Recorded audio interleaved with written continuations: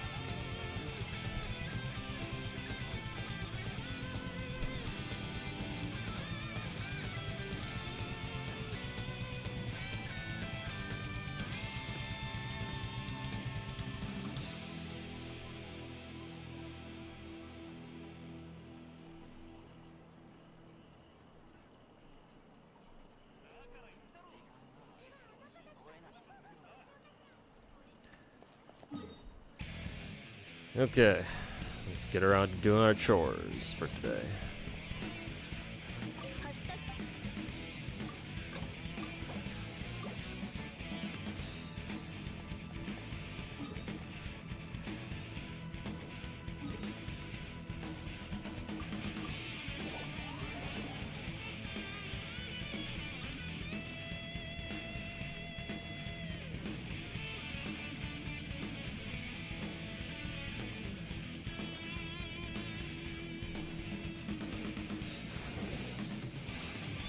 How was your day, King? It's a Friday, so at least we have the weekend. I know that doesn't really answer your question, but I'm just glad it's the weekend.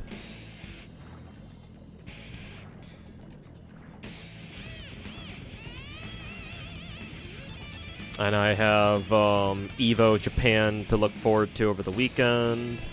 Matter of fact, it's going on right now. So once I'm done streaming for tonight, I can just go chill out and watch some EVO. So that's cool. That's nice.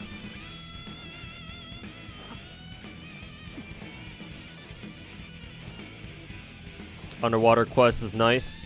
Shame that these world quests with such good visuals aren't voiced. You know what's a bigger shame? The fact that you can't skip them. But I think, you know, that just goes without saying.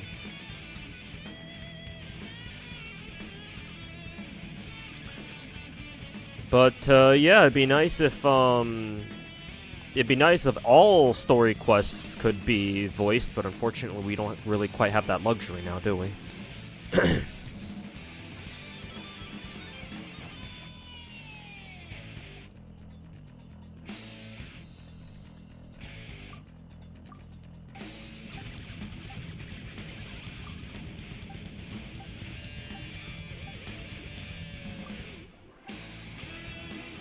Your take is that world quest should have Traveler talk if she won't talk as much during the main quest. Well, that makes no sense at all. Because if you're going to have her voice all of her lines in the world quests, at that point, they might as well just make her voice the main quest too, you know?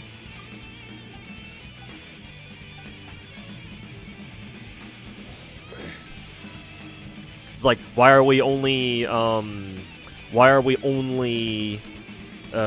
settling for world quests at that point? Actually, I think I need a Hydro Catalyst user here, like Kokomi.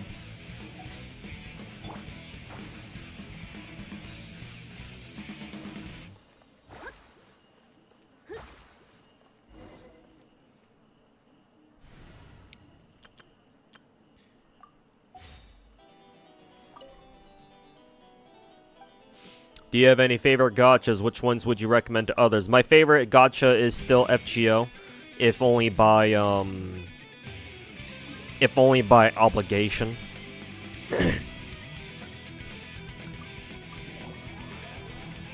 However, I would not recommend that one to other to just people, to other people. Yeah. The only thing I would recommend out of FGO is a story. But that's about it. And like, honestly, you don't really need to play the game to read the story. Like, there's plenty of resources out there if you know where to look, that document the story so that you can just read it without having to, you know, actually play the game. Because the game itself is one massive fucking shit show. Pretty much the only thing that's really worth it about FGO is the story itself. Gameplay's good, but most people won't actually take the time to understand how the fuck to actually play the game properly. Not to mention, you can't really find a lot of people who can teach you how to play, because the game itself certainly won't tell you, or certainly won't teach you.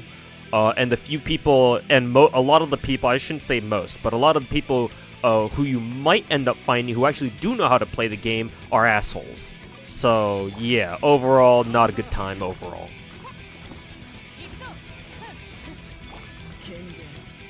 So, unfortunately, can't really recommend FGO. The games I would recommend, however, on the other hand, would be... The two that come to mind off the top of the head are Arknights and Aether Gazer. Those two games are probably the two best gacha games that I play currently. So I would recommend those two any day, as gacha games that I just, you know, don't even have to think about it, just, hey, here you go, some recommendations. Really, the only big problem with Arknights is that if you don't like tower defense games or tower defense gameplay, then you're not going to like Arknights, because that's basically all it is.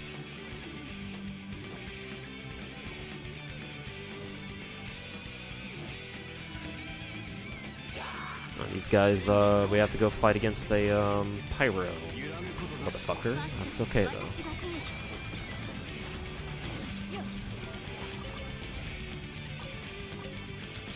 But to answer your question, the two gachas I would recommend are Arknights and Aether Gazer, the ones that I would recommend it, like, just unanimously, because they're just legitimately good games. All the other gachas, I can recommend, but for, like, certain, like, if you're looking for certain things. Like, for example, Blue Archive is a great casual game. However, I would tell you not to get into it competitively or, like, as a hardcore player. Also, let me turn down the music. It's probably getting a little bit loud. Here it is.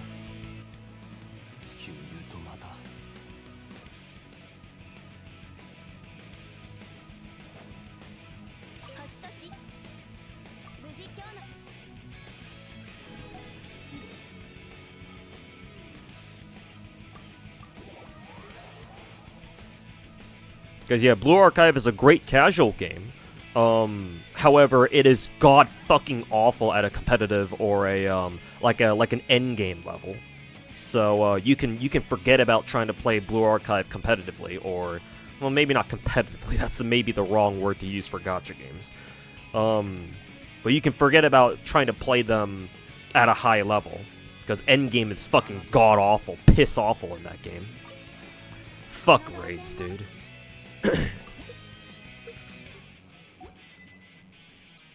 Azure Lane is cool, but then, like, you have to mainly get into that game mainly for the waifus first and foremost, because Azure Lane doesn't really have gameplay that's really meaningful. I mean, there's, like, some endgame stuff, but they're so optional there might as well not even be any.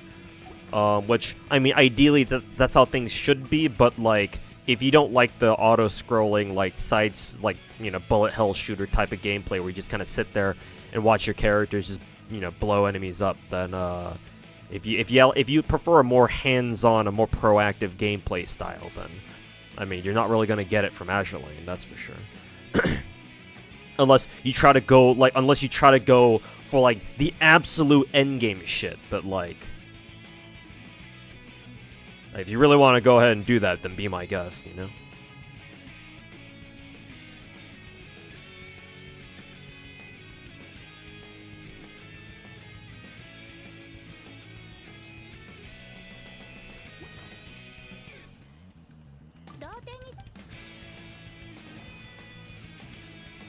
You don't like Arknights because it's a gacha game that requires actual skill and you can't just auto the campaign? Well, here's the thing, Vazdi. I don't know if this will change your mind to get into Arknights or not. However, what I can tell you is this. Arknights, as you say, is a very skill-based gacha game. It's one of the few gacha games out there that's legitimately skill-based. Because there is very little RNG that goes into the game, actually. Matter of fact, most of the RNG that is present in the game from a gameplay perspective is actually on your end, because a handful of characters have like RNG skills.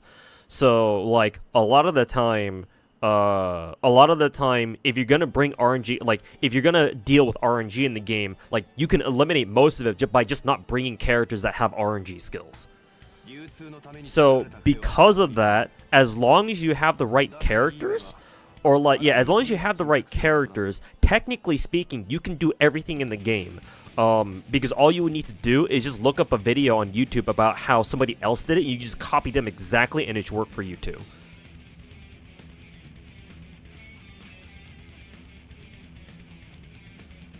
Of course, that's only theoretically speaking, you know. There is a certain level of, like, awareness, like, mechanical awareness and skill that you still do need to have. But as long as you have, like, an acceptable level of, like, mechanical awareness, like, honestly, you should be good.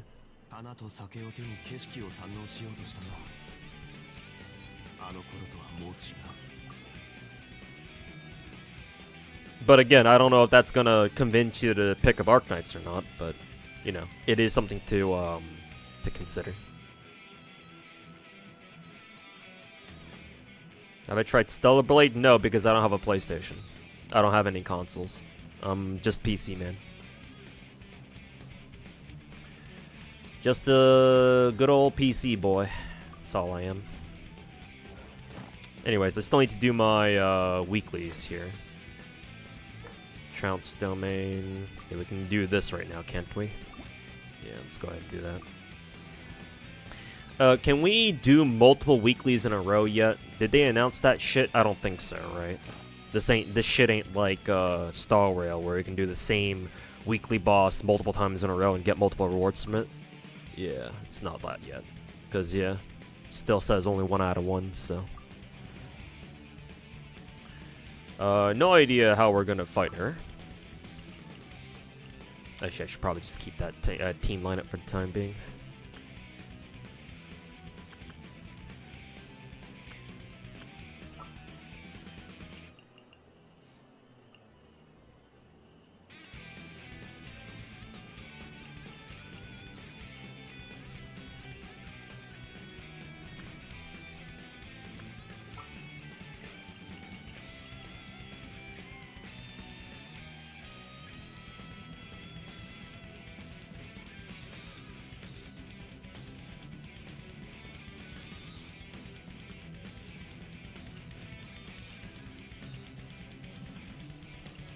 Actually, she's Pyro herself, so I don't even know. I'm not even sure if we should even bring Pyro characters against her.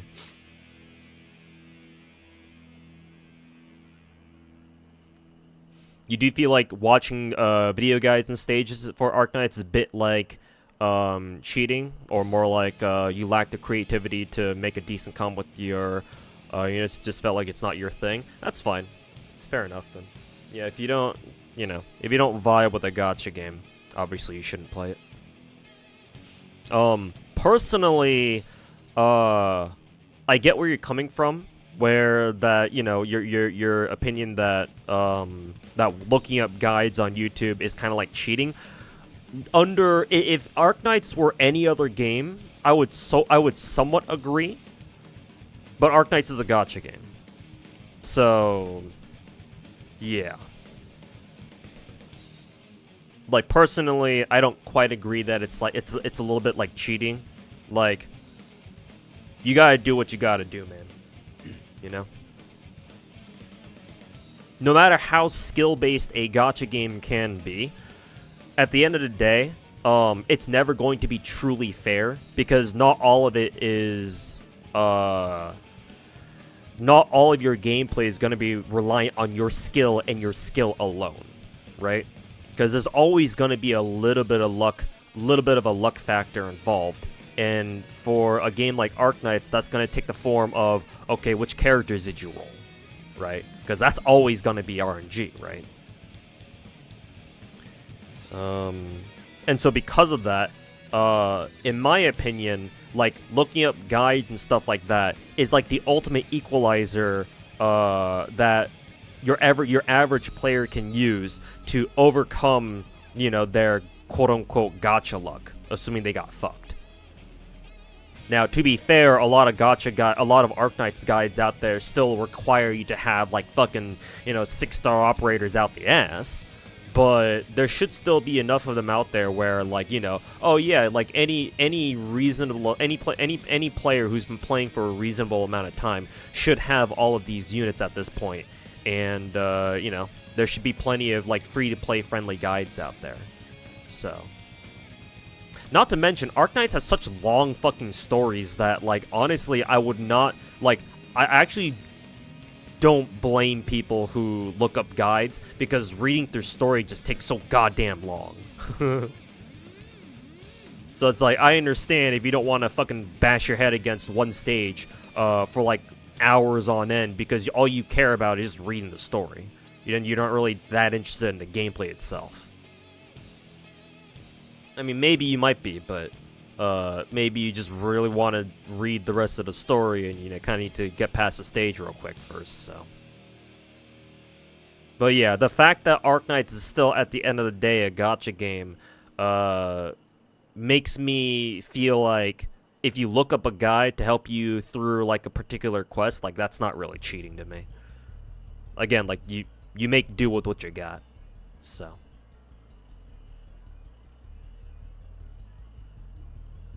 Have you tried Stellar? Oh, I already answered that question. I don't have a PlayStation. Do they do Twitch drops for Genshin still? Yeah, it happens at the beginning of every new patch. Matter of fact, 4.6 just started, so yeah, you should be able to watch people's streams. My stream should have Genshin drops enabled. Maybe they got deactivated for some reason. I don't know. Because, like, normally, wouldn't there be like a, hey, this channel has Genshin drops active or some shit like that, right? Anyways, let me go grab my food real quick.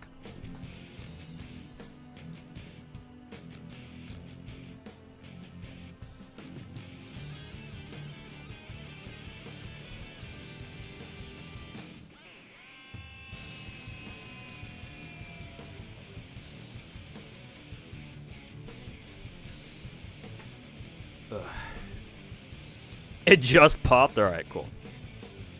Then yeah, you still get drops for Twitch drops for Genshin still.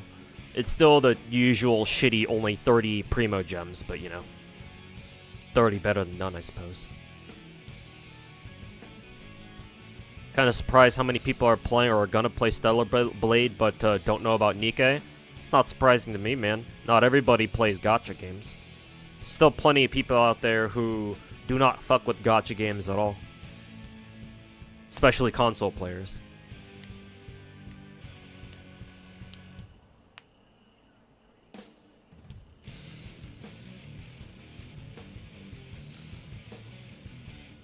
It's a big world out there, man.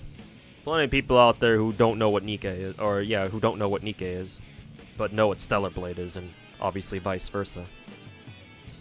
Maybe not so much vice versa, considering that Nikke literally put out an in-game announcement saying that, oh yeah, we released Stellar Blade, you know, please go play it.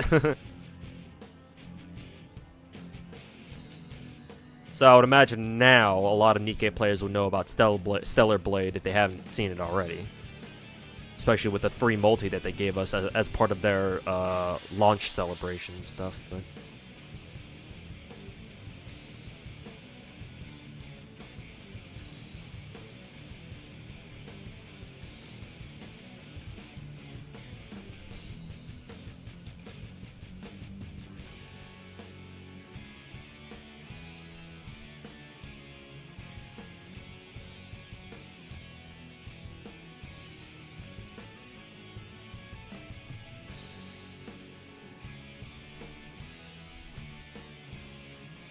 Al Barbecue, welcome back. Wasn't expecting to hear a Chumpkins theme. Yeah, I'm playing the Guilty Gear XX OST right now, or the soundtrack right now. I vibe with the Guilty Gear soundtracks. I don't play them often, but whenever I do, it's always a good time.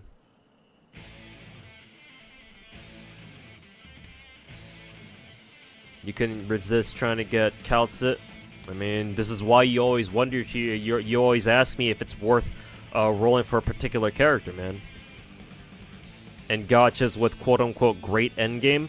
I'm gonna be honest with you, there's not really a gacha game out there that really has, like, quote-unquote good endgame.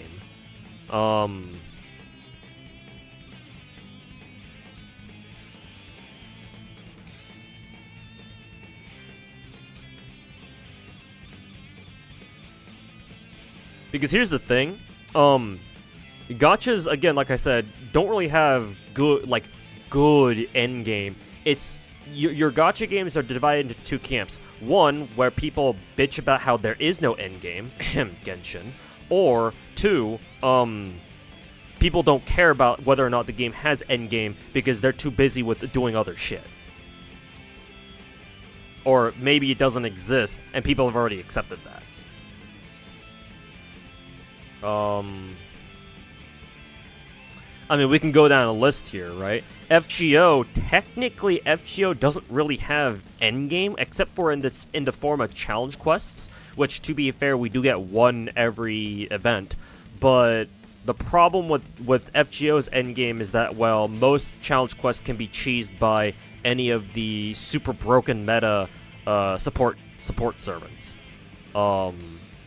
So it's like, oh, do you need to know FGO's mechanics anymore? No, not really. It's just, you know, pick your color team, pick your preferred DPS, grab a support, you know, an appropriate support servant of that particular color type, and, yeah, just watch everybody die, I guess. Every so often you'll have to pay attention to the mechanic here or there, because they're kind of important, but other than that... Honestly, FGO's true endgame is the story. You play the game for the story because that's the best part about it.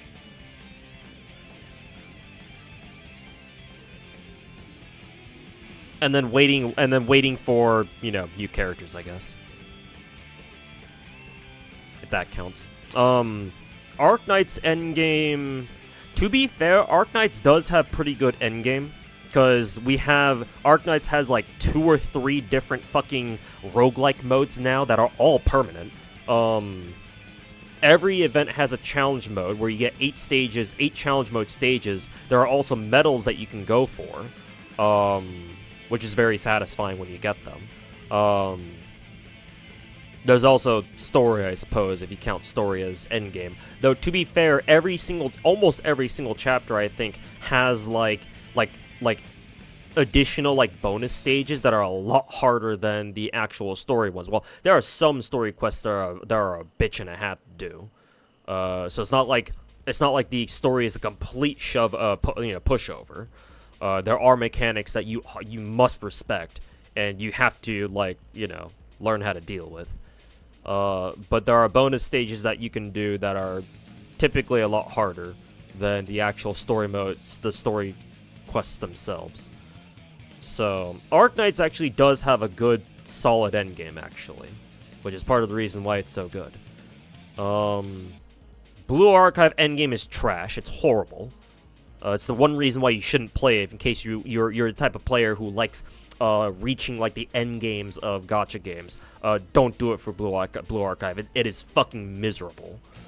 I say this as a day 1 NA player, or day 1 global server player. Just don't. Great casual game. Play it casually. Don't fuck with the raids, though. Fuck that shit. It's not worth your time. Azure doesn't really have an endgame. It technically does, because there's like a challenge mode that resets every, I don't know, 2-3 weeks maybe.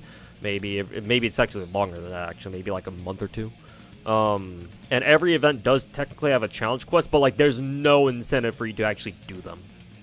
Except for, like, I don't know, some fancy fucking furniture or some shit.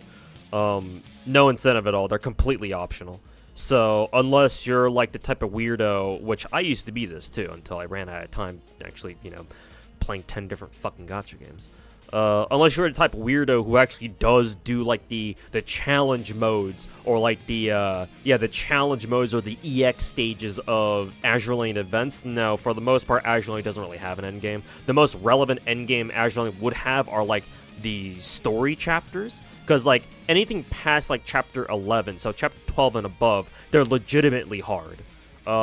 Chapters 13, 14, and I would assume now chapter 15 are like borderline bullshit, because you have to run meta pretty much,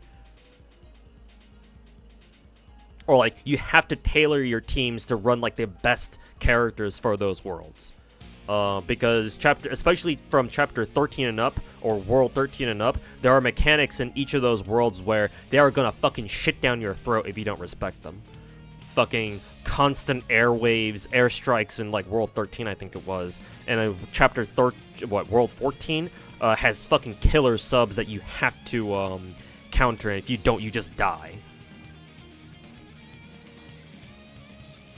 But like even then, it's not like the game like forces you to engage with like higher story chapters. Like you don't have to do them if you don't want to. Like really, the only thing you're missing out on are like not being able to farm like the exclusive SSR characters that are locked to those worlds. But like none of them are really meta. Like the most meta map exclusive SSR in the game would be like, I don't know, Yudachi probably. And you can just farm her in World 6, I'm pretty sure. And that's pretty easy to get to anyway, so it's not even that big of a deal. If you don't care for like, you know, collector EX shit. So that's Azure Lane. Ether Gazer does have a good endgame, not quite as good as Arknights, I would argue, but still pretty good.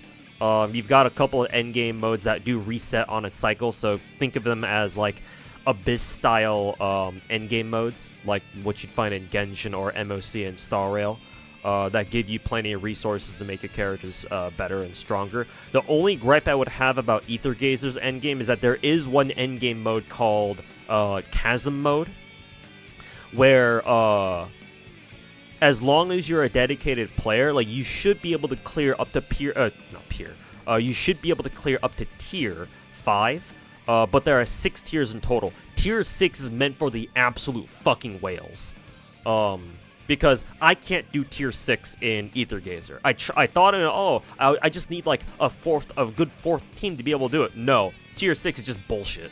That tier, the final tier, is clearly meant for like uber fucking whales that have like triple S rank 6-star, 5-star characters or whatever, or triple S rank, S rank modifiers or some shit, or like Omega tier fucking 5-star characters with their like unique functors and shit. So that's the only gripe I have about Ether Gazer, but everything else is fine. Don't play Girls Frontline, just don't. The moment you start playing Girls Frontline, you're already in endgame. That's how bad it is. So for Girls Frontline, just don't. Wait for Girls Frontline 2, assuming it ever comes out for global servers. Nikke doesn't really have endgame. It technically does. Actually, it does, yeah, but it's an idle game, so it's not like you can actually progress towards endgame any faster than you can just naturally playing the game, as long as you're free to play. The only way to progress faster in Nikke is to spend money, because you're buying materials that you use to level up your characters with real money. So yes, there is endgame for Nikke, but like there's no point in rushing towards it. But the endgame that Nikke does have is they take the form of raids, kind of like Blue Archive, but they're a lot more fair. Both solo raids and union raids, both of them are pretty fun. And they reward you accordingly. So, yeah, Nikke's endgame is kind of like Blue Archive's endgame, except it's actually fair. At least in my opinion. A lot more fair than Blue Archive's is. Holy shit, bro. So, yeah. Basically, Nikke's endgame is if Blue Archive's endgame was done correctly. Or a lot better, at the very least. Star Rail's endgame technically is good, and it will get better because we're just getting more endgame content, which is always nice. I mean, especially with how they announced that they're going to add yet another endgame mode that'll be on rotation with all the other modes that we have on rotation right now. So that's cool. Where was I going with this? The only problem, quote, problem that I have with Star Rail's endgame is that MiHoYo is very obviously pushing, they're very obviously trying to balance Star Rail's endgame around new characters. And I don't quite agree with that, with them doing that for the first year of the game. Because during the first year of the game, not everybody has all the characters. Like, not everybody will have, like, all the options, all, like, the meta options that they need to comfortably get them through, like, MOC or some shit. Like, for example, if MiHoYo wanted to do that for Genshin, right? I mean, and they already do, right? They clearly balance, Spiral Abyss around whoever the new 5-star character is, right? But it doesn't really matter as much in a game like Genshin because Genshin's been out for fucking 3 years. Or 3.5 years by this point. So, like, most veteran players who care about Spiral Abyss in the first place, we have all of the necessary meta characters to comfortably clear Abyss at this point anyway. So it doesn't matter if they try to balance it around whoever's new. Because our solid meta foundation characters are still strong enough anyway. So who cares? But in Star Rail, it's a little bit different. And that's the only criticism I have about Star Rail's endgame, where, like, if you don't have the most meta, if you don't have the latest and greatest units, you're kind of fucked. Like, you can still do it, but it's going to be a lot tougher.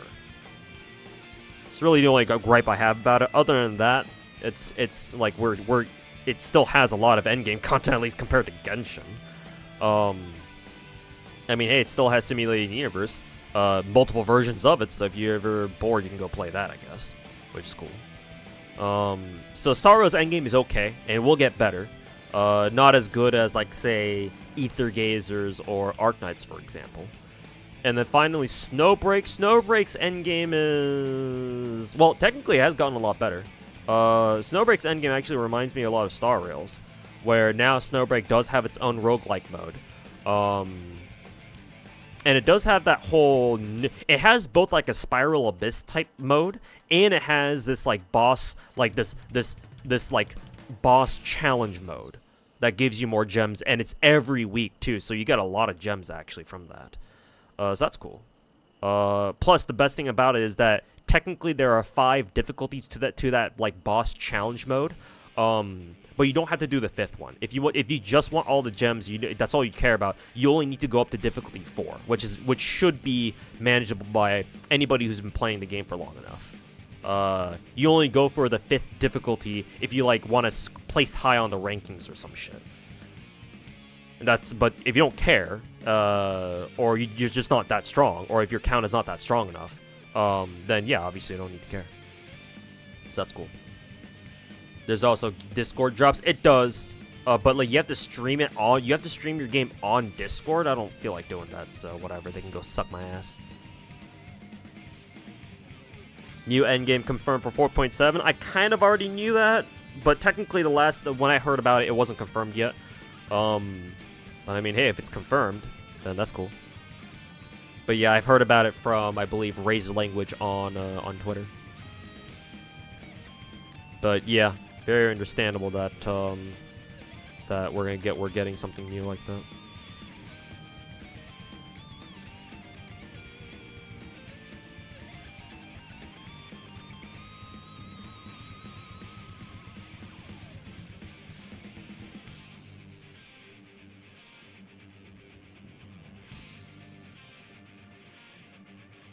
Damn, this song is fucking banging.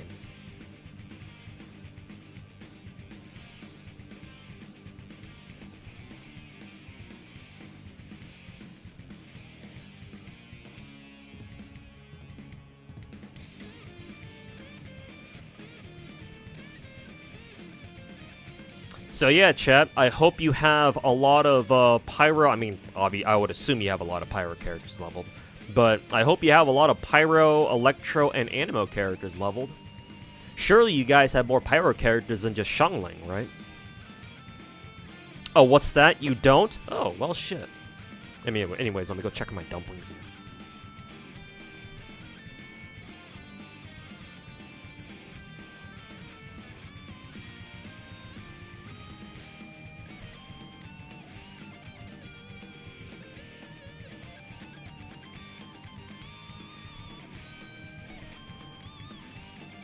You see gameplay for the three new characters? No, not yet.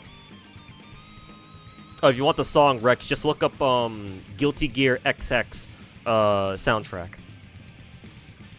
Or OST. It's a great soundtrack. You should listen to all of it. Guilty Gear soundtracks in general are all banging. It's not really an exception. Sorry for circle jerking Limbus again. Don't worry, bro. You're good. Limbus Company is apparently a good game, so... At least you're circle jerk. If you're gonna circle jerk a gacha game, you might as well circle jerk a good one.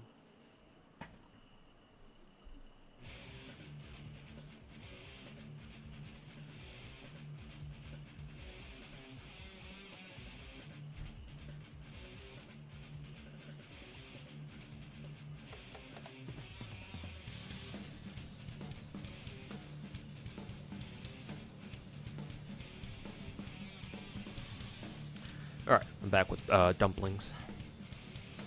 Blue Archives raids are the definition of bullshit. Mm-hmm. Fuck Blue Archive raids. They can go burn in hell. Is it like a pay-to-win game? Which game are we talking about, Kokushi? Blue Archive or something else?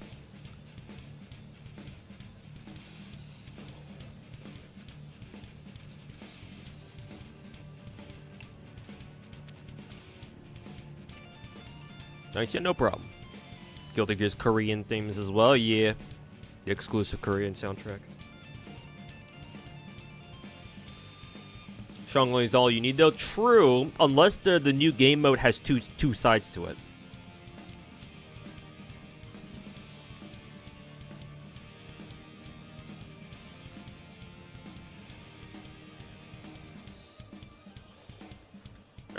Even then, maybe you guys will be fine. We'll see.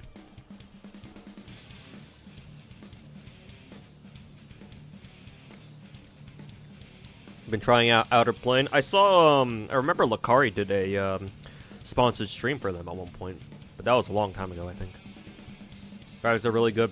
Game is apparently just like Epic 7 or literally Epic 8. Yeah, it reminded me a lot of Epic 7. Yeah.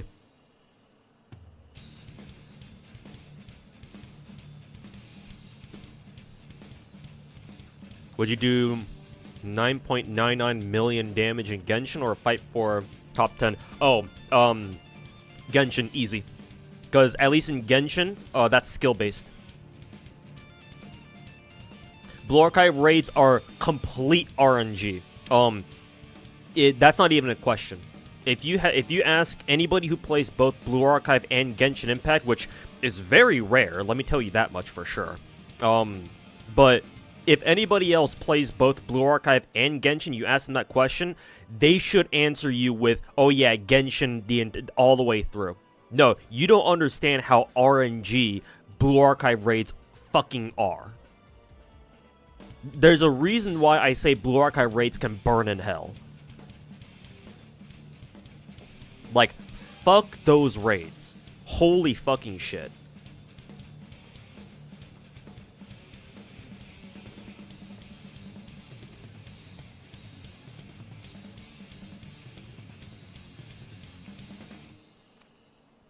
So no, yeah, 12 days out of 7, I'll be doing high damage runs in Genshin over whatever the fuck Blue Archive raids are supposed to be. Hey, no, welcome back. I think this is Johnny's theme. This is a banger. You think Hoyo will go all out with Genshin and Z3 to catch Wuwa off guard? Not really. However, they don't need to yet, I don't think. In my opinion, I don't think MiHoYo should really worry too much about Wuthering Waves. Honestly, if I were MiHoYo, or if I could talk to Dawei over in China, I would actually tell him to be more worried about Azure Permilia. Wuthering Waves, I don't think will put that much of a dent on Genshin Impact, Genshin's player base. Because effectively Wuthering Waves is, whether or not Kuro Game intends to or not, Wuthering Waves has been marketed as basically a more hardcore Genshin. So that'll attract the hardcore players of Genshin, but I've said this time and time again, Genshin can afford to shed it. Genshin can afford to lose its hardcore player base because they don't really need them. Because Genshin has the casuals. Casuals, and more importantly, the normies. That's where they're getting most of the money from. Like, sure, losing a lot of hardcore players may hurt them, but they can live with that. So, yes, MiHoYo is concerned about Wuthering Waves, which is why the timing of them putting out a new endgame mode for Genshin is not surprising whatsoever to me. Like, it makes complete sense. But I don't think they should be too worried. Again, it's Azure Permilia that they need to be more worried about, because Azure Permilia actually offers a lot of things that are very casual and normie friendly. You know, their exploration, the similarity of the exploration anyway. The whole mount stuff, and of course that go along with that, the whole Pokemon/PAL system, or whatever you want to call it these days. And the farming stuff, like Azure Permilia is coming out swinging with all these casual and normie friendly like gameplay stuff, to the point where, like, honestly, how the fuck is Genshin gonna be able to compete? Because, like, in Genshin, right, you have your characters, sure, and yeah, you can go around and explore stuff, and you have your hangout quests and shit, but other than that, what else is there to do in Genshin, really? What's the name of the game? Azure Permilia. I have a video on my YouTube channel explaining why I think Azure Permilia might do well.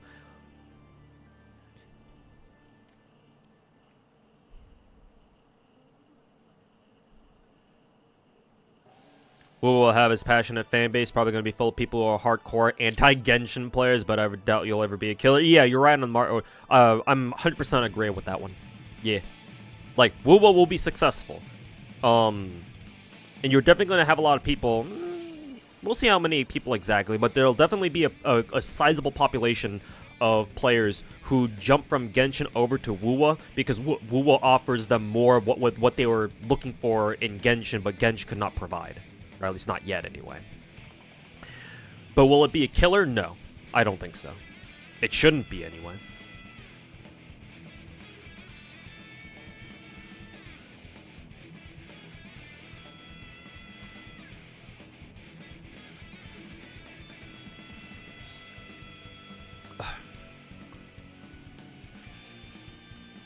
Are you horizontally investing or vertically investing? If you're asking me, Super Joe, in Genshin, I do both. If I had the choice, anyway.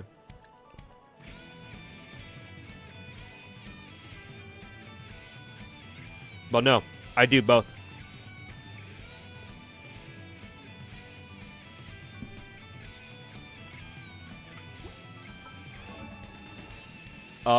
Allow me to flex my Genshin account real quick.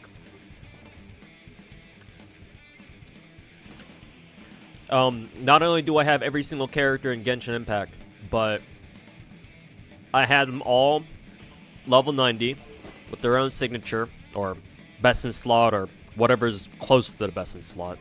Their own artifact set. Constellations I would go for, but I'm broke. I'm piss poor at the moment, so I can't afford extra constellations, unfortunately. If I had the money, I would definitely go for more constellations. But right now, can't really. IRL troubles. Maybe later in the future, though. And I go for max talents, at least level 9, because that's how far you can go without using crowns. If there are a way for me to farm crowns so you can have infinite crowns, I would crown everybody.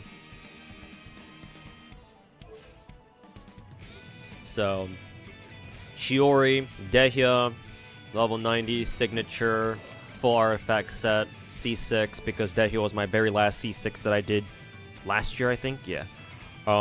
Triple crown, because she's my favorite pyro character in the game. Still working on Arlecchino, obviously, so she's not fully built yet. Zhongli, level 90, Staff of Homa. I run Tenacity on him, 4-piece Tenacity for additional support. Sometimes helps, sometimes doesn't. I've considered switching his artifact set before, but never got around to doing it. It works well for me. It still works well for me anyway, so I don't really mind.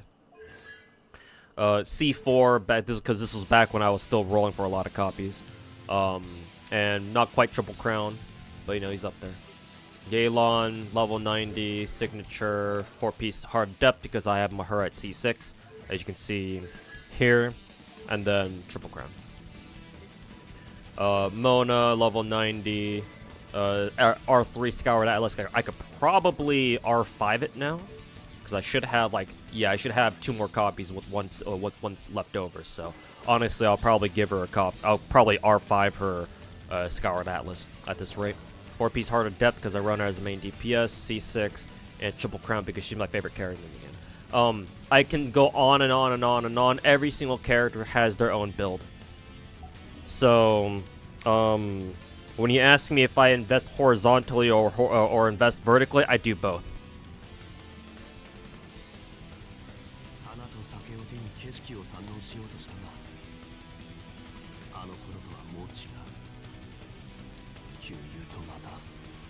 C6 Yelan is broken? Yes.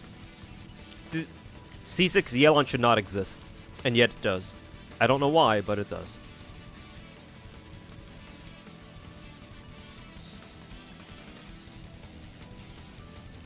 No one you've spoken to is excited for Z3. I'm excited for Z3 only because I haven't actually played it yet. But if no one is excited for Z3, that's a little bit worrying. How many DPSs do you think is too much to have for casuals? Well, if you're a casual, you don't really care about Spiral Abyss to begin with, so I mean, that depends on you.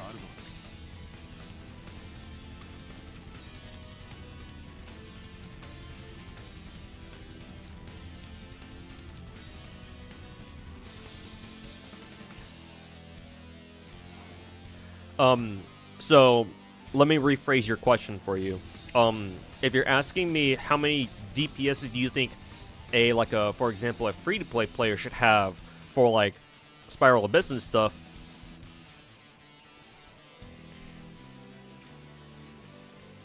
I mean, ideally at least 2. Because if you want to play Genshin optimally, you run one one on-field DPS, and then just stack your team with the rest of your team with off-fielders, and then maybe a healer if that's appropriate for your team.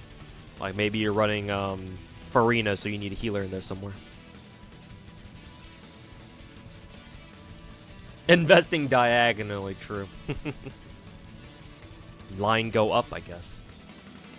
Do you have Eula built? Yes, but I will admit I haven't updated her build in quite a while. She's still running her initial build that I gave her like 2 years ago. But I mean, she is usable. She could be better though. But I can use her. Level 90, Song of Broken Pines, 4-piece Pale Thief, Pale Flame. She is C2 actually too. And then 999. So usable, not the greatest build, obviously, but I can use her if I need to or if I want to.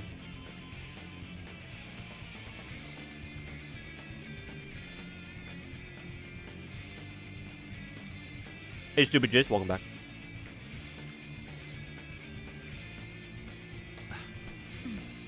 You recommend playing for Crown? Apparently, she's absolutely broken.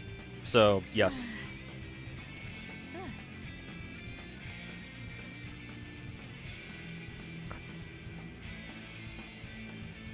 Mixed opinions of Z3 are just from people from being in who are burnt out from Hoyo games in general. Yeah, that's understandable because this is Hoyo's third game, and yeah, this is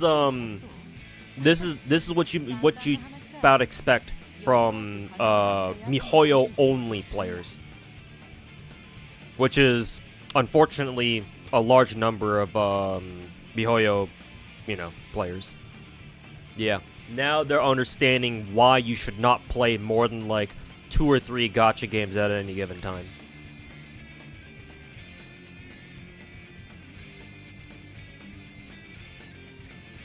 You'd also recommend 3 different elemental DPSs so that you can cover different sides. That is true, yeah. Because in case you have to deal with the side that has like an element that is immune to whoever your main DPS is, then you're fucked.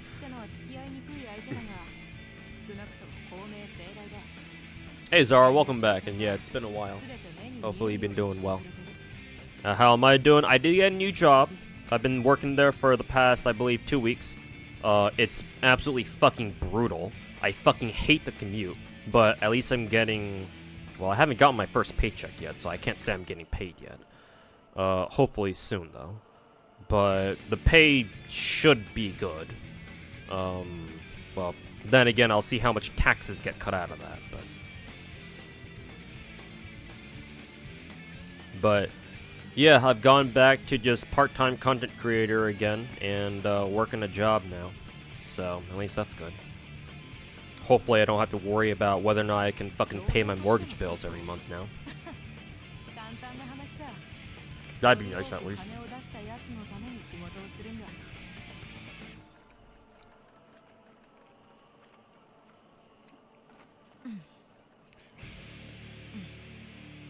You missed the unemployed life? Because today was your last day and you kind of feel, unchained? Yeah, bro. Yeah, I missed the unemployed life, man. I knew I was gonna miss it, but, like, I definitely miss it now.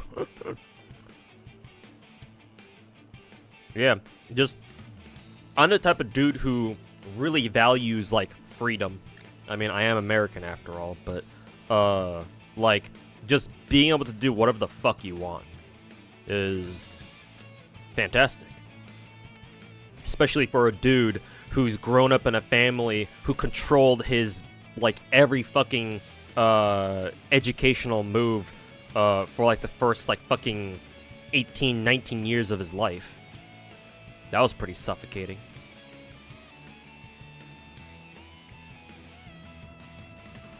And yeah, going from, oh yeah, I can just lounge around for the most part, make videos, play gacha games, watch streams all day, to all of a sudden, oh, gotta, you know, gotta be out of the house like 11 hours of the day, and only have like maybe 4 hours to myself to like play gacha games and just chill and do whatever I want.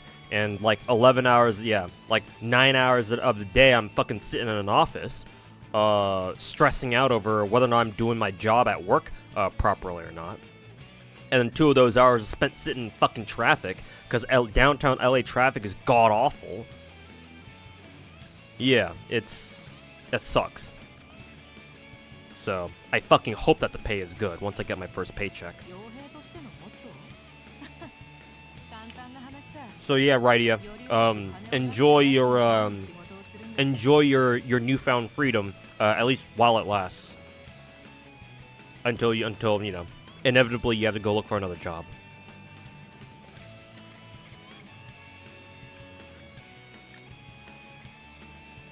Don't play 2 or more gacha games, since the guy playing like 8+ gachas on like one stream. Yeah, but I'm built different.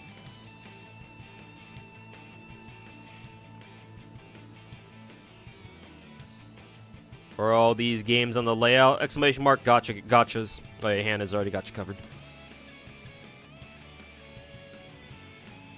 Yeah, take it from me, the dude who actually does play fucking 9 or 10 different gacha games all at once. Take it from me, man. Don't play more than 2 or 3. Most people simply cannot handle it.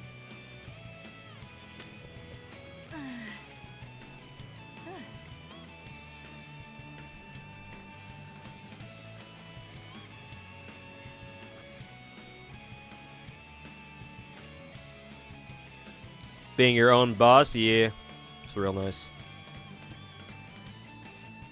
Well, can't really say you're being your own boss, considering, you know, you're unemployed, so you're not getting paid by yourself either.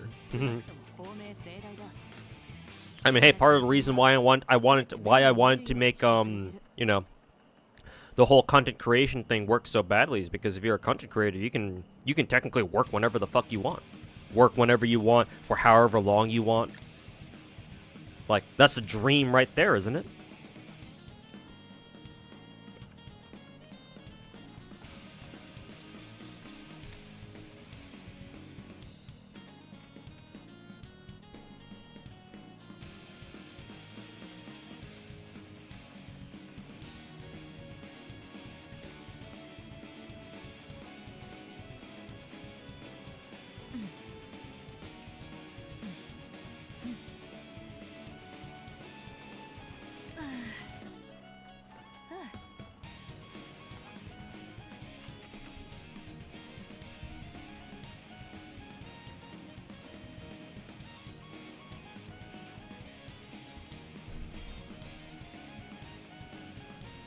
Missing the unemployed life but needing the money, yeah.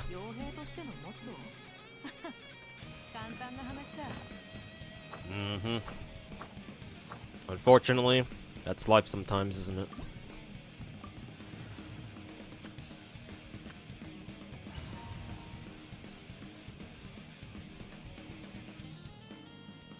You don't miss feeling like a failure when unemployed. I don't care about whether or not I feel like a failure or not. I care about whether or not I can get my bills paid at the end of the month.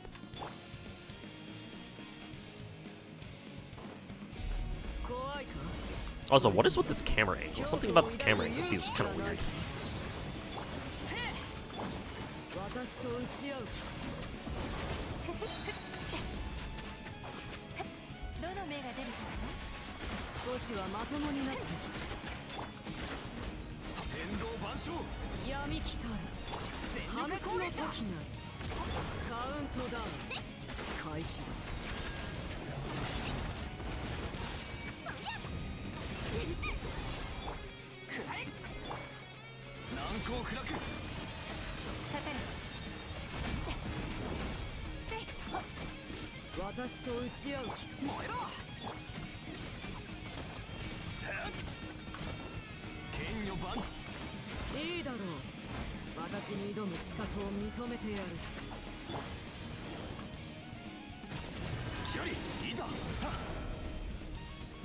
I assume my shield protected me, right?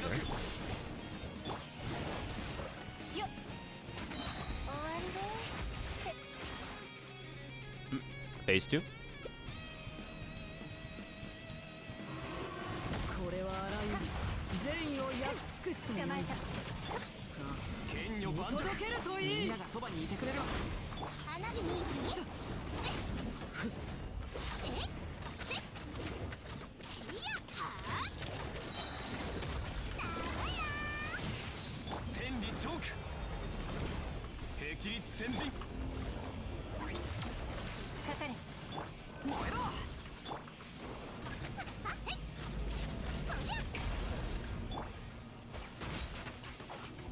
Something like that, apparently.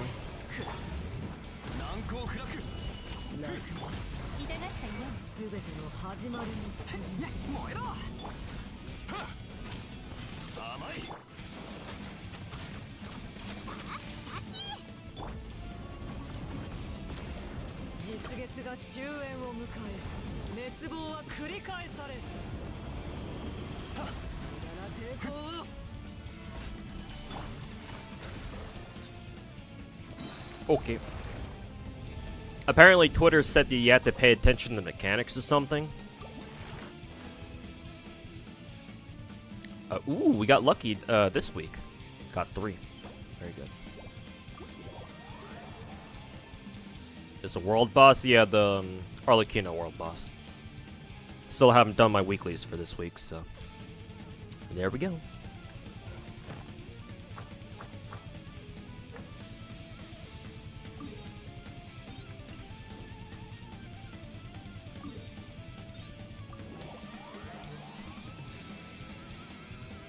Twitter, yeah, that explains it, I guess. What's a job you don't mind sharing? Just another office job. Very similar to what I was doing with my last job from 2 years ago. What are your top gachas? The ones that I would recommend to anybody are Arknights and Ether Gazer. All the gacha games, well, most of them anyway, most of the gacha games that I play, I would consider to be very good, at least for one reason or another. The only game that I would tell you to just avoid completely, no questions asked, would be Girls Frontline 1, which is the game on the bottom right with the girl in the party dress.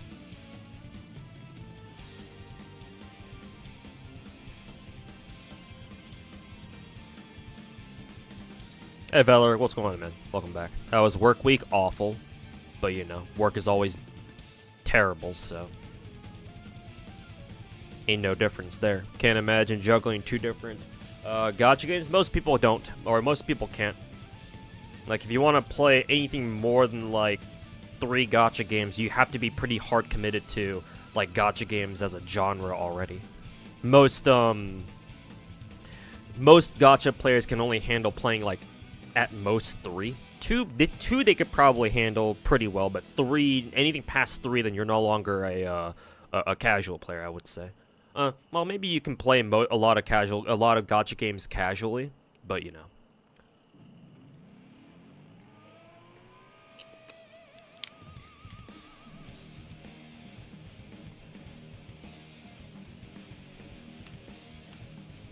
Can I review Novelette? I mean, sure.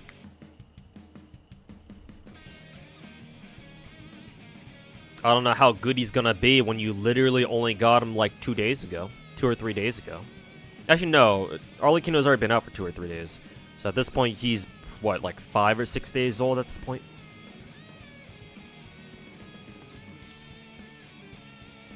Mechanics? What are mechanics? Have you tried Counterside? No, I don't plan to. Simply because the way that Counterside handled the Hololive EN Gen 1 collab fucking makes me want to puke. They can go fuck themselves.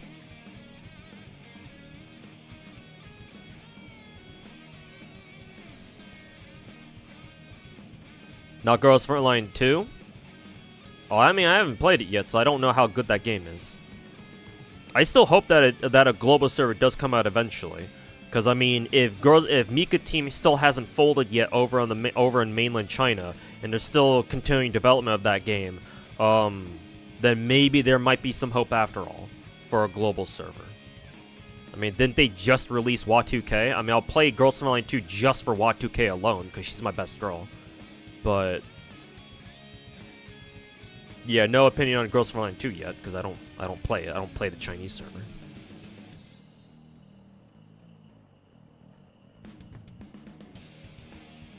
Which one's the most time-consuming one?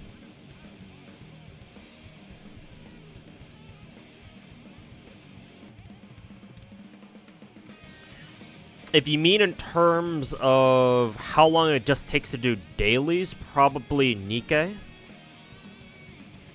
Actually, no, I'll probably say Snowbreak at this point. Yeah, Snowbreak's dailies would probably take longer with how much content the game has now. Yeah, I'm gonna say Snowbreak. Snowbreak is probably the most time-consuming at this point. But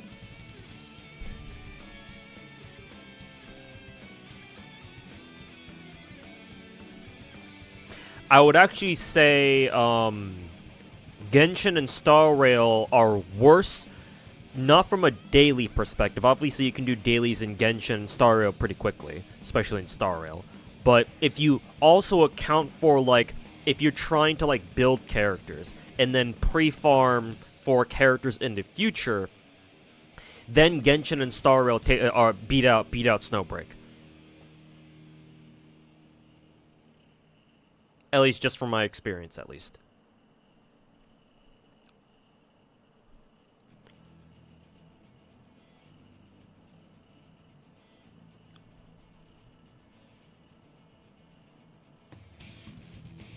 Counter's Eye is Nexon 2? No fucking wonder.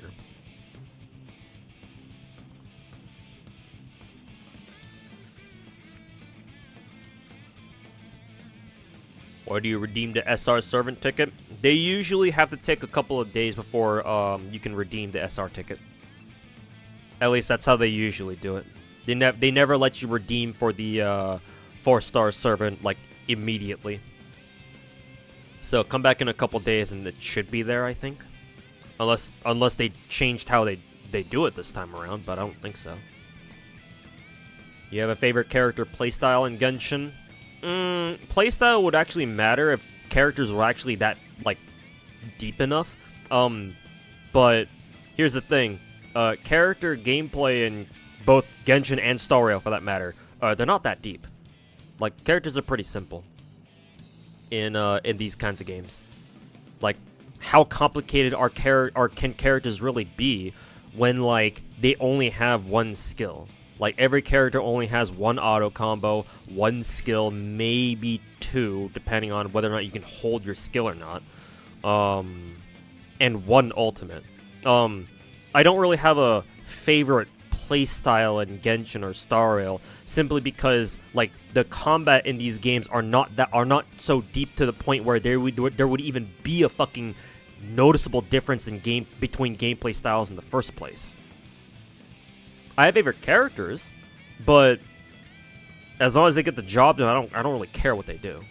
Like, honestly, aside from like a couple of enemies, like for example, currently in Abyss, the 12-3 second half enemy, obviously, if you can, you should bring Claymore users, or, you know, the Greatsword users, because technically the Claymores are the best weapon to use against the shield.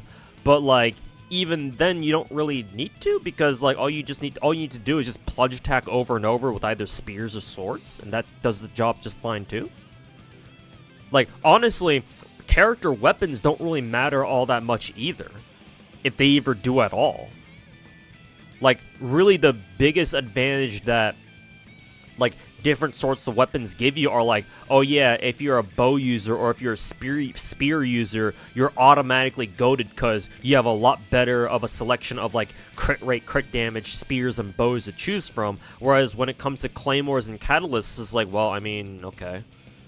Good luck trying to find a good all-around, like, all-rounder crit rate, crit damage main stat weapon, right? I guess you can go fuck yourself. Like, if you don't pull for signatures, that is. So, like, no, I don't really have, like, a favorite playstyle, because the game isn't, like, mechanically, it's not that deep. It is deep, but, like, skill-wise, it's not that deep. Like, what you need to do actually as the actual player, like, there's not really much you need to do. Not really, no. Nikkei takes longer than Genshin. It's in terms of, like, dailies, yes. But Genshin still has a lot more content that you have to go through. So overall, Genshin does take longer. But, like, if we're only talking about dailies, Nikkei has more. What happened to Reverse? It dropped off a cliff. I mean, that's how most games go. They enjoy a honeymoon phase, and then most people who are only in it for the trend, because they're just, you know, they're only playing Reverse because it's a new game, stop playing. That's how most gacha games go. The only real exception to that would be the Hoyoverse games.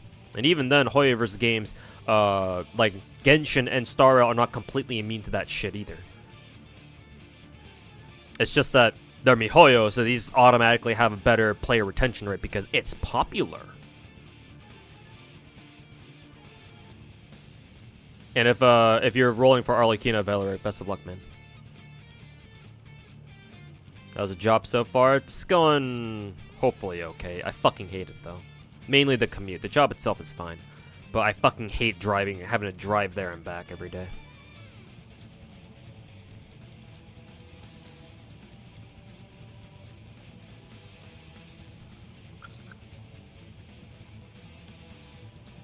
Sent me your UID. Send it again. I didn't see it. Anyways, murder this fucking whale real quick. Oops, wasted a skill there.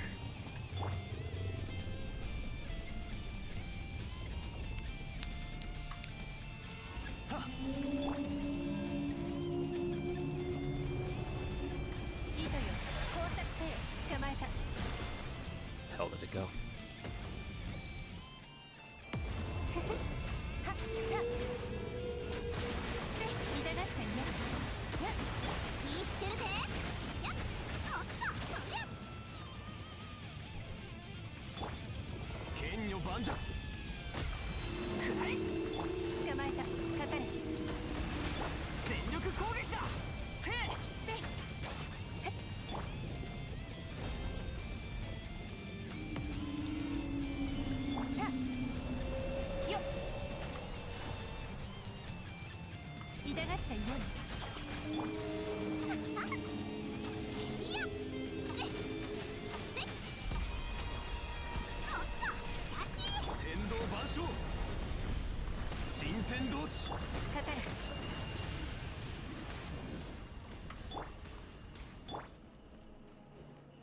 What do you think of Mahjong Soul? It's a cute little game. I don't play Mahjong, so obviously I don't play Mahjong Soul, but I know it has a Blue Archive collab going on right now, and looks like people are liking it a lot, so yeah. I don't have a problem with it. Seems like a cool game. I mean, it's published by YoStar, so I assume they do a good job with it.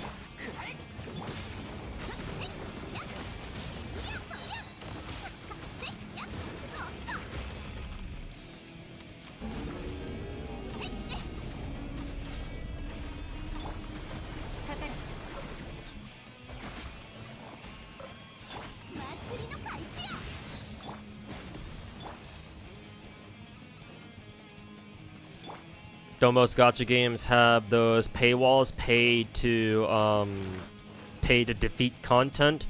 Most good gacha games won't have that sort of paywall. Technically Nikke does, but Nikke is a little bit different because it's an idle game. As in, like, you just kind of log in every day to, like, do dailies and shit, and that's really about it. Like, there's nothing you can do to, like, really farm for more materials outside of, like doing your daily runs and, like, events and shit.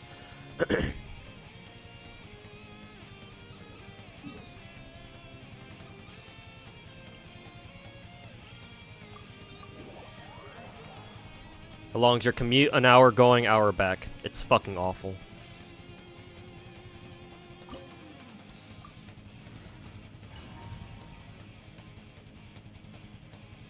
Like, if there are any gacha games out there, I'm sure there are, but if you see a gacha game that legitimately does have, like, paywalls where, like, oh, you can't do these fights at all. Like, there's no physical way for a free-to-play player to be able to get past this, like, certain story boss or whatever, without having to pay for a character, or, like, gacha for a character, then you avoid that game at all costs. Because those types of gacha games are not worth playing. Usually.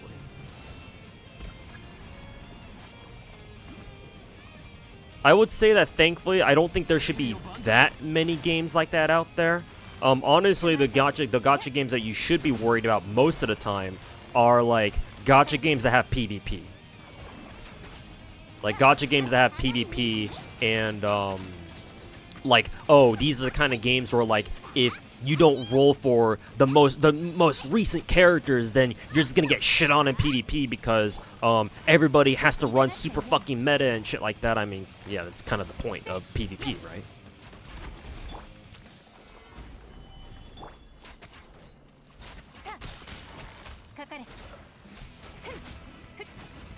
And even then, I would say the exception to that would, as long as the PvP is not, like, necessary or anything like that. As long as the game doesn't, like, try to fucking force your ass to do PvP or anything of that sort, then even then that's technically fine. Because, like, if PvP is completely optional content, then, like, okay, then who the hell cares? Wow, the Dehya just completely fucking missed her shit.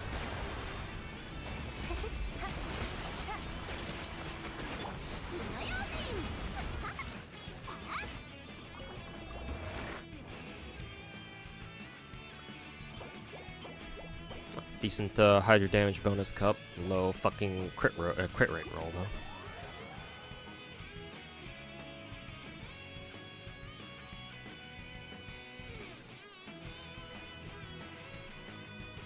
This boss takes a year to die. It's the problem with this boss is that you need to have really high DPS output, like really high burst damage. If you have a team that can do, like, really high burst damage, in that boss, this particular boss isn't that bad. The problem with that boss is that for most players, they just don't have the damage output to like burst them down like in like seconds.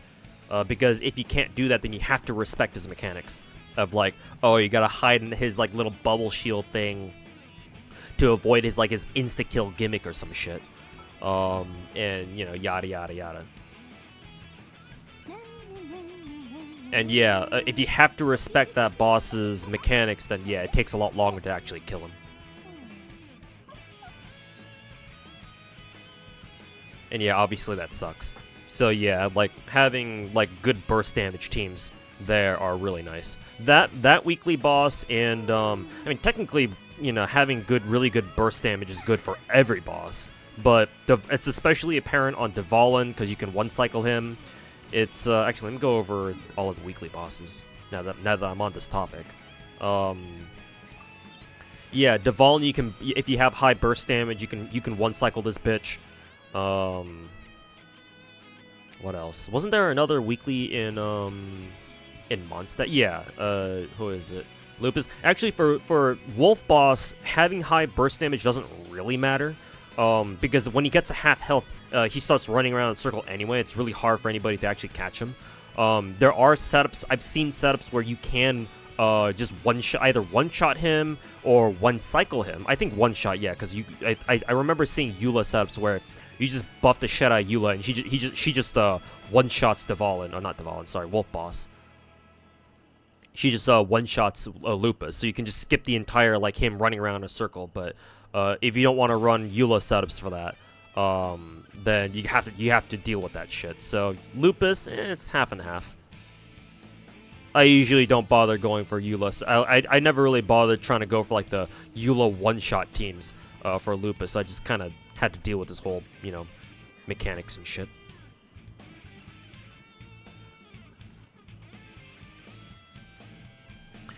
What else we got? Oh, you can't really. I don't think you can really burst down Dehya, yeah, because he has 3 distinct phases that you have to respect. Because they're literal cutscenes. So even if you are a whale, you can't like fucking burst his ass down. Because the game goes into fucking intermission every like twice. So yeah, for Dehya, you can't really do much about that, other than like bursting down as fast as you can. But you know, still gotta hold that shit. What was his one? Oh yeah, Boss Tartaglia. Oh yeah, you can obviously burst his ass down. He's got 2 phases, sure, but I mean, you can still fucking wreck his ass.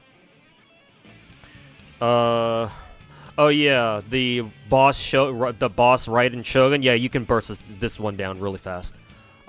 Ideally, if you have good enough burst damage, you kill Raiden Shogun before she transforms.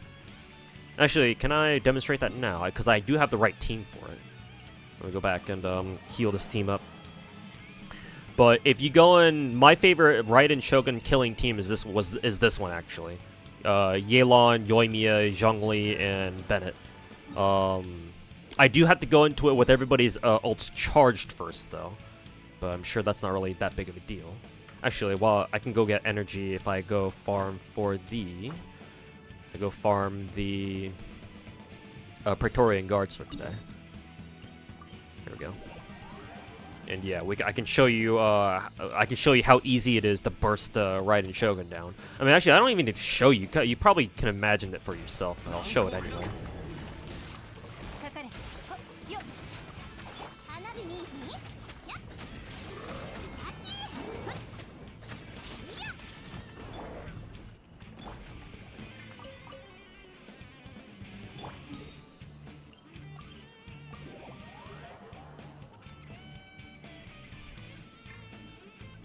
Which characters do you regret pulling for? Naruto, do you know who you're talking to? I don't regret pulling for any character. If I'm going to regret pulling for a character, I would have not pulled for them to begin with.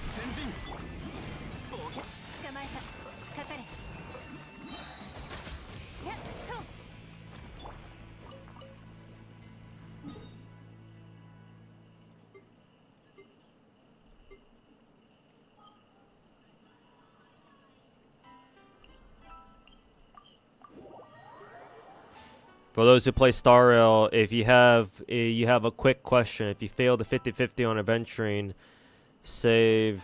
No, Andrew, you can save the pity for whoever's next. The game remembers that you lost your first 50-50, so whoever you roll on next on any character banner will be guaranteed. So yes, you can keep your guarantee for a Firefly, and you should be guaranteed a Firefly in about like a month and a half's time or some shit. But, nah, no, you're good, dude.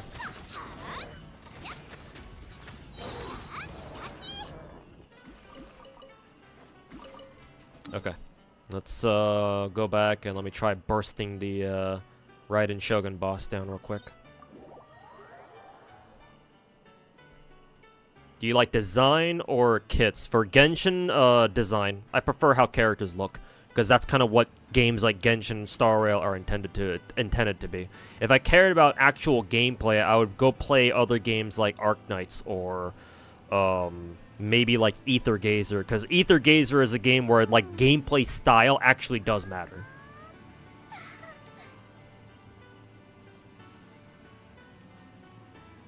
But for all the New Age Hoyoverse games so far, no, I prefer more design, because that's clearly where they put most of their resources into. If you want me to start caring about gameplay or like kits, character kits in like Genshin or Star Rail, they need to make their actual games more complicated first. Because both Genshin and Star Rail are very simple. At least compared to most of the other gacha games that I play. So no, I care more about design when it comes to MiHoYo games. Let's see, I think I do start out with this, put down this, wait for her to attack, do this. Did that even hit her? I think it did.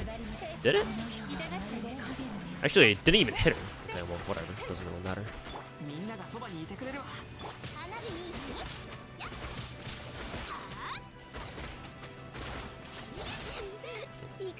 Shield right now. Doesn't matter though.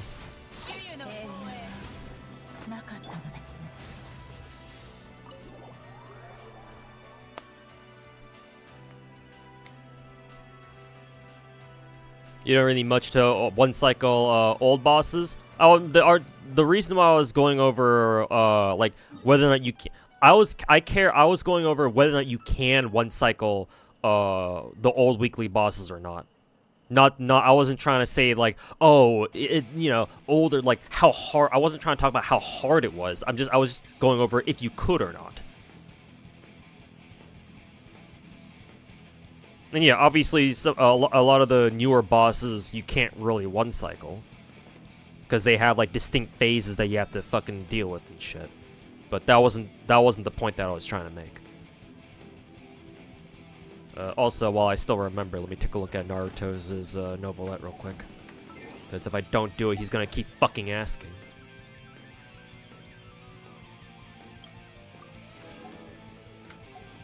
Friends. I think I saw his code here.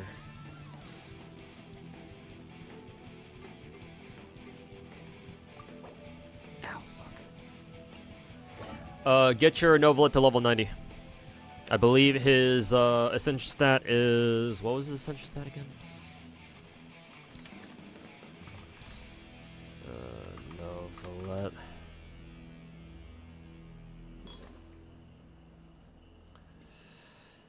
It was crit damage, yeah. He gets a lot of crit damage, so... Well, I think gets like at least 10% more? Something. Actually, it's not just something. It's actually his biggest jump. It's actually his biggest increase, maybe. Actually, no. He probably gets like what? Does he get what? 9.6 every single jump? Probably.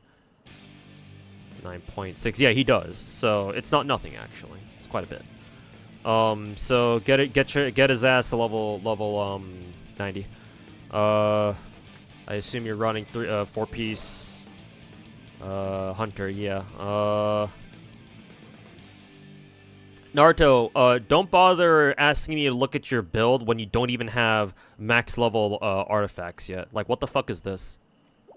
Like, I don't care about like +0 artifacts. I don't mind that you have purple relics. I understand why you have them, because you just got them like earlier this week. But like, if you don't even have all of his artifacts at like +20 or at least +16, like, don't even bother, my dude. Especially considering you always ask me to look at your fucking character builds, man. Like, what do you want me to fucking say about this? Oh, let you level your timepiece to +16? Like, you were gonna do that anyway, bro. So no, come back to me when you actually have a serious build that you want me to look at. And not just, oh, can you look at my fucking character because it shows up on stream.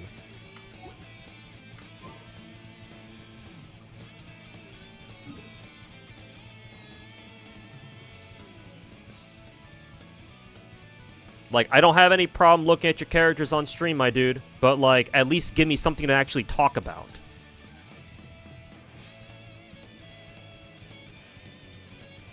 Like, there's not really much to talk about a fucking +0 timepiece, my dude. Because, again, what do you want me to say? Like, oh, level your timepiece to +16? Or, like, farm for good gold artifacts? Oh, also, quick PSA chat, in case y'all haven't realized, because I didn't realize this either, they did add a new section to Sumeru. So in case you didn't see this already, or in case you guys didn't notice this already, they've expanded Sumeru a little bit too. I'll probably go explore that place a little bit later.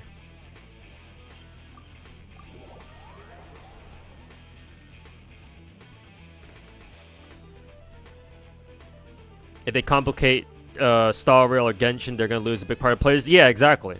And yeah, that's why they are so simple. That being said, though, I don't agree with them making it so simple and just leaving it at that. Technically, Genshin does have a lot of mechanics, but here's the thing: like, you can just ignore a lot of those mechanics. Like, you don't have to pay attention to them, which I suppose that's not really a bad thing necessarily. I do kind of wish that, like, it were a lot more obvious, if you actually pay attention to, like, a lot of the more hidden mechanics that Genshin has, the game would reward you accordingly. But you don't really need to care about, like, the hidden mechanics of Genshin, or, like, the reward for knowing a lot of, like, Genshin's, like, actual combat mechanics, like, that doesn't really matter, because at the end of the day, fucking relic stats will carry your ass anyway. Or, sorry, artifact stats, rather, not relics. That's a different game.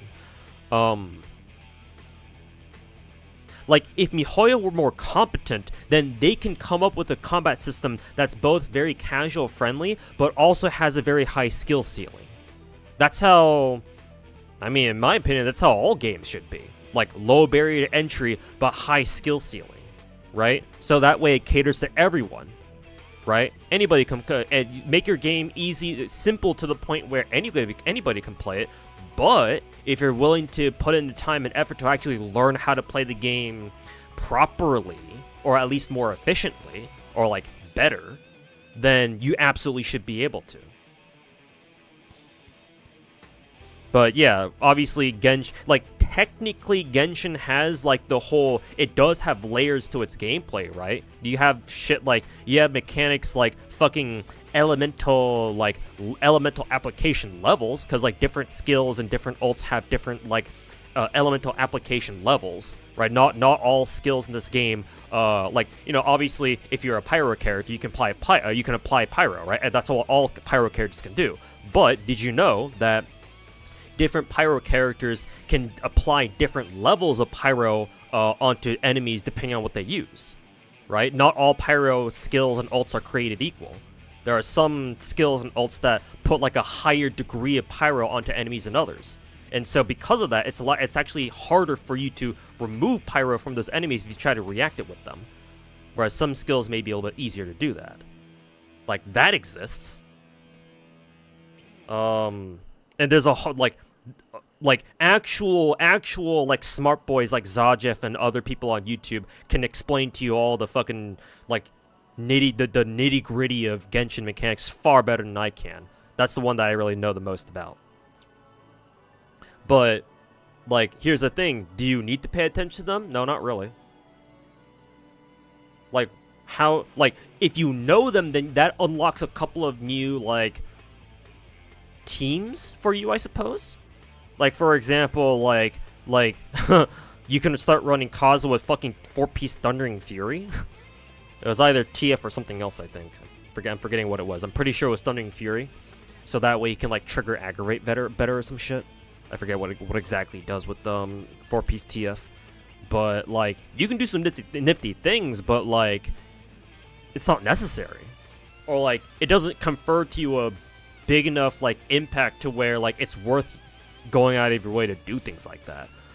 So all, like, for example, 4-piece Thundering Fury ends up being on Kazuha is just like, you know, oh, a neat little party trick.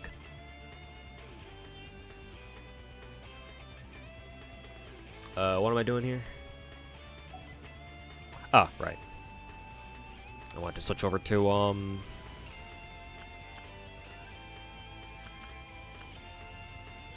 this team.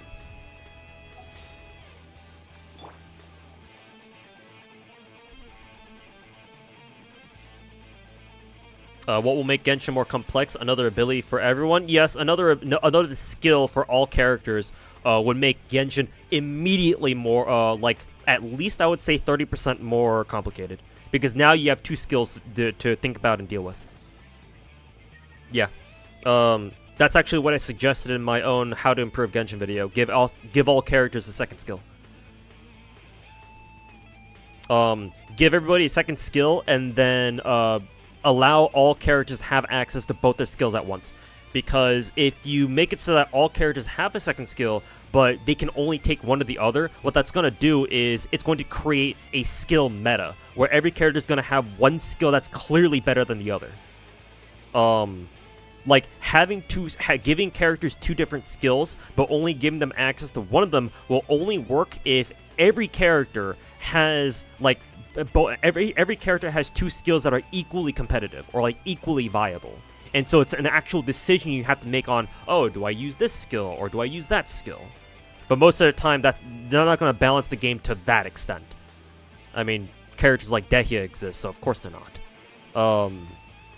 So at that point, you might as well just say, fuck it, just let Genshin characters use both their skills at once. So that way, even if one skill is very clearly weaker than the other, you still have a reason to use it because it's available. So why not use it? You know? But yes, adding another skill for everybody, for every character in the game, would immediately make Genshin a more complicated game. Because it expands their capabilities. But that's only one way. There's plenty of other ways, I'm sure. Like, for example, give characters access to more, give characters access to different auto combos.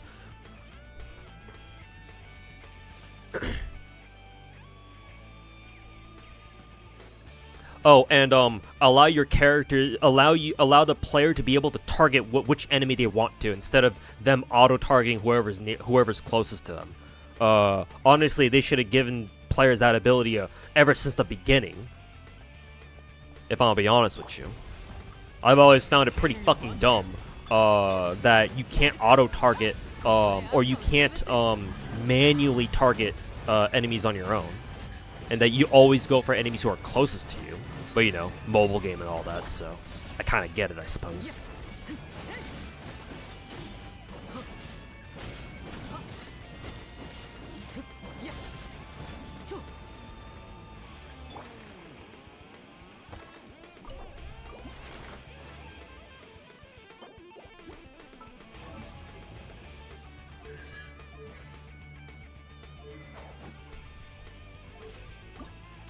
See, 12 more, so we still got a long way to go.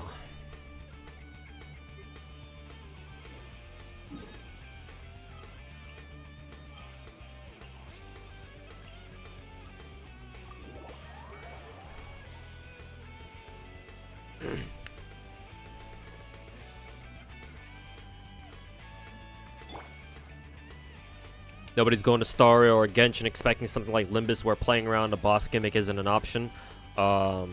You have to, you're going to, or you're going to fail. And technically Genshin does have things like that. Because remember that, certain enemies in this game, if they have elemental shields, right? Or if they're like elemental slimes or some shit, they're immune to their own element, right? With the exception of Geo, of course, but... Like, Genshin does have that option. It's just that they choose not to, like, they choose not to be, like, super fucking annoying about it. So, it's not something you have to respect, it's just something that, it's just a suggestion for you. Like, hey, you can beat this enemy faster if you do this. Most of the time, anyway.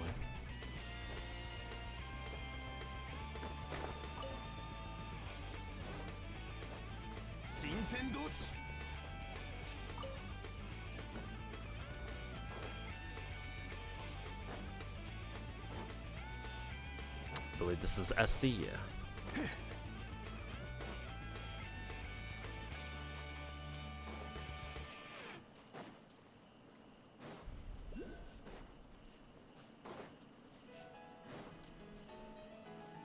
You want to see a free-to-play aga that took you 3 years to build? Yeah, sure. Toss your UID in here, and we'll see what's up.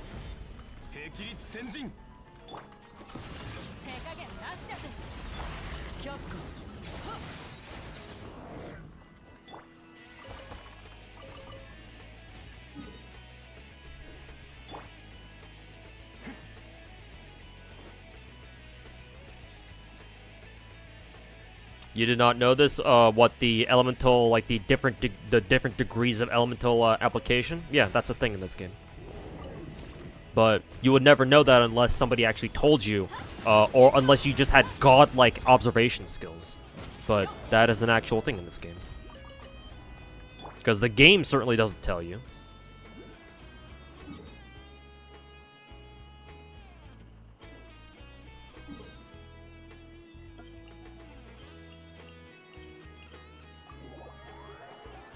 Even in Genshin with buff old characters that got power crept, or even if they would do that, I feel like they would just make another additional weapon or gadget that you gotta pull for. Yeah, exactly. So there's no incentive for them to actually buff anybody. Like, the most they'll do is retroactive buffing, where like older characters do get improved with like newer content, like new characters and possibly even new weapons, right? Obviously, Xiao got buffed really hard with the inclusion of Shenyun, right? And then, like, you know, Noelle's new, best in slot is Redhorn, but Redhorn didn't come into the game until like a year after, right? Because it came with Ito. Yeah, you have scenarios like that, or you have examples like that, like literally all over the place. So yeah, you're absolutely right. Genshin Mihoyo has no reason to like retroactively buff older characters, because they like, why would they do that when they can just make more money by releasing, a new 5-star weapon or a new character? So yeah, of course they're not going to do anything like that. At least not now. But yes, you're absolutely right. That's precisely why they don't, or rather, why they feel like they don't have to. Do you have your Ayaka build? Yes. It's not the greatest build, but it does the job. Like, I could invest more into my Ayaka, but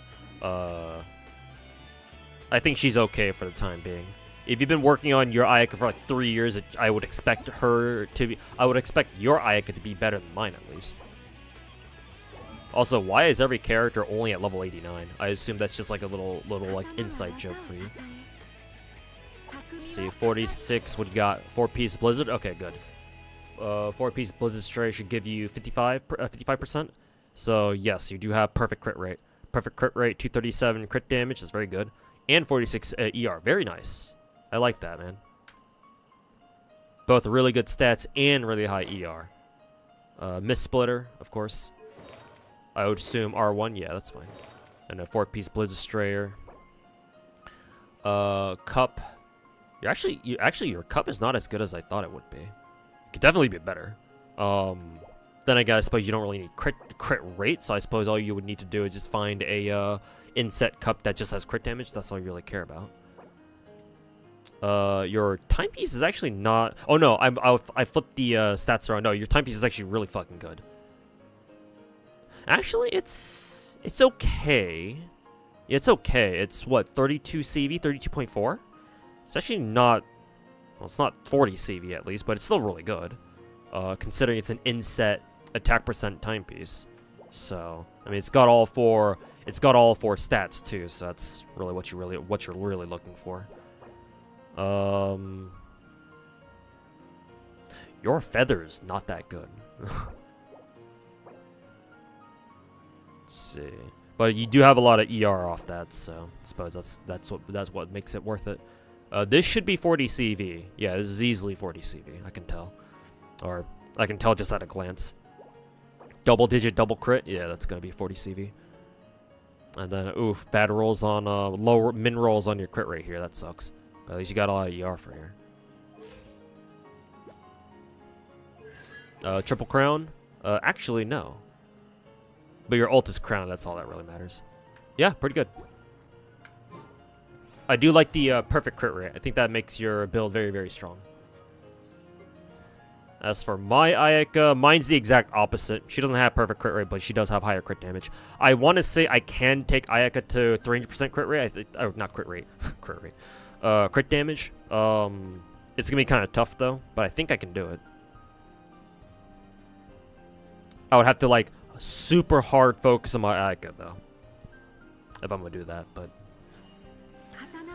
let's see, she's got 26.8 and my own Ayaka is also on 4-piece Blizzard, so she'll have like what 81% CR. That's pretty good. I feel like, and a 274 crit damage, and then 35 ER. Not as good as yours, but still pretty good. Also R1 Miss Splitter, 4-piece Blizzard. I just rolled her cup like, I want to say not even a month ago. This is very recent. Just a random ass double crit cryo cup that just kind of came out of nowhere when I was farming for Navia's pieces. Navia or no, Navia's pieces I think. Navia's and a little bit of Chiori's. But yeah, I think this is my second best. This might be my best cryo damage cup. Is it actually? Because this is 42.4. I'm pretty sure my Rosaria has my other really fucking good cryo damage bonus. This one, oh no, this is still my best one. Yeah, my Rosaria still has my absolute best cryo damage cup. This might just be my best overall elemental cup actually. Just overall, not even just cryo damage, just overall. Yeah, because this is easily 47 plus. I mean, the math should be easy on this one. 20, 27, yeah. 47. But I do think my Ayaka's cup is now my second best one, because this one should have 42.4. Yeah. So, very good rolls. The only thing that kind of sucks about this is that it started off as a 3-line, unfortunately. So, if this were a 4-line, could have had one more potential roll into either crit stat. That would have been nice. Is Crown a strong? Yes, Thais, yeah, roll for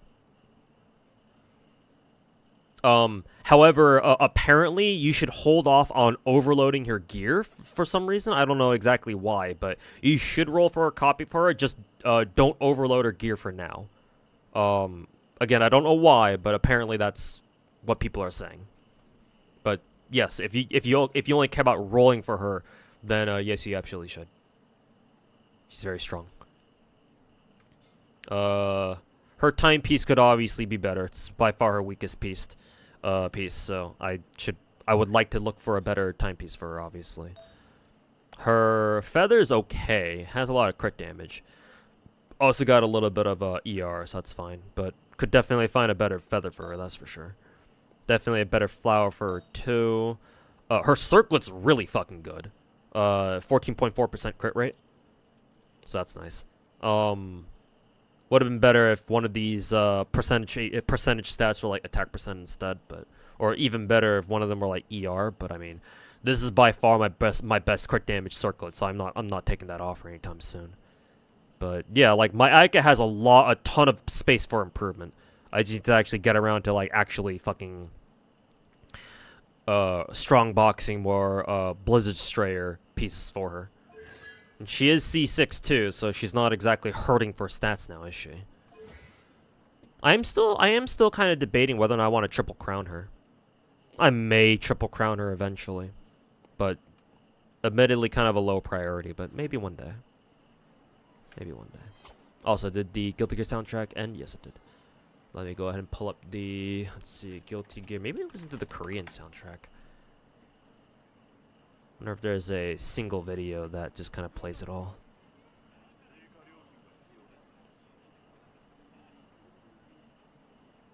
It looks like we have to listen to a fucking playlist or some shit. That's fine.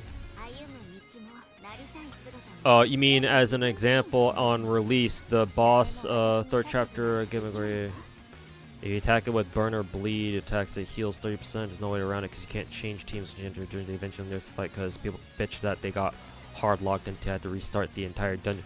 Oh, like just bullshit bosses.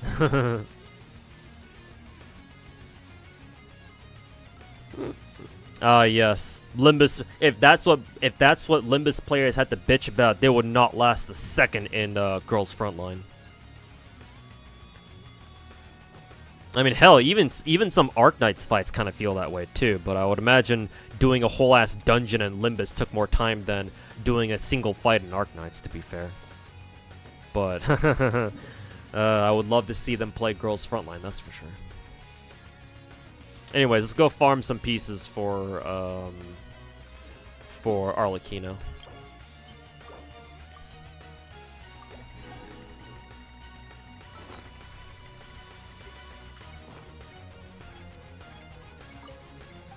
I probably should have farmed some crystal flies first, but oh well, whatever. Don't care.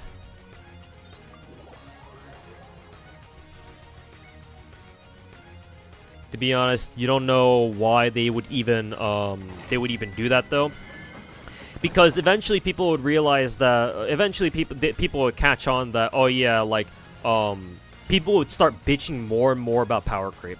I mean, it's Genshin. People are gonna bitch about literally anything. But like it meant like people are already bitching about how, oh, Genshin has so much power creep these days. Imagine if they didn't go back, if they didn't do the whole like retroactive buffing thing where like, oh yeah, newer content sometimes makes older content stronger, or like sometimes makes older content better. Because if they didn't do anything at all, then people would go out of the whole power creep argument would get out of control. Even if technically speaking, there's no such thing as power creep in a fucking game like Genshin motherfucking Impact. Imagine trying to argue about power creep in a single player ass game. Like, holy fucking shit, the autism that has to go into thinking that's actually a thing.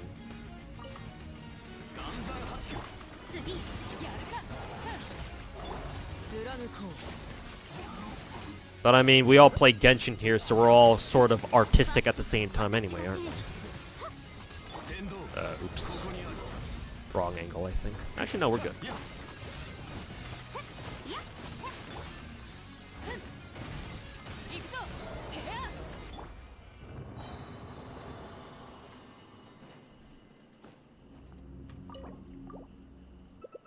You want to see a goated feather? Your Jean has it?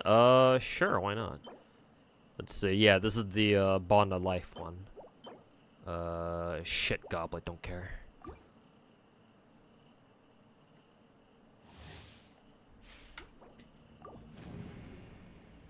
Yeah, let me go take a look at your Jean's feather real quick. I'm pretty sure I still have your friend code on hand.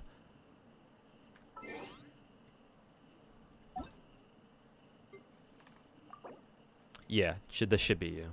No, that's not Jean. Also, why is Jean only level 80? Oh, well, you said you were free to play, so yeah, I understand why. And besides, Jean is just a support character anyway, so yeah, who cares? Let's see. Oh yeah, this is really good. Yeah, 41 CV.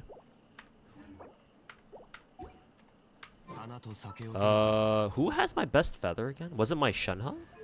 I know my Shen has a really good feather. Yeah, this should be really good. I don't think it's as good as yours, though. If we're only talking about CV, because I think this is barely 40? 26, no, 27. Yeah, this is barely 40. I think this is like 40.4. Yeah, 40.4. But it does have ER and attack percent, and this is literally perfect for my Shenhe. But technically, that's not my best feather. Who has my best feather, actually? I'm forgetting here. How's my Gan? No, it's not that good. Was it my Raiden? Oh yeah, my Raiden's feather is pretty good. Yeah. It's not perfect, but it's up there. Because this is what? 30.4... 45.2? Yeah, 45.2. So her feather's very nice. That might be my best feather overall? This one's pretty good too. Because what was my Raiden? Yeah, my Raiden's feather was 45.2, right? If I'm doing the math right. 30.4. Yeah, 45.2. Should be. I think my Alhaitham says decent, but not as good. 21. Yeah, it's exactly 40 or almost 40. Well, it's slightly, very slightly over 40. I think my Traveler should also have a really good feather too. Yeah, here it is. 11.6, 45.8. Yeah, technically my Traveler has a better feather than my Raiden does, which is hilarious. Yeah, this might be my best feather if we're only going by CV. My Novala has a decent one too. Farina's whatever, it's okay. How goes my Yoimiya's? My Yoimiya's is okay. It's like 41. Well, it's not just okay, it's pretty fucking good, but... What was my Rosaria's feather again? I don't think her feather was that good. Yeah, it was not that good.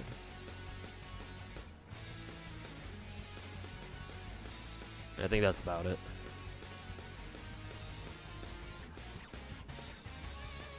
Maybe my Tignari had a pretty good feather. It's okay. Could be better. What about my Miko? This is pretty good. Not too special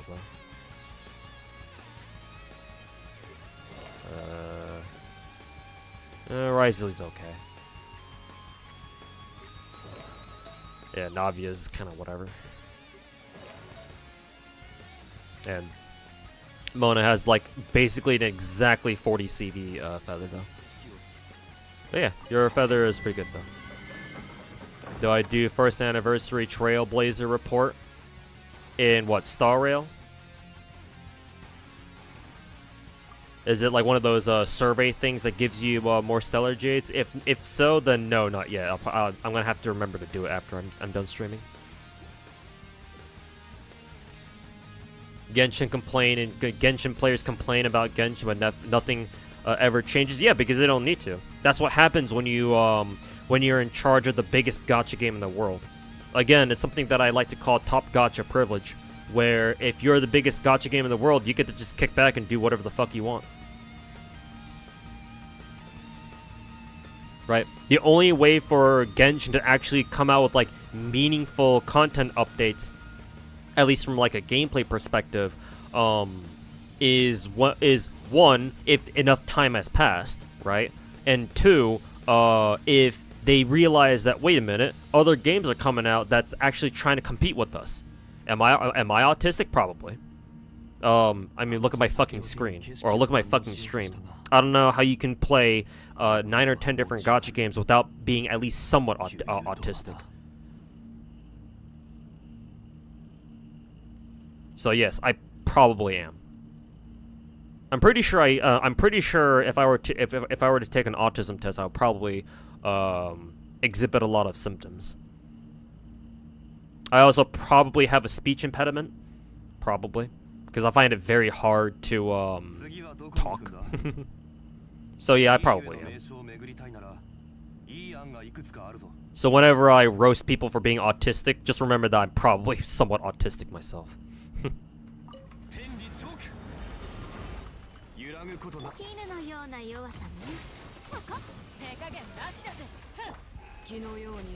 Probably.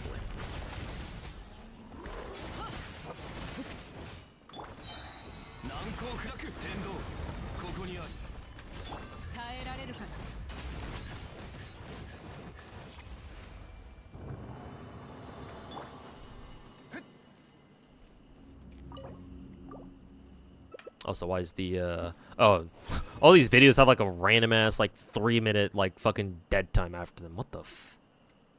Oh, Iris is playing, Bunny Garden again. Nice. Alright, we're listening to, something else, then.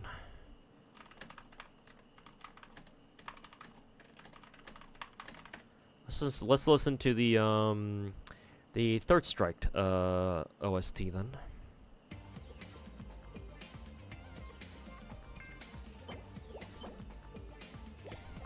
trash pieces. Genshin's got nothing on Star Rail power creep. Yeah. Again, I wouldn't call it power creep, but whatever Star Rail's got going on, that's more of power creep than whatever the fuck Genshin's got going on. Yeah, that's for fucking sure.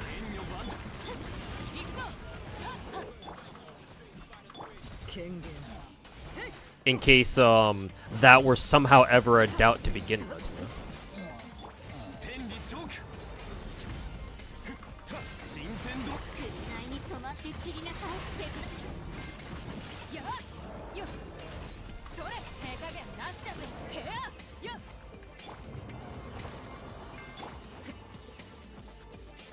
Just a click simulator just gives like 180 jades. I mean, for a click simulator, that's pretty good. Or I feel like that'd be pretty good. Their Mona has like 240 total CV. How much CV does my Mona have? Because I'm pretty sure. Let's see. Her Hydro Cup. I think she has my. I'm pretty sure she has my absolute best Hydro Cup. Actually. Maybe Noblettes is actually pretty good too. I don't think it's quite as good as my Monas though. No, it might actually be better than my Monas, which is fucking hilarious. Actually, is it? No, it can't be. Yeah, no, it's not, because both the CV values on my Mona's cup is even better. Close though. What is this? 30 point? No, it's almost 30. 15.6, 30. 15.6, 30, so 45.1, I want to say. Yeah, 45.1, the Honor Cup. And then Noblettes is close, but no cigar. Because this is at 11.6, 11.6. Actually, this doesn't even break 30 CV. Then again, this should have broken 40 CV, but I think it just low rolled a lot. Yeah, which is unfortunate. Oh well, still a really good cup though. It's still like 38.6, still really good. Doesn't quite break 40 CV though. This one should also be 40 CV. So what the shit? What the hell is this? 30, 13.2. So 42.7.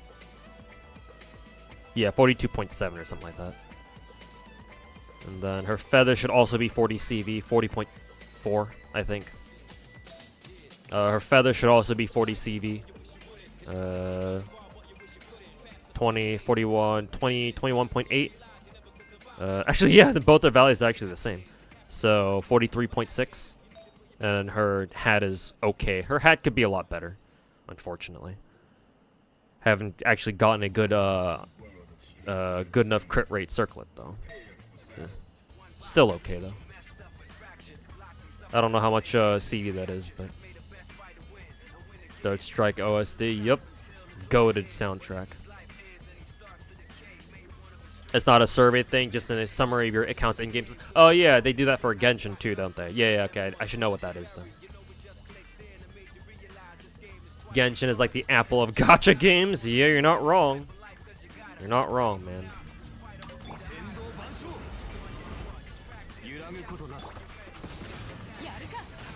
You are not wrong.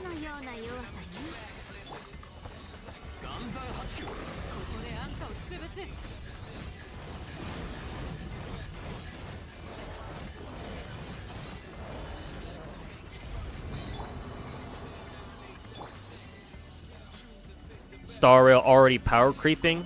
Technically speaking, it was already power creeping ever since like fucking Arlen. Like well then again, can you really call that power creep when we're comparing a fucking 5-star character to a 4-star? Because like you kind of expect 5-star characters to be better than 4 stars, you know?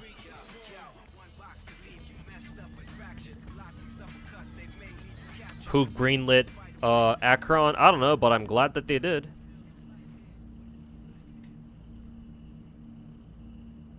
To be honest, it's not, it's hard, not to. I would disagree.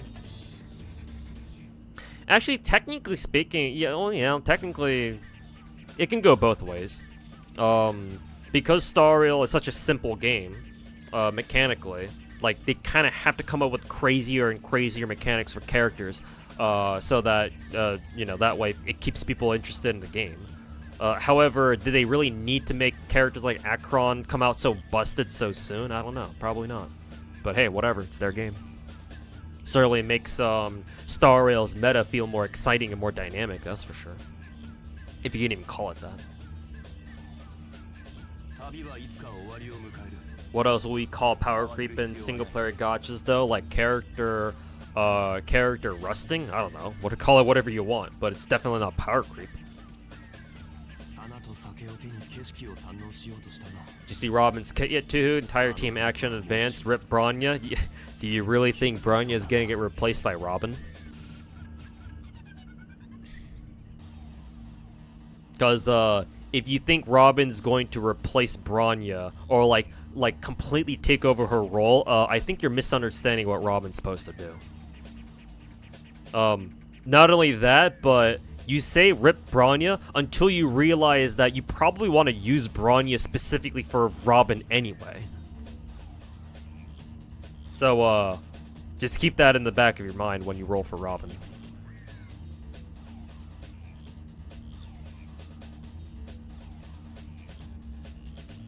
Wish you could steal with some of my Genshin relics. No! They're mine.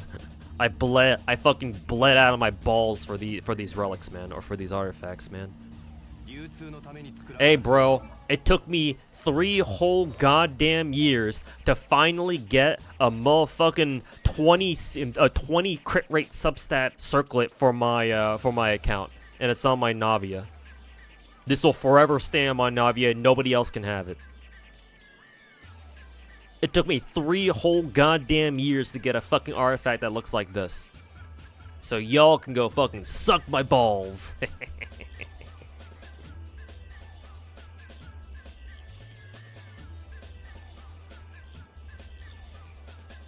It's more like Genshin never existed outside of like 1.0. Yeah, pretty much. Yeah, some of the early game characters really got shafted. Genshin, Arlen. I mean, Arlen apparently used to be good in the beta, but he paid for his beta crimes by getting absolutely gutted when the game fully came out.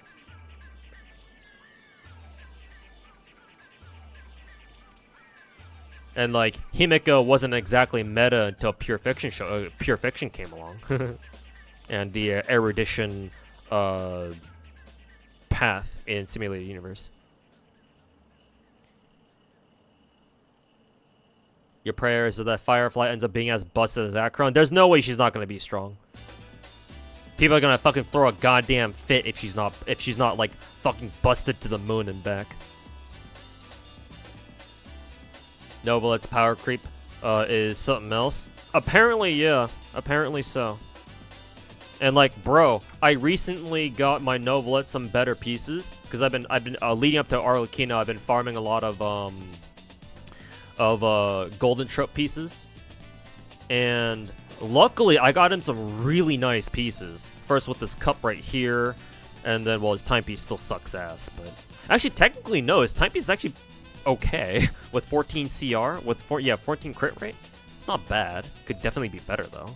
But his feathers also okay. It's nothing special technically. Yeah, his flower's also not that bad either.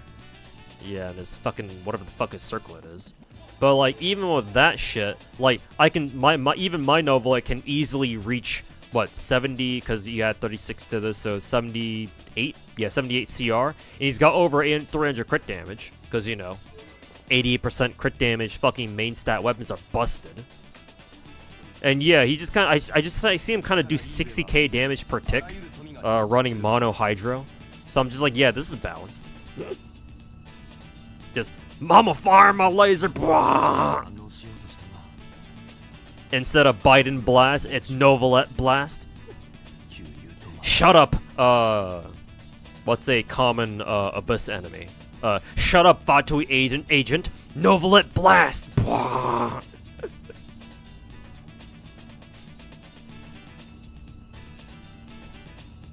He'd pay for his crimes being a different skin color. Oof.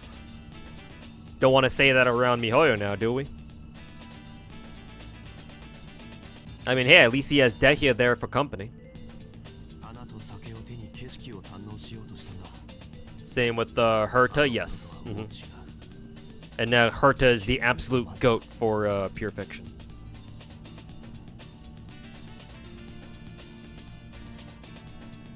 Which is funny because I still think Dehya is hilariously misunderstood. Everybody thinks that, to this day, apparently everybody thinks that Dehya is like fucking irredeemable for some reason. Which clearly means that y'all don't know what the fuck you're talking about.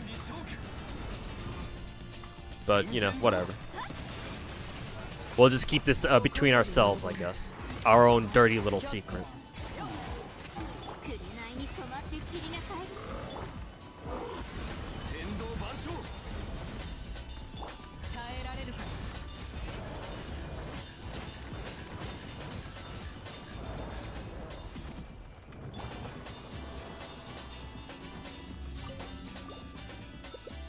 Gotta disagree? Yeah, what do you disagree about it? I can talk about Dehya all day, man. What you disagree about, my dude?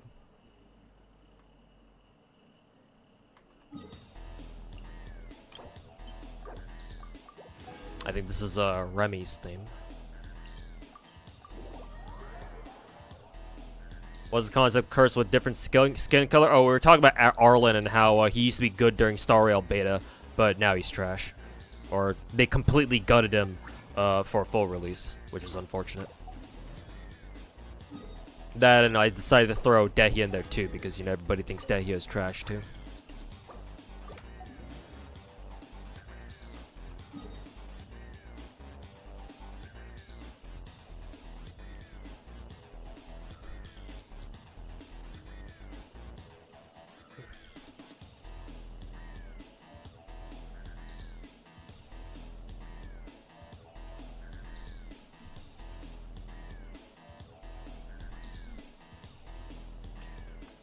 This is Remy's theme, right? Yeah, it is. Okay. I was about to say. God, did I even get any better artifacts from my Arlecchino?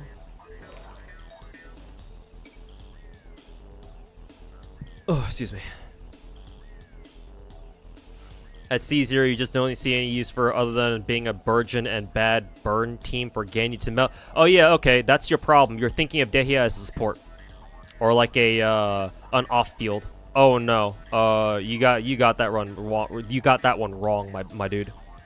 Unless you're talking about like a melt Burgeon team with Ganyu being an off field alter, but I don't think that's where you're trying to go with that. But, no, Dehya was never meant to be a support.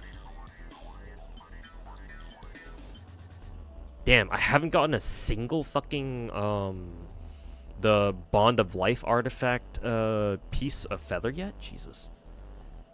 Well, I mean, they are the less common type here, so, like, duh, yeah, obviously. Yeah, this is also the burn support shit. God, trying to find a, what's her weapon again? It's crit rate, right? Yeah.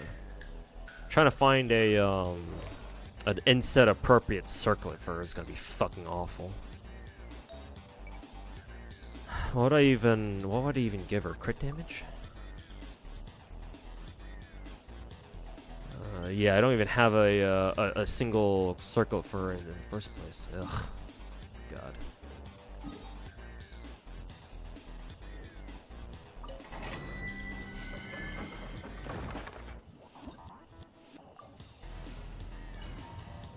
Everyone was so hard-pressed to force her to be a DPS, they took a person for no reason. Well, here's the thing, Bubba Gumps.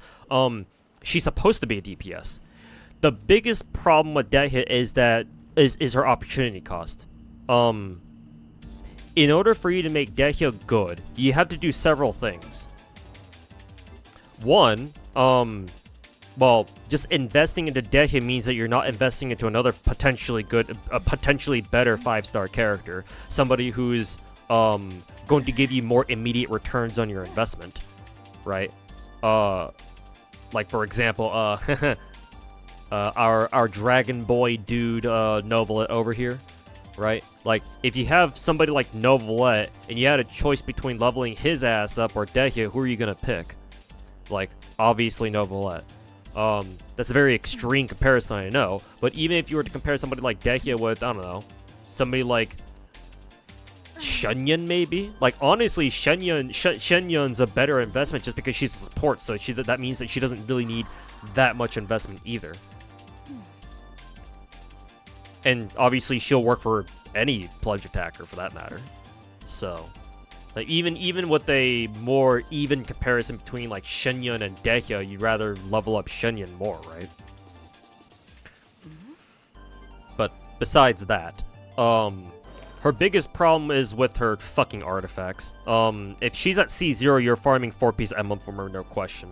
Which is a problem because her intended artifact set is supposed to be 4-piece Vorukasha, because this is the only person that this fucking set even works on.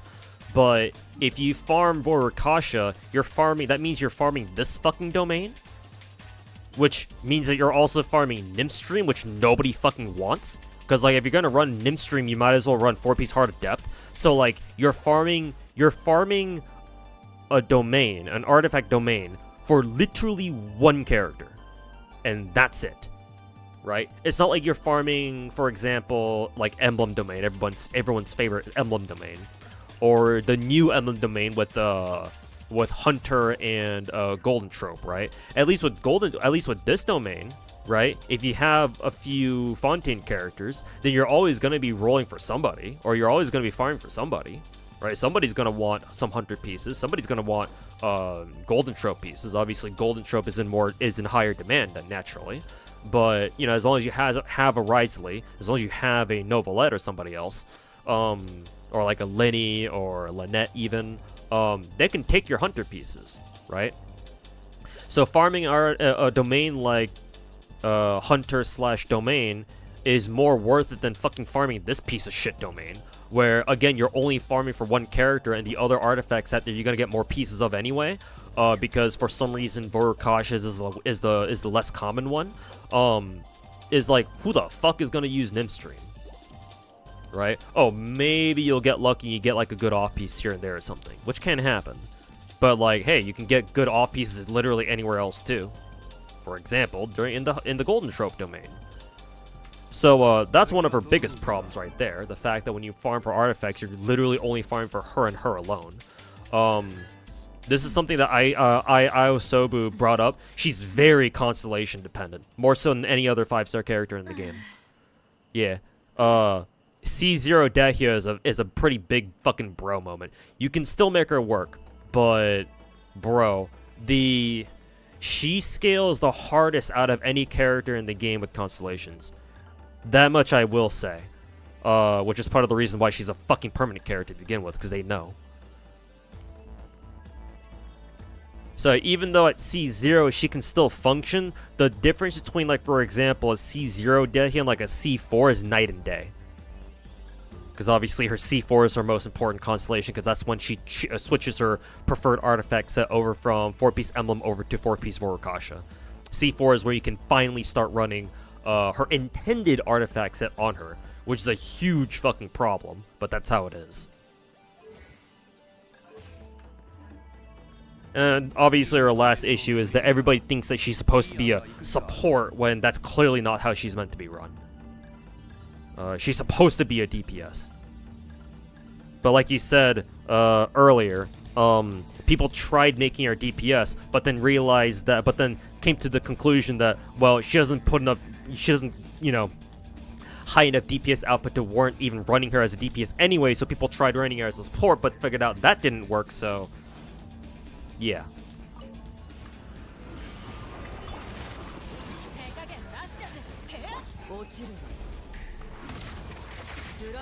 So it's like, yeah, no fucking wonder.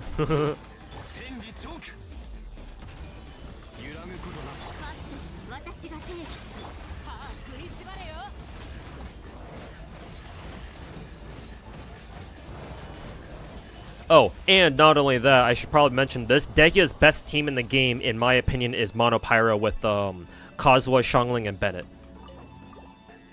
I think, in my opinion, that is by far her best team. Obviously, the issue with that is that you're running Kazuha, Xiangling, and Bennett all in the same fucking team for a 5-star permanent character, and most people aren't gonna fucking deal with that shit. Like, are you fucking serious?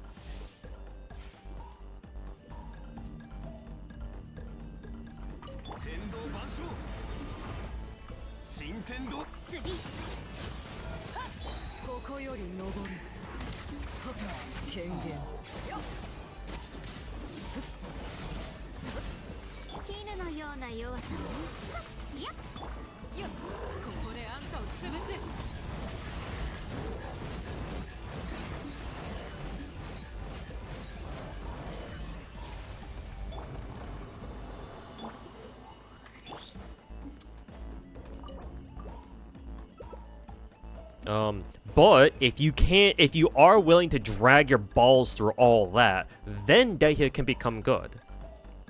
Then she actually can become strong. The issue is, like, how willing are you to get her there in the first place? And for a lot of people, for the vast majority of people who have Dehya, the answer is no, they're not willing to take her that far. So, yeah, Dehya's is kind of screwed.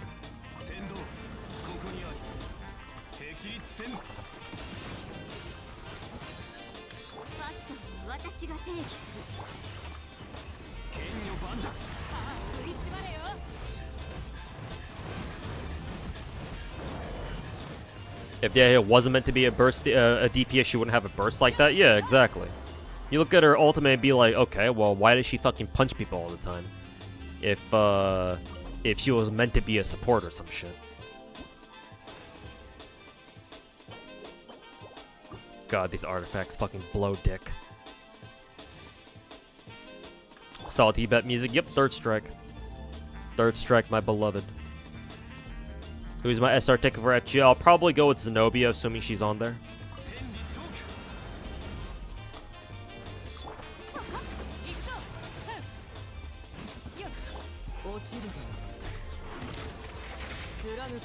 If not, then I'm gonna have to decide on somebody else.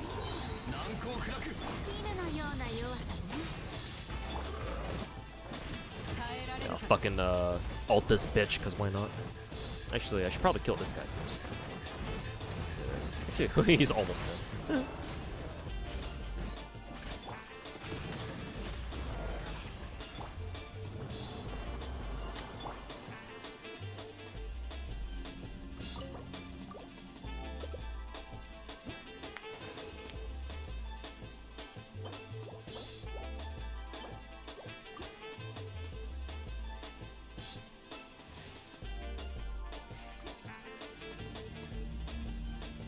Even ignoring the opportunity cost of running 3 coveted units for 1 5-star perma, doesn't it become rough trying to run it through Abyss given the damage you need that will inevitably appear on some floor? Oh, Tommy, are you asking for me to demonstrate the Dehya team? Because I can.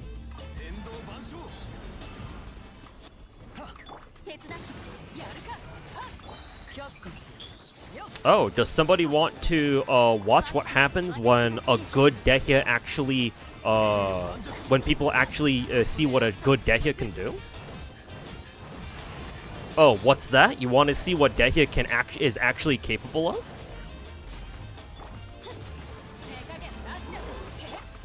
Say less, my dude. I got you.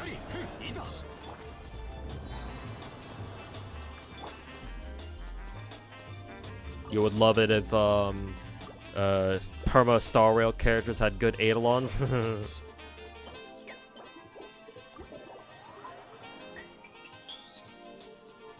All for it? Hell yeah, man. Let me show you real quick. Good timing on that, too. Unfortunately, I think this Abyss cycle is not the best for Dehya. For basically the past year, ever since I was able to get my Dehya fully geared out, I can count the number of Abyss cycles with one hand that weren't very good for Dehya, but I still made them work anyway. Let's see. Yeah, so first side is not great for mono pyro for my Dehya team because we have to deal with the pyros here. Then again, I could probably run a Hydro character. I could probably run Dehya, Kazuha, like Xingqiu or Yelan maybe. Actually, no, they wouldn't work on Dehya actually because for some reason in Mihoyo's infinite wisdom, they made Dehya's fucking ultimate completely tagged as ultimate hits. So Xiangling's and Yelan's ultimates don't work with her. But I could probably run, I would assume, Farina. Farina probably wouldn't be bad. And then I believe for here I would prefer running my Mono Pyro Dehya team on side 2. So let's do it. Who do we want to bring for first side? Oh, we just bring Hydro, because fuck you guys.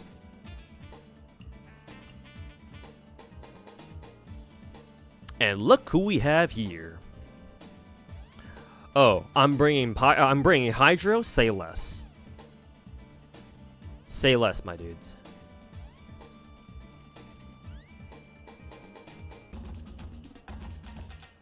Say absolutely less. Who's another Hydra I could probably take here? Probably Yelan, because fuck it, I don't give a shit. Sure, yeah, whatever. Okay. Just ignore first side, because, you know, obviously we're not here to watch Novelet ruin people.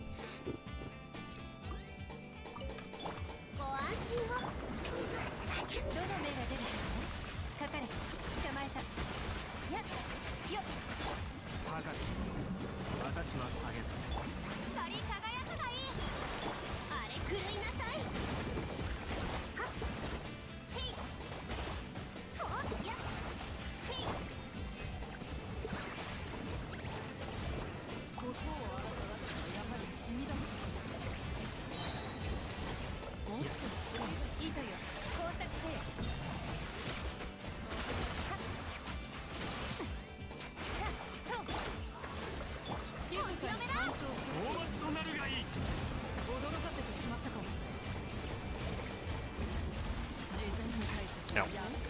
Nope.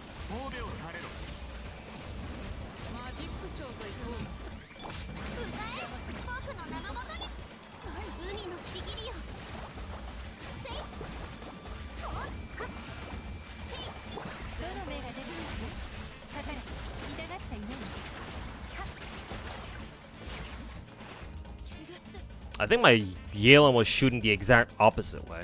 Okay. Okay, now here's what you're actually here for.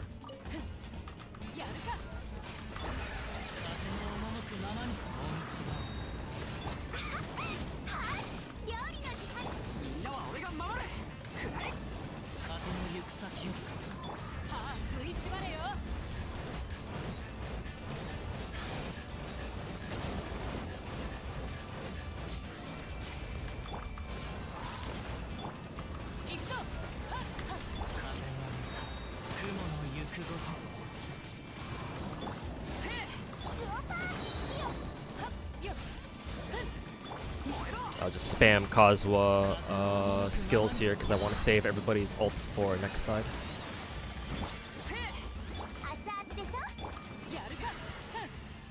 Okay. My rotation there could have been better because normally I would expect my Dehya to start hitting for as soon as my entire rotation is through. By the time my Dehya starts ulting, the first half of her ult duration should start hitting for about around 50k per punch. But she was only doing about 43 there. I think it's because all of her Vorkasha stacks weren't triggering, so she didn't get hit enough. But that's fine. Also, big bosses like the Jade Shroom, that last boss, are kind of awkward because of the way Dehya starts punching. She can actually leave Bennett's ult circle, which is kind of irritating, and very awkward when that happens. But it happens sometimes.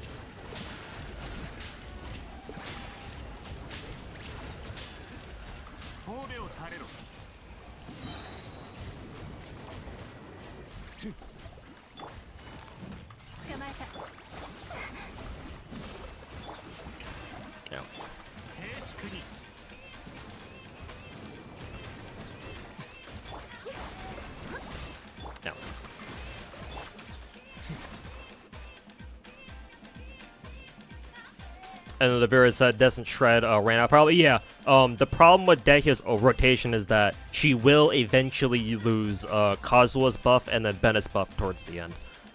The idea is that you supercharge or super buff the first half of her ult, so that way she does as much damage as possible. Let's see if I can get a better rotation here.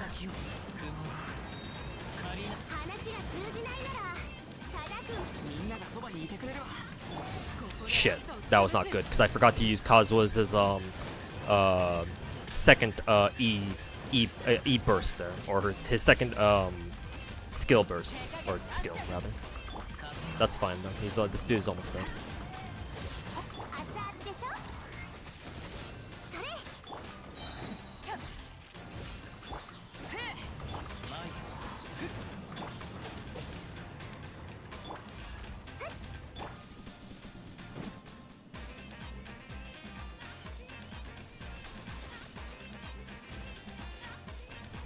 Excited for Arknights 4th Annie?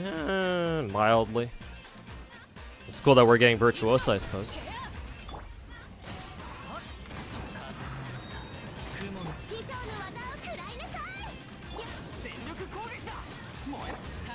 But yeah, I forgot to use my my Kazuha second skill burst there again, or second skill rather. So yeah, that was bad rotations overall. Matter of fact, I'm so dissatisfied with it, I'm gonna retry the entire thing.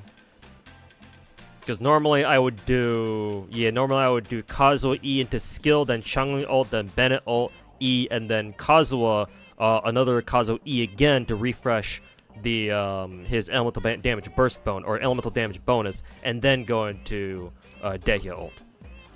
So do that whole thing over again, because I can.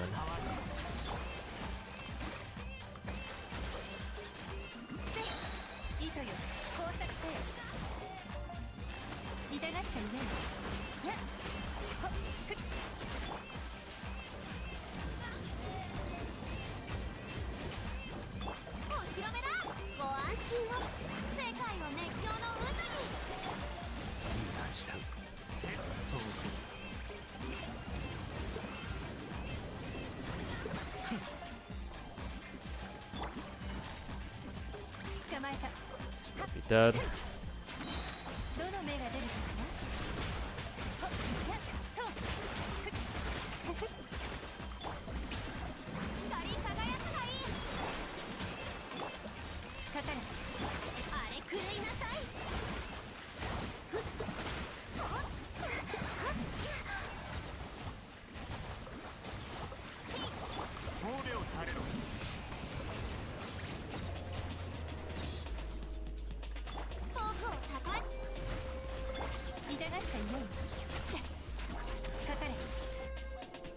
C6 Benny? No, he's only C5. Alright, let's try it again.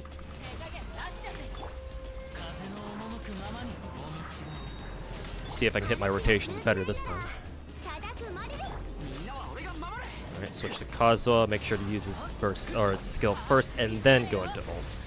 And yeah, that's more what I'm talking about. Yep, 64k. 64, 65, yeah, much better damage output there.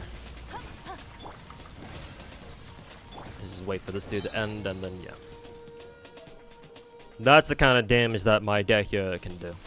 Or the kind of damage that Dehya should be doing. Then again, obviously if your Dehya is only C0, then yeah, it's not quite comparable, but still, that's kind of the idea. Ow.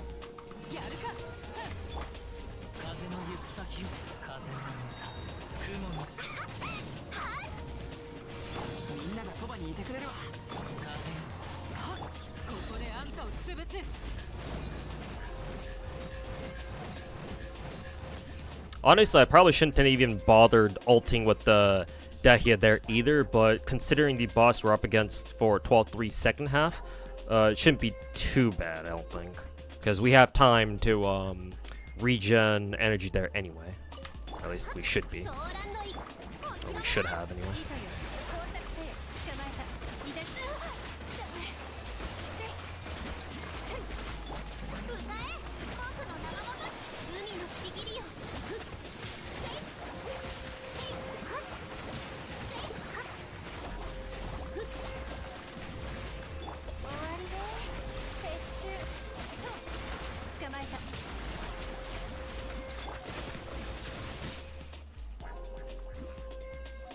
How many constellations of Farina? My Farina is C0. Both my Nova and Farina are both C0.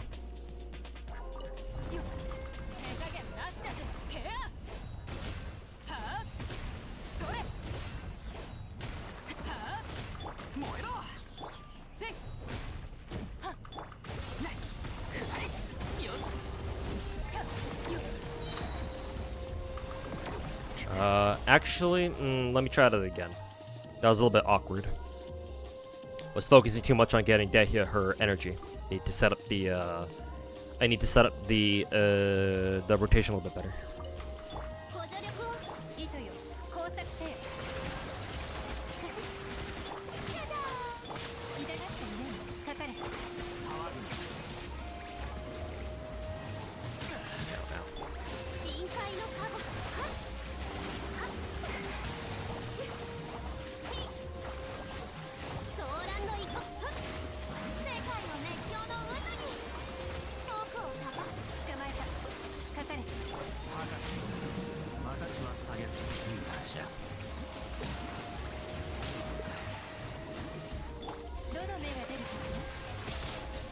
Dragon Strike? Not really Dragon Striking. Or at least that's not the intention anyway.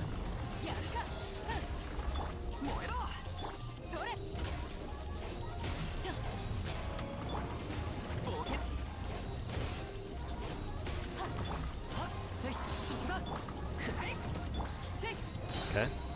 Let's see.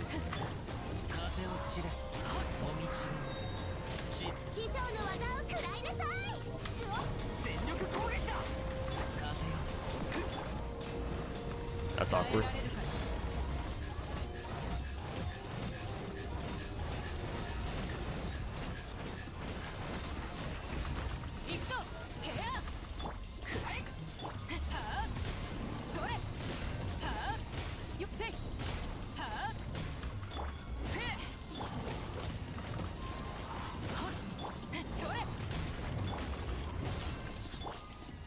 Okay.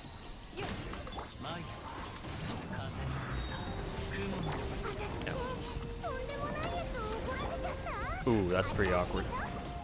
Yeah, the ripples there are the most threatening thing to your team.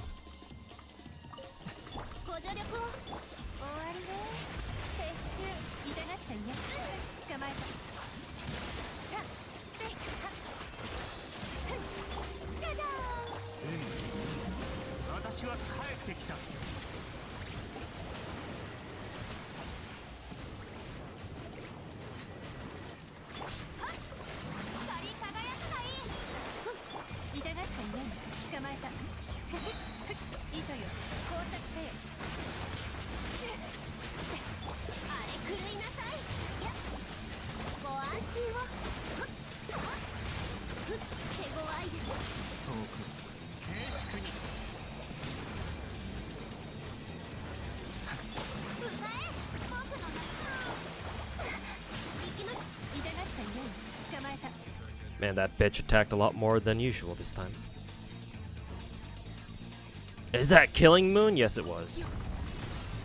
And it was glorious.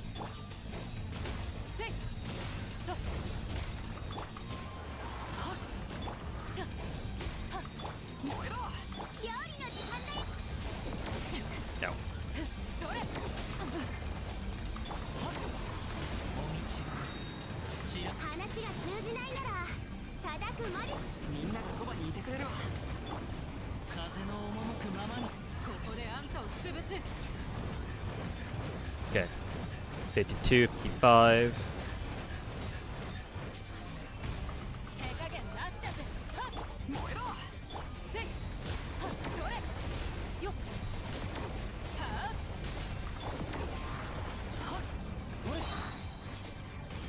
Wrong direction, Bennett.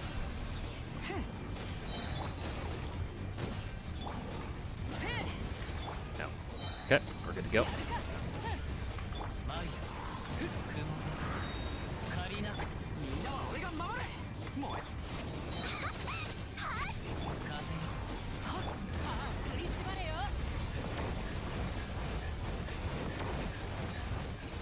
There we go. That's what it's supposed to look like.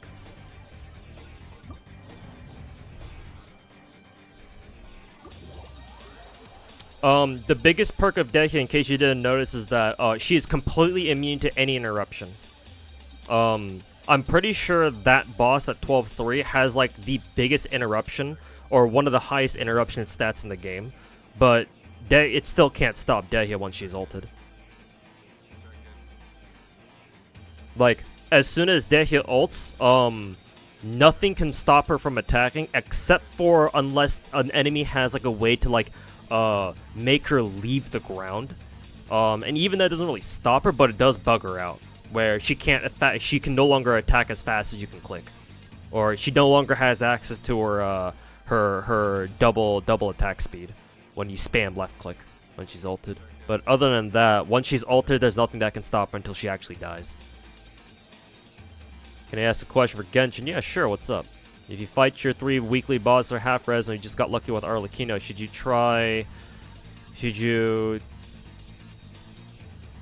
use 60, or should you wait Monday for half res? And you should use your 60, my dude. You should use your 60 Zekrion. The reason why is the biggest problem with weekly materials is that... Oh, that's not a weekly boss. Actually, I don't know where Arlecchino's weekly boss would be. It probably shows up here somewhere. But the biggest problem with weekly bosses is that the only way for you to get more is through time. Right? The only reason why people don't have, like, fucking maxed out Arlecchinos yet... Right? Where's my Arlecchino? Actually, where is she? Oh, she's part of the team. The reason why people don't already have max talent level Arlecchinos yet is because you physically cannot farm, you know, more weekly materials than once a week. So yes, even though you did get lucky with Arlecchino, you already did your 3 discounted weekly bosses this week. You should still, now that you have Arlecchino, you should farm for her weekly materials, yes, because if you wait this entire week out, right, once weekly reset hits next Monday, and you still haven't farmed out the weekly Arlecchino's materials yet, you just wasted them. So yes, even though they're regular cost now at 60 resin, you should still do them. You will be able to get that resin back. The weekly materials for that week, though, however, you will not get back. So yes, they're still absolutely worth it. Side question, how valid is support Dehya? Not very, at least not in my opinion. If you try using support Dehya, you're using her wrong.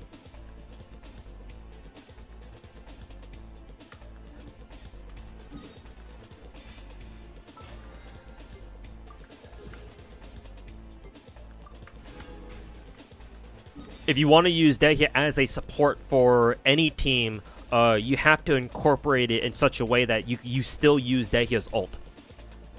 Because Dehya's skill is, to be completely honest, it's not that good. Especially not as a support skill. Holy fuck, it's terrible as a support skill. Are you kidding me? Do not think of Dehya's skill as a team support. It's mainly a way for her... It's mainly to buff herself. Or it's intended for herself, rather.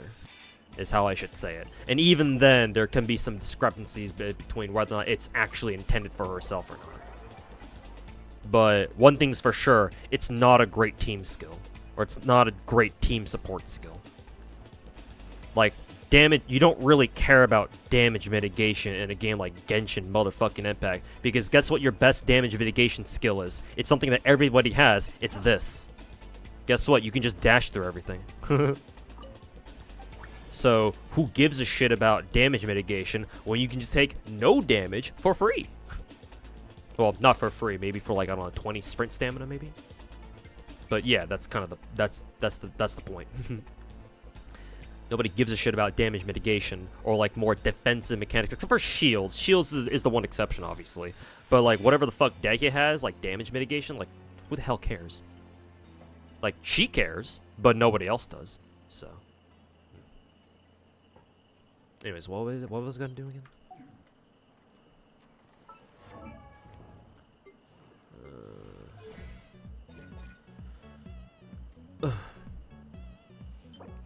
She needs fading candles. All right.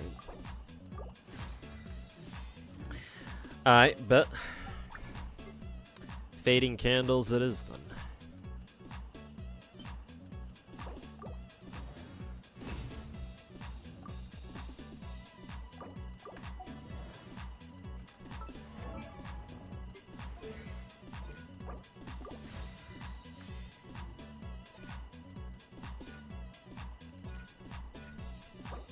I'll go for her normals first. Might not be efficient, but whatever, don't care.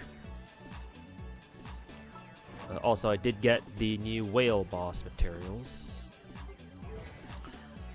Did I get any for Chiori? Yes, I did. I should probably farm more Spectre shit. And I do need to farm more light work, surprisingly.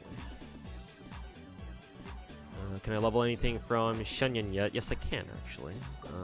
Yeah, let's go ahead and level that. I think those are the only two I got for this week.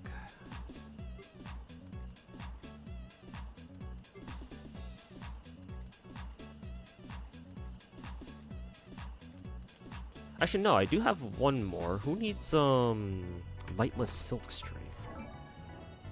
I wonder if, gaming needs that. No, he needs the lightless mass. Chiori needs the... Oh no, this is exactly who needs it, okay. Well, I guess I'll be sitting on that one for a little bit then.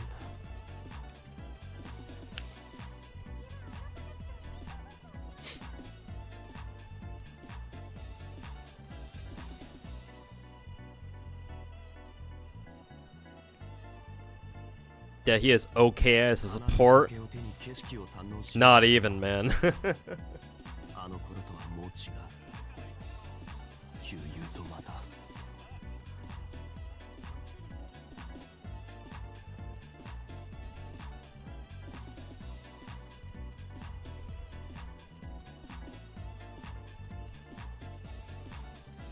Did you cappuccino C0? Yeah. Only C0.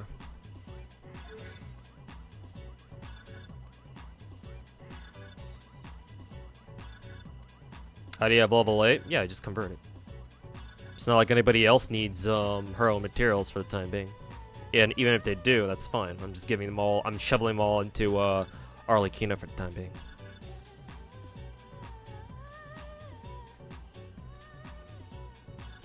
You have C0, Novelet, Kazuha, official main team, but you have no shield. Other than Dehya, Kirara, Toma, which aren't ideal. Toma's shield can be good, but ideally you want to run it against, like, cryo enemies, I want to say. But that's only ever been useful for, like, one Spiral Abyss, and that's pretty much it.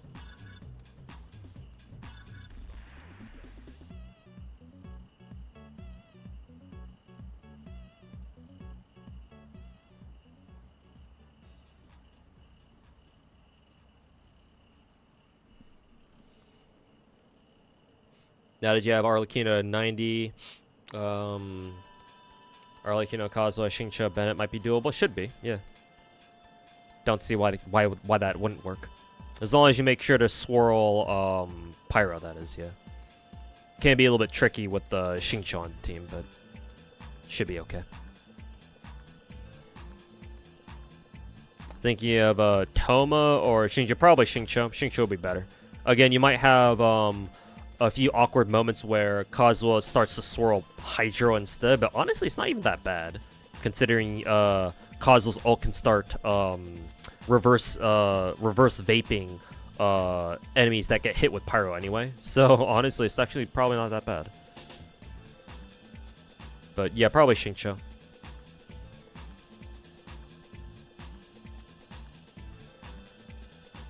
Have you gained your respect from using Killing Moon? Thank you. Yeah, Killing Moon is great.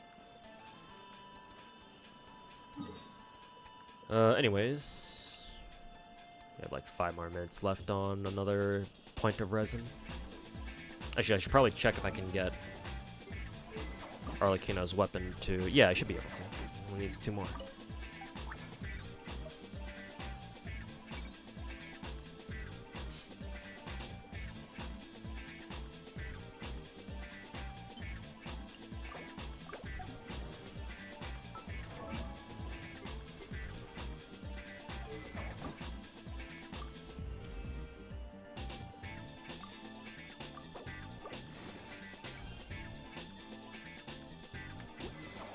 Okay, her spear is at level 90. Very good.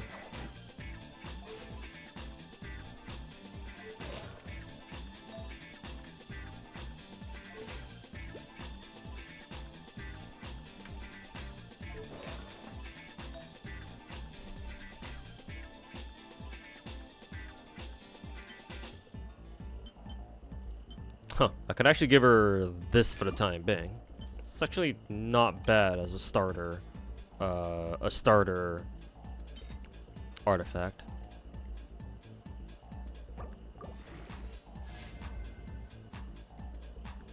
At least it didn't go into flight HP. Suppose that's alright, I guess.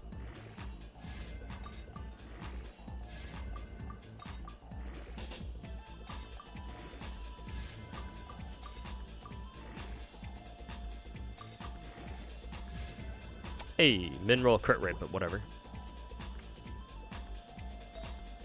Let's see if we've got an inset flower now.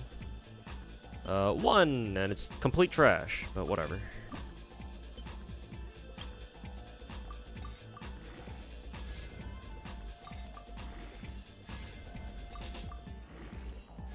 Let's see how many non-EM rolls we can get on this thing. Hey, look, so much defense. Defense, defense, defense. Hey, 24% defense. Where's Mr. Slice? Tell him that I'm stealing his title as the defense Archon. Gall him up, gall him up, gall him up. Let's see. Hey, look, a defense percent circlet as well. Gall him up, gall him up, gall him up.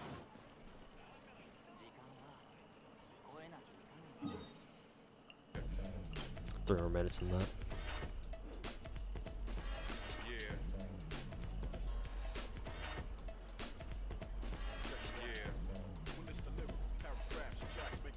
You have a question? You think you bricked your account? World level 3, under level. All enemies is too strong now. What should you do? Yeah, what Waffle said. You can level. You can lower your world level. Lower your world level, and then if you wherever you can, try to level up the weapons that your characters are using, and then try to give them some basic artifacts. Like, it's alright if they're only like 1 or 2 star artifacts. Like something, anything will help your characters do a little bit better against enemies. So, like, if you're only dealing with like world level 3 stuff, then like honestly, like, you can give your characters like higher rarity weapons just because they have higher base stats. And like, that should at least help. I don't know if it's going to solve your issue, but they should at least help. Because it's not like you really care about like what their passives do at this moment in time. you can worry about that later.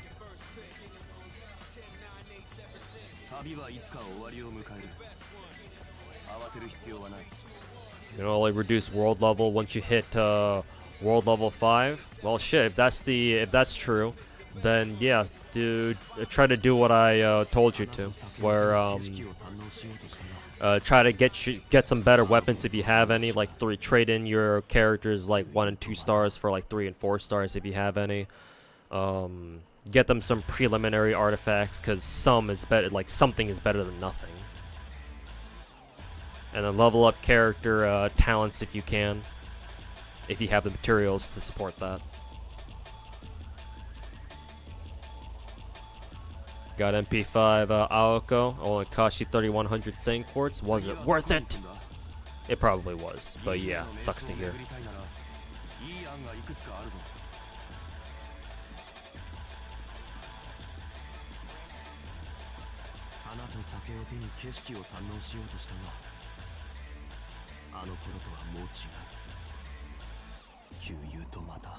Definitely cool seeing a mono, not Geo comp work, especially on Dehya. Yeah, I don't know if you're still here, Yuki, but yeah, my honest opinion is that Dehya's very best team in the game is mono Pyro with Kazuya, Xiangling, and Bennett. The only issue is, for most people, that team is simply not possible because you're already using Kazuya, Xiangling, and Bennett on another team, preferably with Raiden.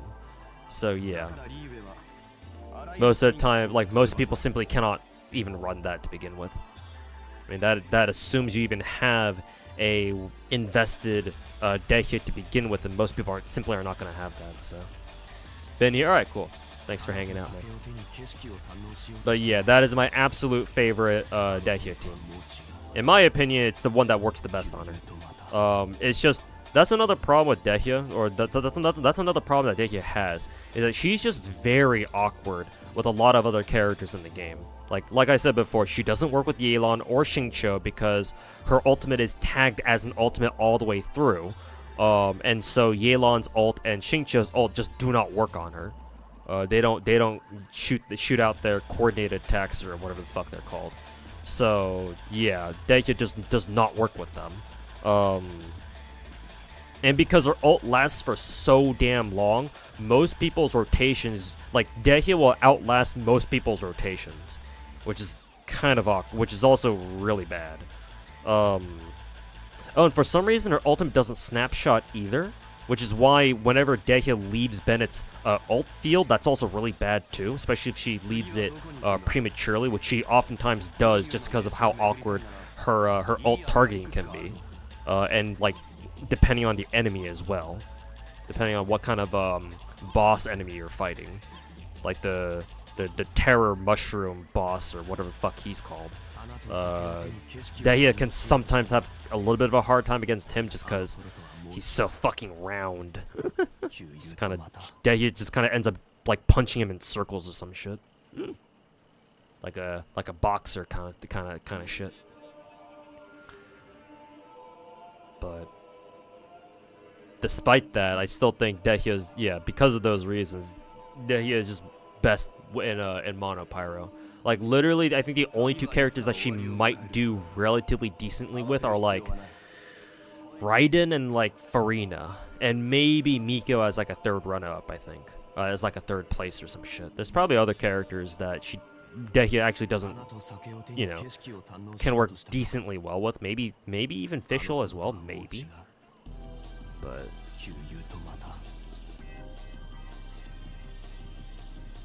Aoko's your favorite type moon girl? Hey, that's what's good, man. At least you got your wish.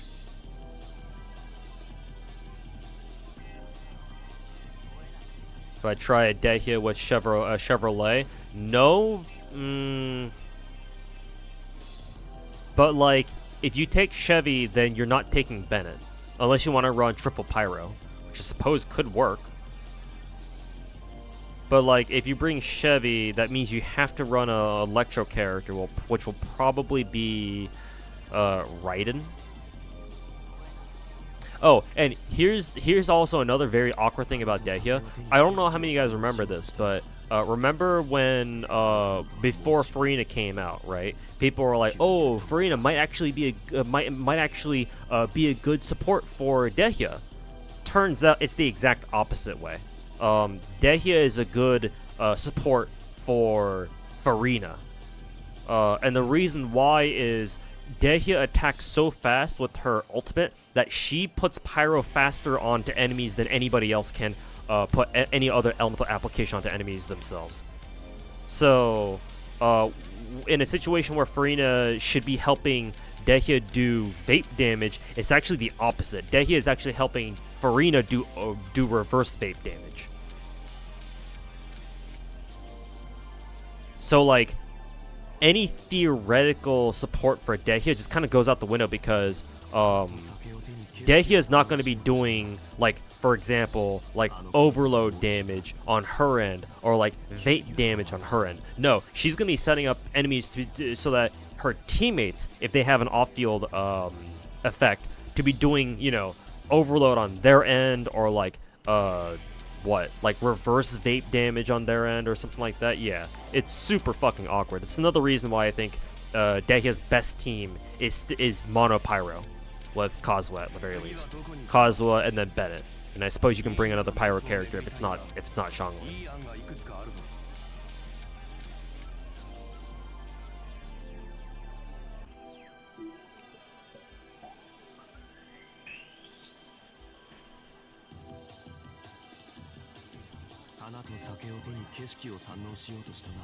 You should do Sumo first before Inazuma, since Inazuma enemies are so cringe. At the very least, get Dendro Traveler, yeah. Because Dendro Traveler is the best Traveler in the game. Or the best element for them. Also, Jalter, thanks so much for the 40-month reset, man. Welcome back. Also, I don't think I heard a sub alert there, which doesn't surprise me. Maybe it did play, I just didn't pay attention to it. Did Nika give you any free rolls? They did give us a multi for Stellar Blade's release. I still don't have any crown though. I think I've already spent probably close to 20 multis. Still no crown, so that's wonderful. Kind of expected it though ever since my my Arlecchino rolls though. So. You ever seen C6 Farina vapes? No, because my Farina is not C6, so I don't really give a fuck.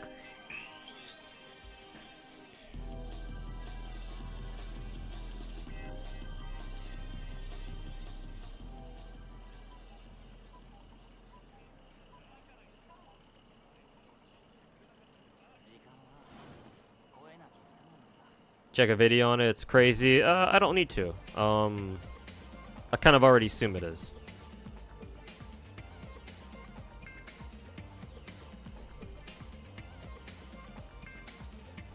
But I don't know, man. I prefer not running Farina with Dehya now that I know how Dehya is supposed to work. Or now that I know how it goes when you try putting those two on the same team together.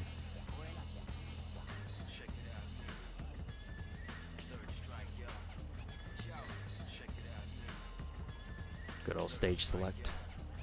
Anyways, do I have that extra point of resin? Yes, I do.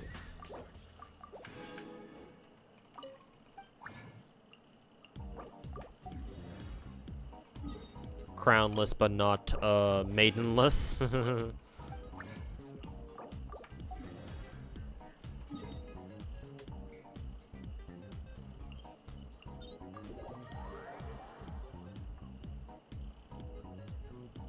Also, sorry, Jalter, for not getting to your sub message. Do you think 80k Primos is enough to 80 C6 Chlorine?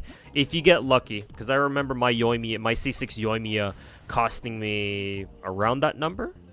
Actually, how much is 80k Primos? No, that's 10 packs, right? 10 packs. It should be, but I think you have to get you have to win at least a couple of coin flips. Yeah, because I remember my C6 Yoimiya rolls being very lucky, and that still ended up costing me like $800. So 8 packs, and you're talking about roughly 10 packs. So I think you have about a 50-50 shot of getting C6 Chlorine before within 80k. I want to say, just rough estimate out there, or just throwing out a rough estimate. If Dehya don't work a Pyro Archon, I mean, I wouldn't hold your breath if I were you, or if I wouldn't hold my breath if I were you. Doesn't Raiden buff burst? Raiden is like one of the only theoretically good, like viable supports for Dehya, and yes, Raiden does buff burst damage. Yes.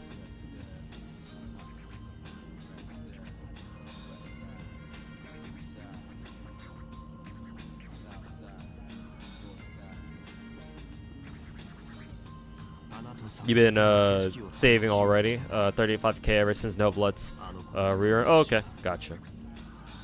Does Arlecchino want HP or attack? Attack sans. Arlecchino doesn't scale with HP at all. If you ever want to know whether a character's HP or attack, just look at the signature weapon.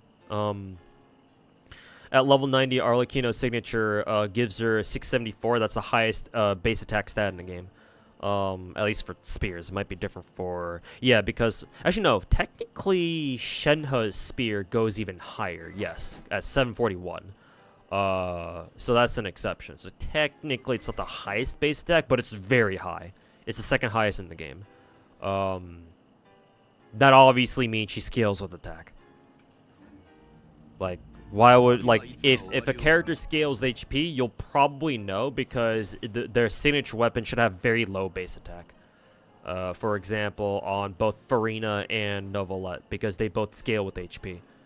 Farina's sword is 80% crit damage, but only 542 base attack. That's very low. That's the lowest base attack stat in the game.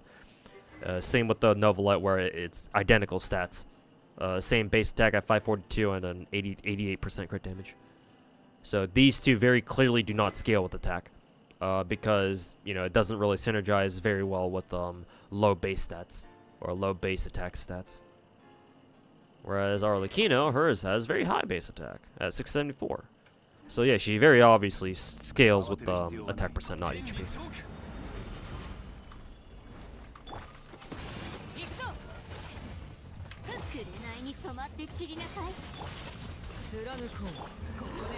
I probably should have used my Zhongli's skill again.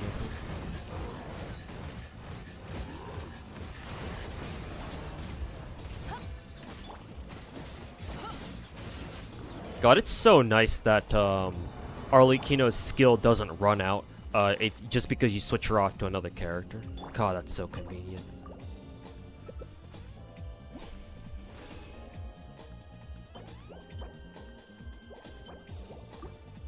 C6 Farina cost you 1,500. Yeah, that means that you probably lost a lot of your coin flips. Lost a lot of your coin flips, and every single 5-star roll had to go to soft pity. So yeah, that's rough. Unfortunately, it does happen every once in a while.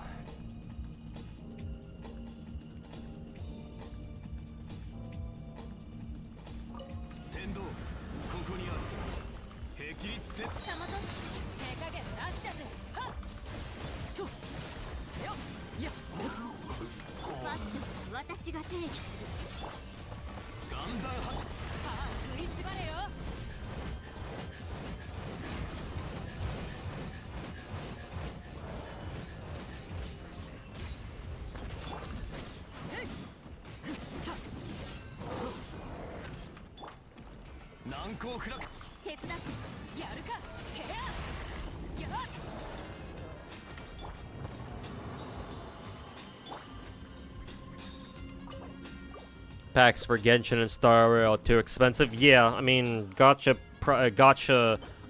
gem packs are just too expensive in general. Like, remember, chat, we're paying more money than what we'd pay for a AAA game to have a chance at rolling a fucking 5-star character in these sorts of dumb fucking gacha games, man.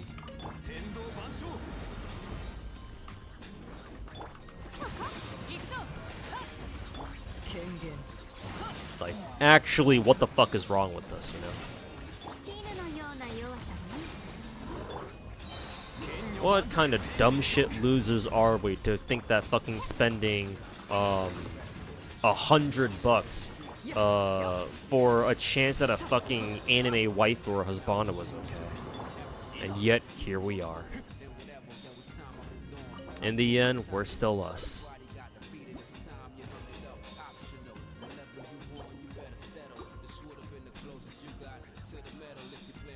Why has the West not gone full gacha yet? Oh, because us Westerners are obsessed with the whole, oh, but playing games should require skill.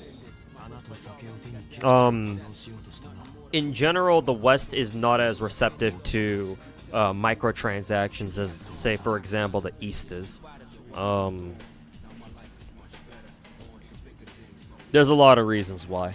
It's not just like because of one reason in particular. But I would say one of the bigger reasons is because before gacha games managed to take hold of like the Western like video game psyche, or like before gacha games were really able to enter like the mainstream culture of the West. Before then, we had to deal with shit like loot boxes and, you know, lots of battle passes and shit, right?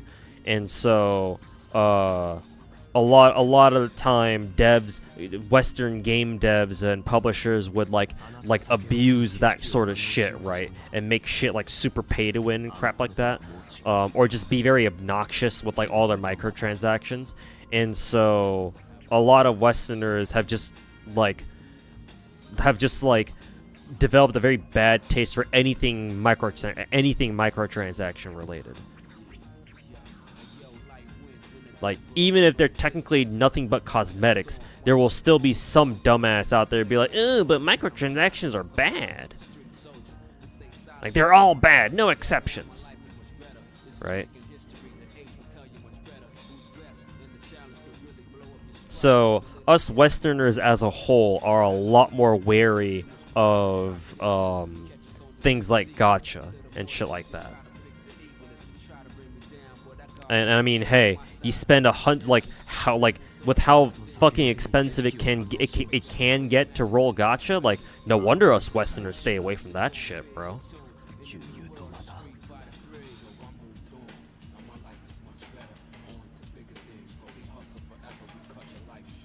At least we're not being fed the new wave of forced DEI crap. I don't know what DEI stands for in gachas yet, so it's still a last bastion of good games. Kind of ironic, isn't it? It's like you pay such high prices for gacha, but in the end, at the very least, you know you're gonna get, you know, a quality game out of it, and on the other end, or at least maybe you don't have to pay for it, but you know, some of us do. Your accountant says they're bad. Yeah, your accountant is probably right, and yet here we are. Korean MMOs, KEKW. Just Korean anything in general, to be honest. Korean publishers, Omega lol. Korean publishers, when they see a good game. How do we abuse our money-making powers? How do we print more money?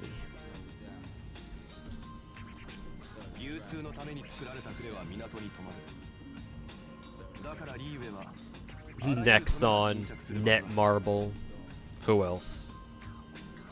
Plenty of them out there, I'm sure.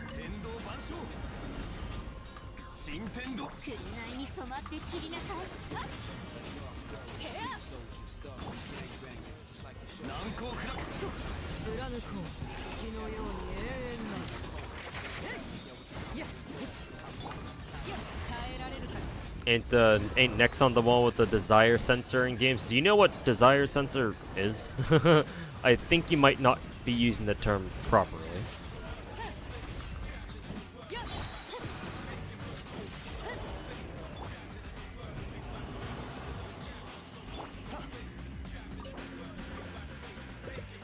Yeah, it's like, I don't think you need to worry about desire sensor when we have like bigger concerns with whatever the fuck Nexon's been doing.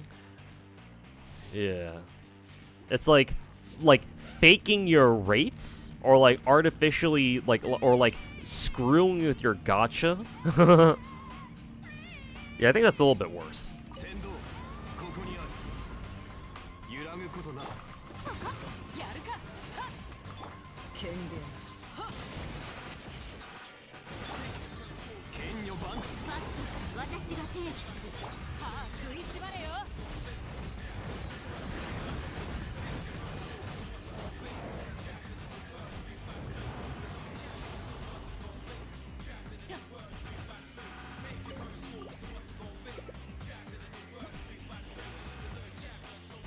Ooh, I haven't gotten a quad roll in a while.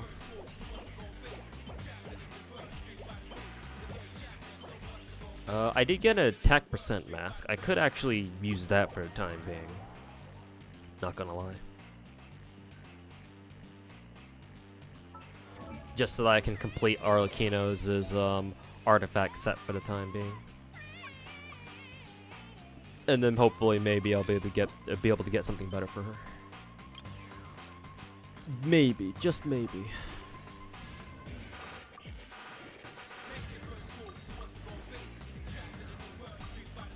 More defense percents. Yes, give me all the defense percents.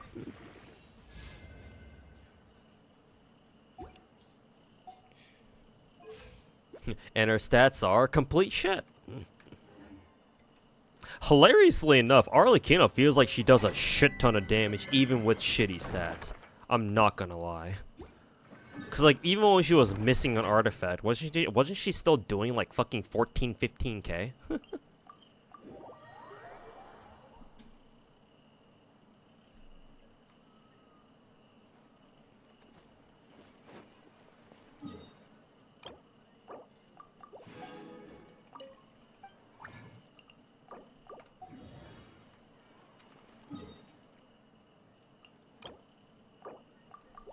Probably have to farm for that Arlecchino set in 2 years with Strongbox. Yeah. You know it, man. You fucking know it.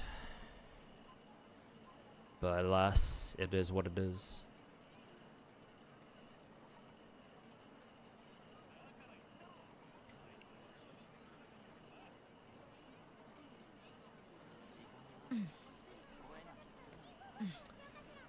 Alas. So.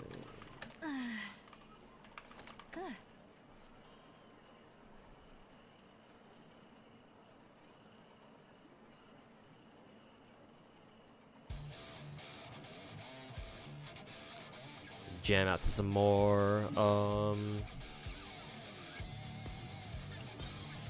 Guilty Gear soundtracks. If Novalet weren't so tanky, if he scaled off like attack percent instead of HP, she might be the best DPS in the game. She's up there, man. Can't wait until I can give Arlecchino like a proper, like an actual good artifact set. But yeah. Hey Sunsets, how's it going, man? Welcome back.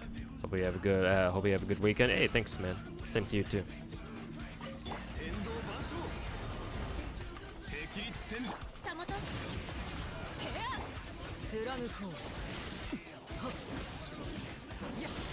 Yeah, even with shitty stats, she's still able to do how much damage? Like, fucking excuse me?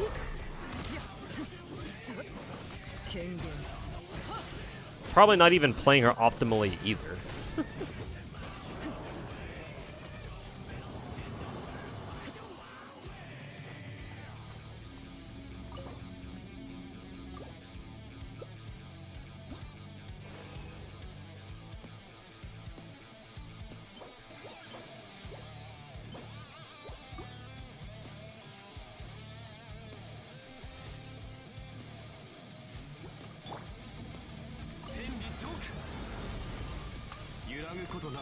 Oh, didn't mean to use that. Honestly, it doesn't even matter.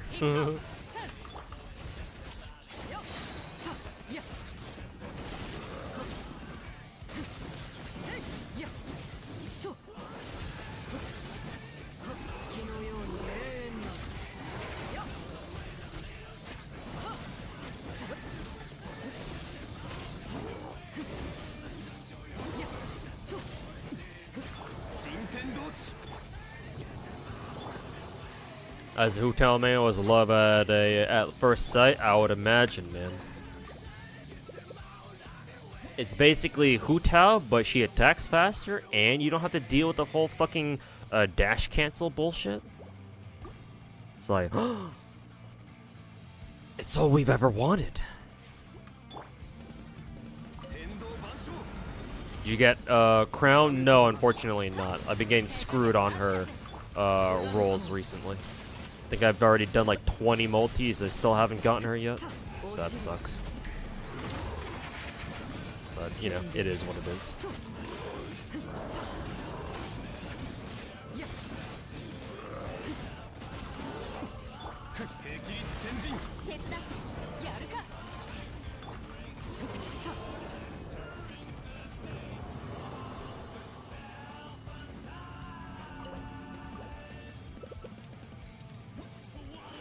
TLDR, Bond of Life? What do you mean? Do you want me to explain Bond of Life to you, or are you just saying basic Arlecchino's damage output is basically because of her Bond of Life thing? Because that's exactly what's going on.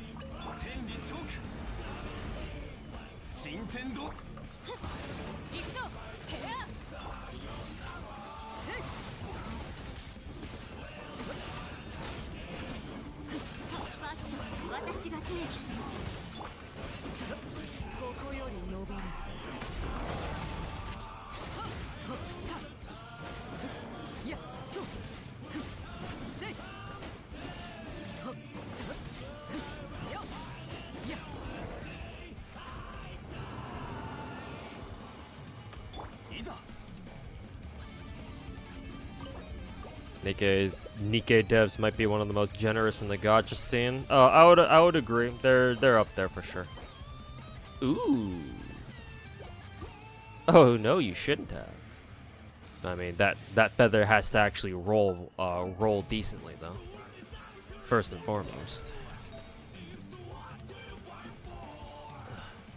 We'll see if it does right now.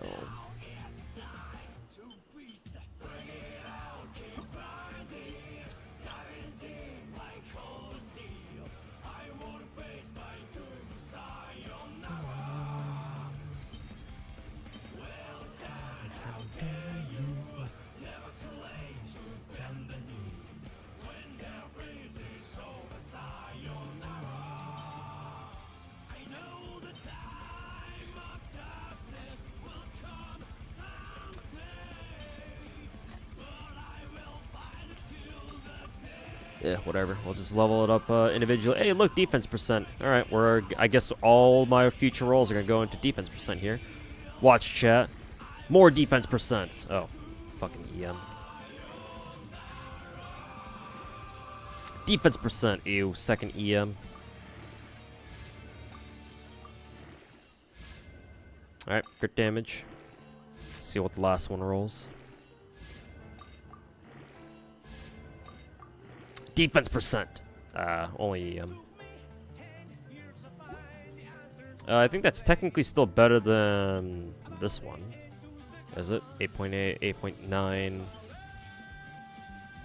8.9, that's what, like 17.8? Yeah, technically this one's still better. Funny to think that. With that, she basically has no crit rate. Well, actually, no, she technically still does.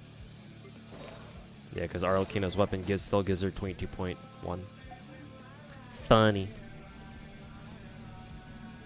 What's Arlecchino's optimal rotation for Bond of Life? Given my current Arlecchino's build, I noticed that she gets Bond of Life a lot of it when she ults, she gets rid of her entire Bond of Life. But I think she gets it back when she uses her skill. It's either when she uses her skill or when she uses her charge attack. To pay attention to when she gets her Bond of Life shit.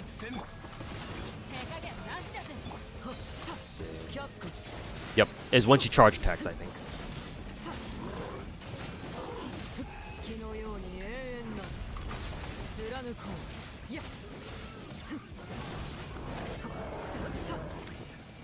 So I think, just off of what I just did there, I think as soon as your Arlecchino starts hitting about a third bond of life. So basically, where you see my cursor at, once her bond of life bar gets to about a third, I think that's when you want to go into her skill, into her ult, which resets her skill, and then use her skill again, and then charge attack again.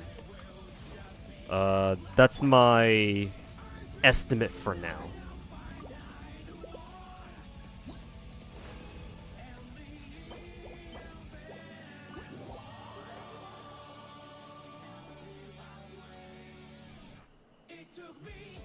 There's a compare with Preco. They were so generous. They got EOS. You know, I never actually heard about Preco being generous, but I'll take your word for it. No, unlike Preco, Nikke is actually run by a decent company. So I don't think you gotta worry about Nikke getting EOS anytime soon. At least I'd be surprised if they decide to EOS now. Juliano, okay. Cheers, Juliano. Whoever the fuck you are.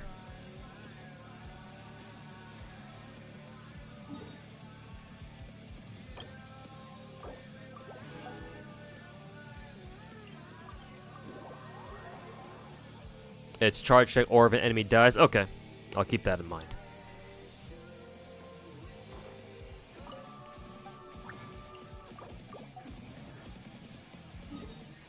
Have you read new 5 stars on JP's kit? Not yet. I'll probably make like a separate video for that. I actually don't know when I'm gonna make that. Either tomorrow before I start streaming, or maybe on Sunday. I have to decide on when I actually want to get around. When I want to take a look.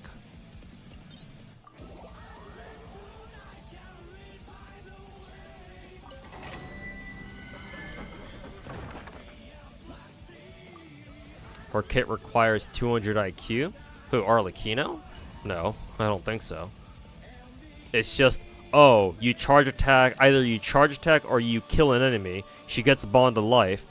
You fucking spam left click until her bond of life gets to around a third or a quarter of her HP. And then you ult, and then you press her skill again, and you do the same shit all over again a second time.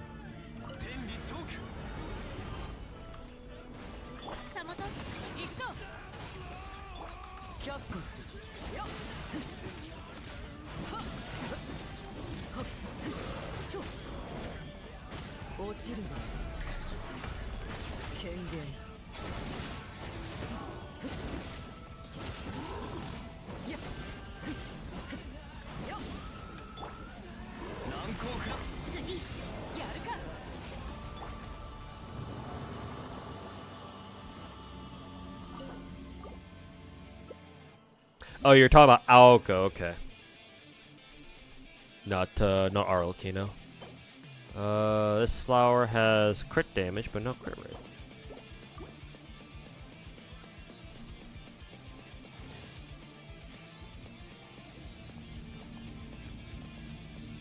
They really cooked with Aoko? Yeah, it seems so. I think I caught a couple glimpses of her animations while I was at work on Twitter. And yeah.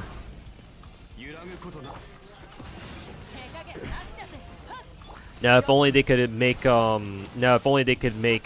they could put in effort into making FGO as half as good as how much effort they put into making the servants look good. That was very long and convoluted. Let me make it a lot more simple. Now, if only they made the game good too.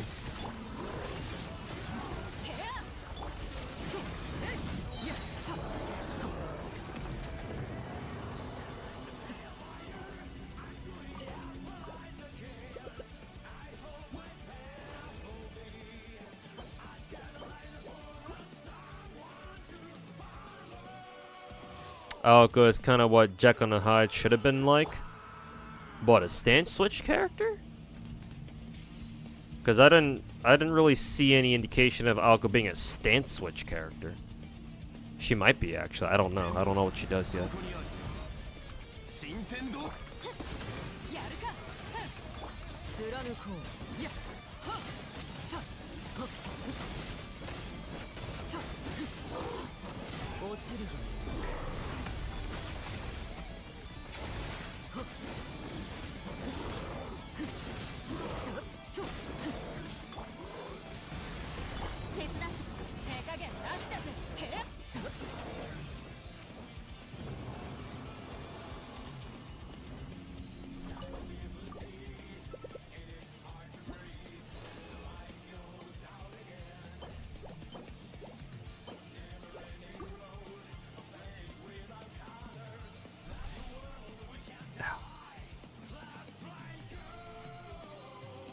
Does Arlecchino work with Beidou? I mean, she should, yeah. Because Arlecchino infuses herself with Pyro and starts going to town with normal, so yeah, she should absolutely work with Beidou. Just remember that if you're putting her on the same thing as Beidou, you're going to be triggering Overload. And that can be a problem if you're fighting against like smaller enemies. Then again, if you're fighting against smaller enemies, the moment Arlecchino touches them, they should die. So, like, honestly, that's probably not that big of an issue. But yes, she should work with Beidou. I don't see why she wouldn't. She turns into Super Aoko when she first uses her NP. I suppose that would be a stance switch character, but like, do her skills change? Because at least with Jekyll and Hyde, their skills do change. Even if all it does is it gives Hyde some like extra, like it makes the skill effects a little bit better. Because if Aoko's skills do not change whatsoever, then I don't consider her a the same kind of servant that Jekyll and Hyde are, unfortunately.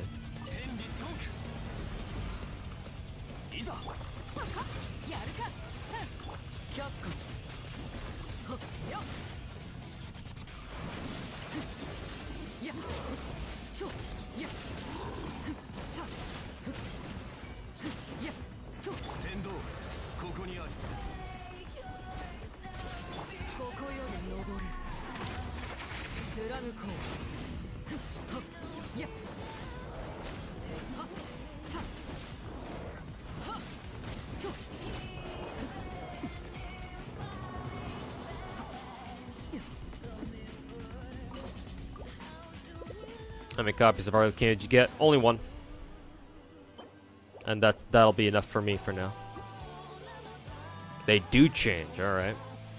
I'll take a look after I'm done with this last run, I think, because I think I have one more condensed resin. Yeah.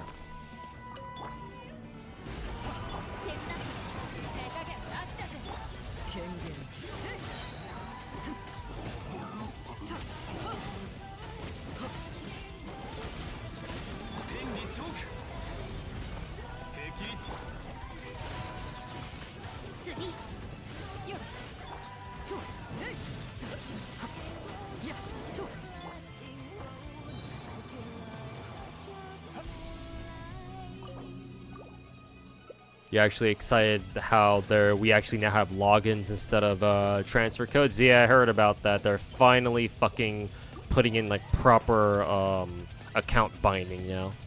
It only took them almost 9 years.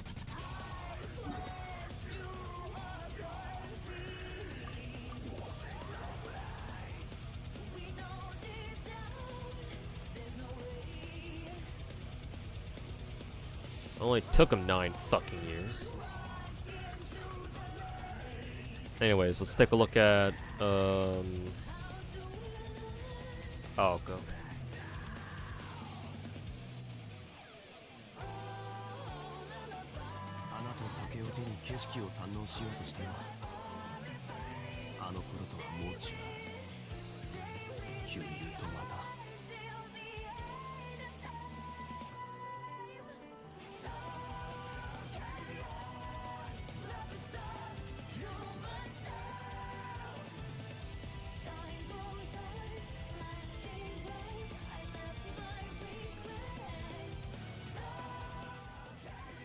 Lower the volume a little bit.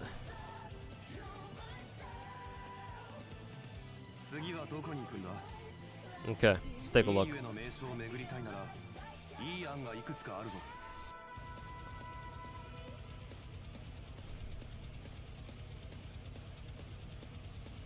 I think I saw her ascensions. I believe her third one comes from the 10th anniversary type moon shit. Either 10th anniversary or somewhere. Some anniversary celebration thing. Or at least I recognize it from somewhere at the very least, if it's not from that. Schoolgirl outfit. I assume that's her school outfit. I think I saw an animation on Twitter where if you use a skill when she's in her second ascension, she puts on a bunny girl outfit, I think. So that's cool. Casual outfit. And it's stage 4. Probably a Mahotsuka no Yoru reference there. And there's the Super Aoko sprite. It's too bad that Aoko doesn't have a final like ascension dedicated to Super Aoko actually.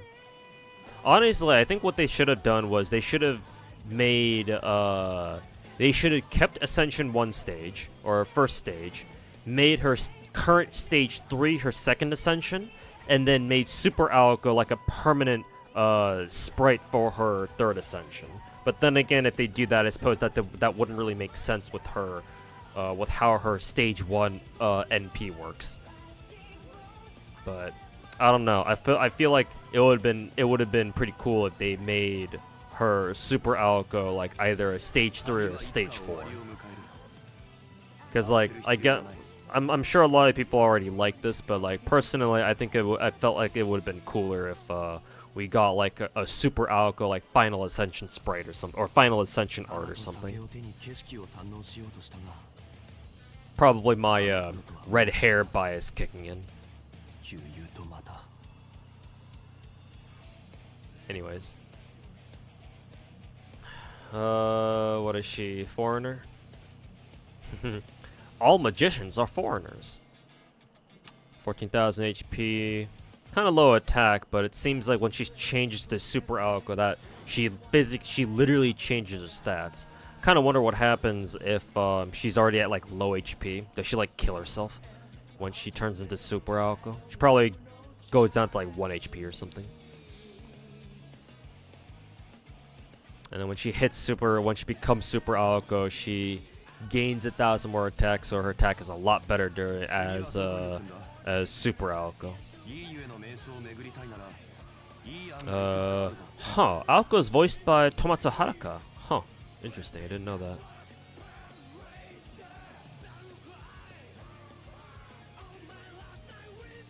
that. Man attribute by default and then star, suppose that makes sense. her base star weight actually decreases, not that it really matters, but kind of funny. Like, why does that even fucking matter? MP charge attack 0.55, 0.33. I'm assuming she's got a lot of arts cards. Yeah, changed her deck. She has a really low death rate for some reason. Not that it really matters, but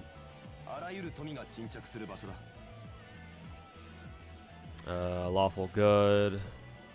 Starts off weak to enemy unleash, but then she gets rid of it, I assume. Balanced deck and then triple arts. Right. Ooh, does she have AoE cards? Oh, hey, look, chat. Here's the mechanic that I predicted fucking 3 years ago, and it's finally in the game. AoE face cards. It's too bad that not all of her cards are AoE though. And it's only on her Buster card. Why isn't it on all of her fucking face cards in general? Different VA than what you were expecting. Tomatsu Haruka has a very large range, because she voices characters like Raiko from FGO and Watuke from Girls Frontline. She should be a one of our older VAs, I'm pretty sure. She's been around for a while, I'm pretty sure. I think.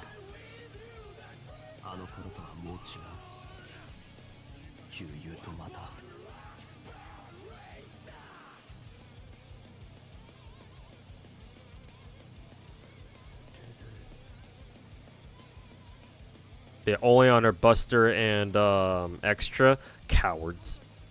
Why not give her AoE face cards all the way? Why only limit it to just her Buster and her extra? Fucking cowards. Her original VA was somebody else. Yeah, but they changed a lot of they changed quite a few VAs for remake, didn't they? Like, unfortunately, I know that who was it? Hisui's original VA unfortunately passed away, so obviously they had to get a replacement for her. I think Koharu? What the fuck was her name again? Hisui's twin.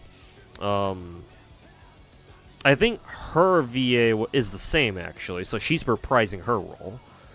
I think Ark's VA is different with the remake, and obviously with FGO.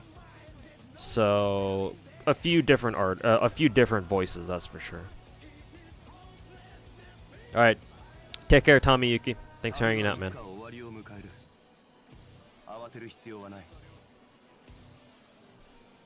AoE Arts face card is gonna force devs to either lower servant MP gen or do what they did for Kazgil. I mean, that's fine. Like, who fucking cares at that point? It's like it's nothing we haven't seen so far now, is it?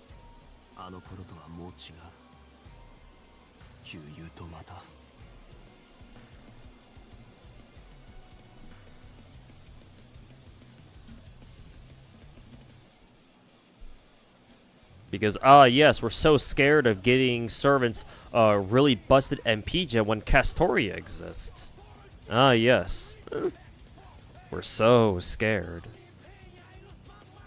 Again, may I reiterate, fucking cowards.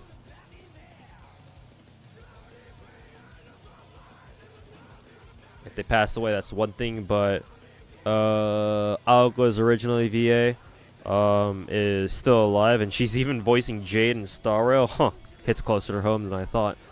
Yeah, I don't know why they didn't bring her back then. Go ask Nasu.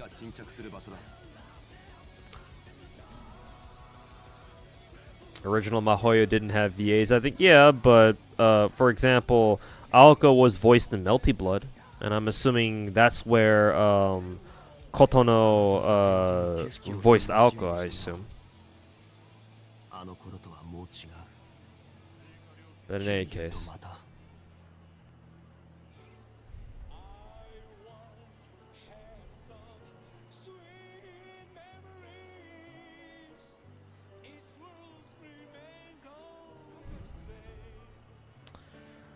Alright, so she gets a deck switch.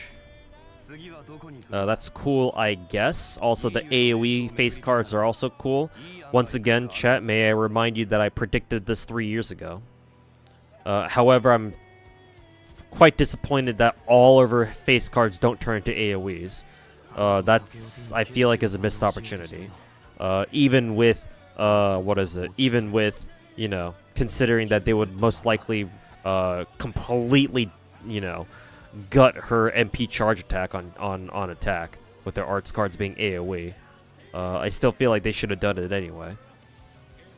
Honestly, I think the reason why Lazangle didn't give her arts and quick cards AoE attacks is because they just didn't want to have to deal with trying to calculate, like, okay, so how much MP charge do we actually give this bitch now? Now that she has AoE quick face cards and AoE arts face cards. So why not just give it to just a Buster and Extra where they don't generate that much MP to begin with and just not have to worry about it. Alright, it's her skills. Gives herself Magic Bullet, alright. Increases on attack by 50% for one time, consuming one earliest Magic Bullet when normal attacking with Quick Arts Buster. Okay. Increases on attack by 50 times N% for one time by consuming all Magic Bullets when attacking with extra attack. Okay.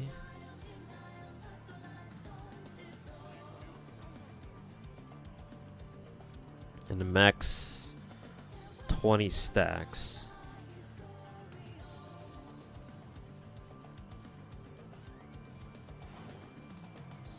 God, what the fuck does that even look like on the skill the skill buff icons? Does like Algo's like buff icons, like buff list, just look like nothing but fucking magic bullets most of the time or some shit, or what?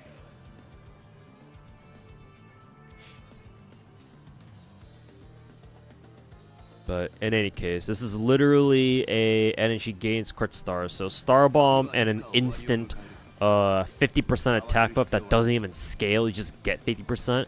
And it's on a 4 to 2 turn cooldown. Okay. Alright, great first skill, I guess.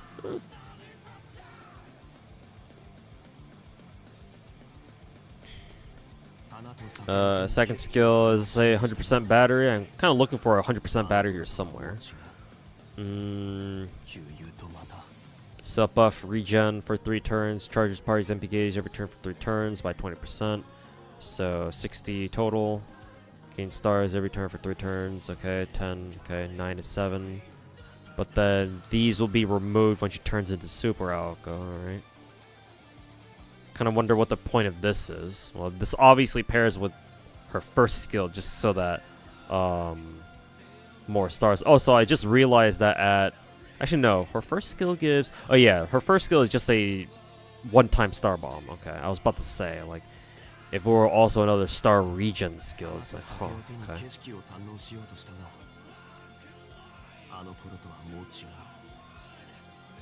And the third skill is targetable projection, 30%. Targetable projection, then 30% crit damage, grants one ally HP regen, okay. Protagonist correction, immunity for demerit. Isn't this supposed to be that one Sojiro buff or some shit? Protagonist correction buff for 3 turns. Immunity for demerit effect whenever owner uses active skills and no phantasms, except for some effects like sacrifice and compensation demerits. Okay. Oh, I think I know what this is. Is this the is this meant to... This is an anti... This is like Castoria's true invul, isn't it? Where this is like the highest, the best form of defense debuff immunity in the game, where you can even resist like debuffs that are not meant to be resisted or some shit. I feel, at least that's the sense that I get from this, where like it like pretty much trumps any other demerit effect, even if they're not meant to be countered or some shit. I would imagine that's the case. You guys in chat will have to confirm or deny that or verify that for me. Let's see. I should probably take a look at her first NP first, or her stage 1 NP first. Foreigner passive, territory creation. Huh, only E. That's funny. Item construction. E. Magician. This is a unique passive. Debuff resist by 20%. Insta resist by 20%.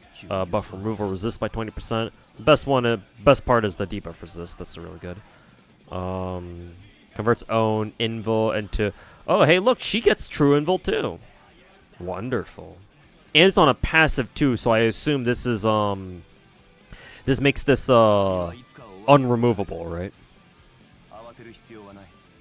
At least I would assume so.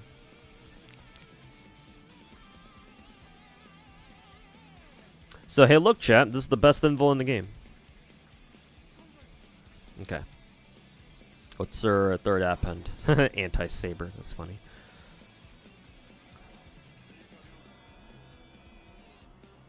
Okay. Her first MP is 5% chance to transform self into... Yeah, kind of get that.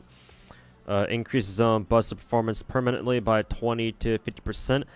And she only has 1 buster card? I mean, I assume her second NP is bustered. I can only assume that's the case. And it increases own extra attack performance permanently from 20 to 50. Is there a way for her to force her own cards? Because if she doesn't, then she's basically a solo servant. Or it sounds like she'd be used optimally as a solo servant. So I can kind of imagine several FGO content creators who I shall not name being very excited right about now. Or they were probably excited like 30 hours ago. Increases on crit damage by 30 to 70% for 3 turns. Let's take a look at these notes. Alco has AoE Buster Extra, which have a half damage modifier compared to normal counterparts. Really? That kind of blows. Star and MP gen are calculated per enemy. Yeah, obviously. Crits are calculated for each individual enemy, so it's possible to hit one enemy with a crit while missing with another kek. Yeah, that sounds about right. Alright, let's go back.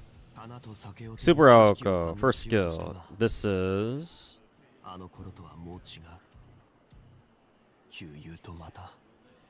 So most of the skill is the same, but now she doubles her own magic bullets given. And she gives herself Invul, which will turn into True Invul, thanks to her passive. And then, now instead of stars, she gives herself a 3-turn arts buff for 3-turn arts buff 30%. Huh. Okay. Honestly, I kind of would have preferred it if she kept her stars instead, but... She's probably meant to get her MP as quickly as possible, though, so maybe not. Oh, yeah, here's 100% battery. Yeah, there it is. So no surprises there. Gain crit stars 20 to 40. Okay. I mean, I guess here's her stars right there. On a 9 to 7, well, I guess that makes sense, because fucking 100% battery. I would like to see this be on an 8 to 6 turn cooldown instead. No, I fucking hate 9 to 7 turn cooldown skills. They're so fucking awkward to use. They like take forever to come back. Fucking hate that shit.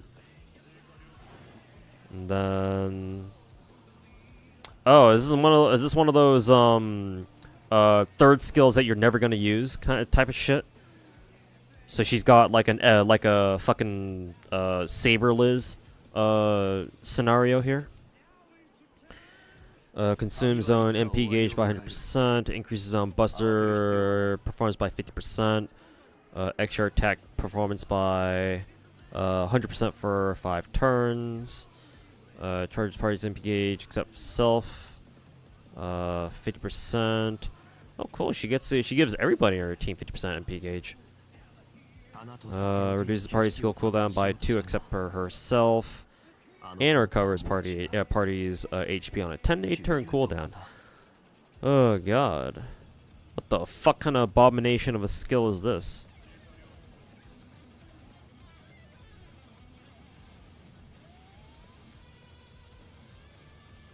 Honestly, can I tell you guys something, chat? I'm not too impressed with this skill. Like, what is the point of this?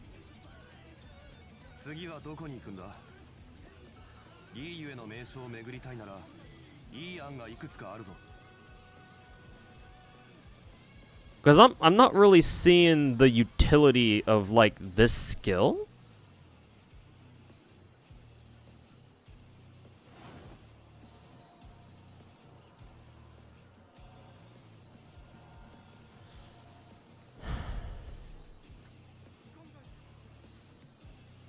Maybe I'll understand it a little bit better when I just let this cook for a little bit. Magic bullet deployment. Now she gets these 2 passes when she turns into Super Alco. She gives herself a magic bullet every turn. Does mean she gives herself 2? I assume that's what it means. And then she charges everybody's MP gauge by 10%. And 3 crit stars every turn. Okay. So basically Merlin, but better. Cool. Alright, and lastly... Oh, her second MP is not Buster, it's still Arts. Why the fuck does she give herself a Buster buff then? That's... What?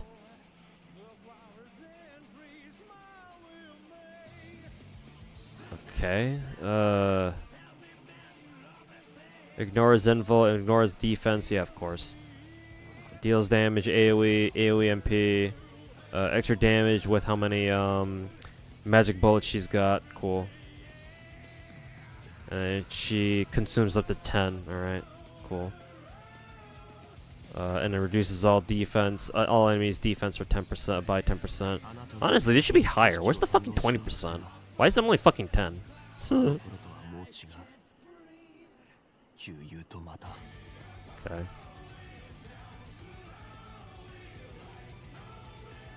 Probably because their Buster cards are AoE. Bro, she only has one.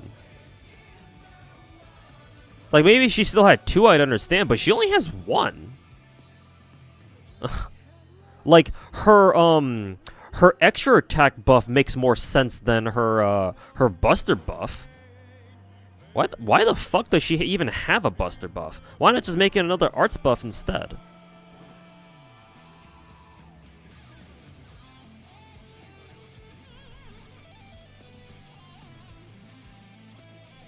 Yeah, I'm gonna be honest with you guys. I'm not very impressed by Super Alco. Default Alco, regular Alco, yeah. This is pretty fucking good. Her first skill's really fucking good.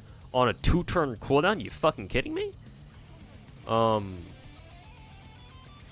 second skill's okay. The crit star region is alright, I guess, but like on a 9 to 7 turn cooldown, that fucking blows.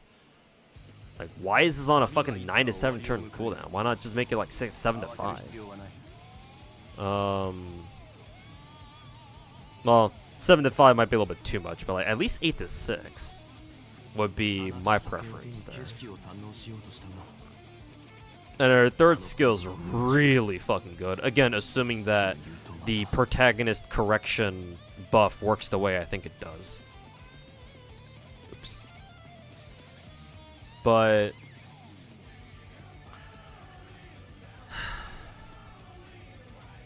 I suppose it's not that bad, considering you could probably start Alco off with like a starting charge CE. I suppose.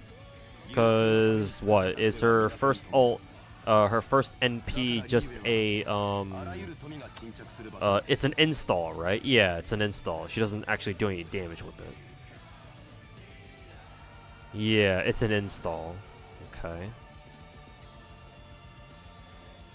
Ugh. I don't know, man.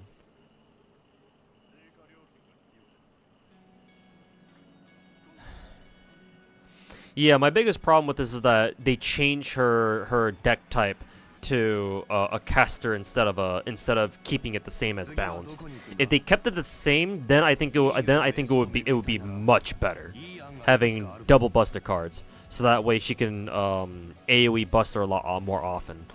But they change it to a caster deck.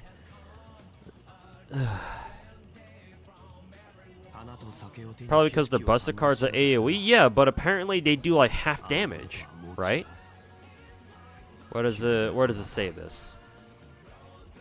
Let's see. Yeah, right here. Super Alco has AoE Buster and extra attacks, which have a half damage modifier compared to their normal counterparts. That shit blows. Like, I get why they did that, because they're assuming that you're using Alco to attack like up to 3 enemies at once. But like, what if you're up against a boss? Like, that half damage modifier is gonna fucking blow dick.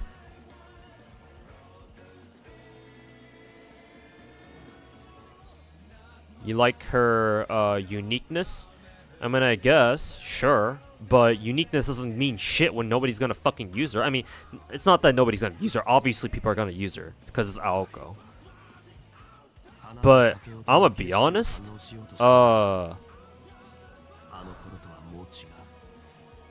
gonna be honest. Why the fuck would I want to use Super Aoko when I can just use somebody else like fucking I don't know, Avenger Ushiwakamaru instead? who actually has an MP that's worth a damn.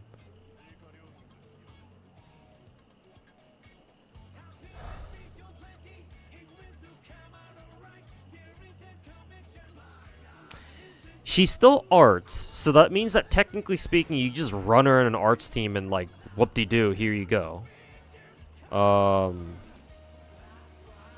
But I would have preferred her like actually turning it into a legitimate Buster servant. Like at the very least, if you're gonna give her a caster deck, at least give her a Buster NP. I mean, she might not be able to like Buster Brave Chain maybe, but like I mean, we have characters like, well, it's not like we're not used to that, considering we've been dealing with like Moriarty's ass for God knows how long. I don't know. Like, this had the potential to be, like, so much better. At least in my opinion. Like, maybe I'm wrong. I sure fucking hope I am. Maybe she's actually Omega Poggers. And, like, she just rips the game a new one. I certainly hope that's the case. I'll wait for the JP players to actually get their hands on her and try her out. And see how she works. But, like... I don't know. I feel like this is just a huge missed opportunity to like make Alko so much cooler than she already is.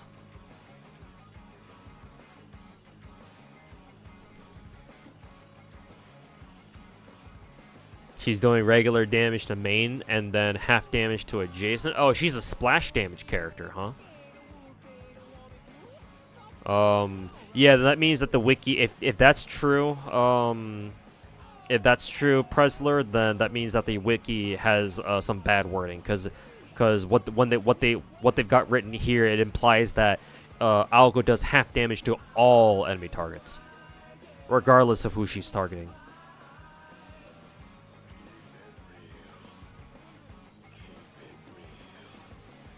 So they probably could have worded this a little bit better. I think it's only for debuffs from self, like when Summerfran with this buff won't have the burn or the burn demerits. Oh, okay, then it's a lot worse than I thought it was. So basically, a weaker debuff immunity that only works against debuffs that you inflict on yourself. Basically, okay. If that's the case, then not as good as I was hoping it would be. Which, if that's the case, why the fuck did they even give it to her in the first place? Where is her third skill? Cause does Alko even have any self debuffs? No, right? Well, I mean, like, why would she? It's motherfucking Alko. Why the fuck would she give herself any debuffs? Yeah, that's weird to put on, to give Alko a skill effect like that.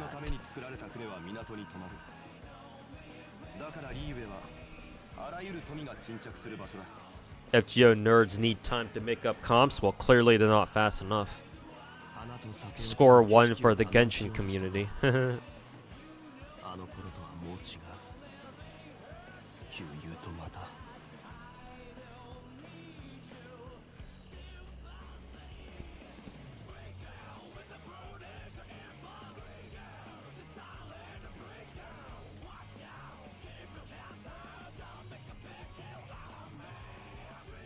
But yeah, no.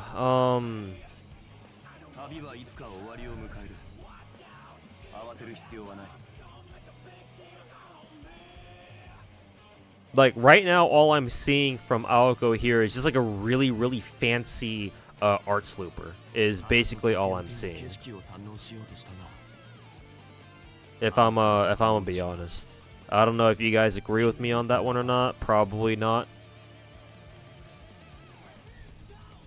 At least I would imagine I'm in the minority here. But like, if I were playing JP and I got my hands on Alko, like that's all I would be using her for. as like a new arts DPS. And I just say fuck her buster cards and like whatever. Just go to town, just fucking arts wreck everybody.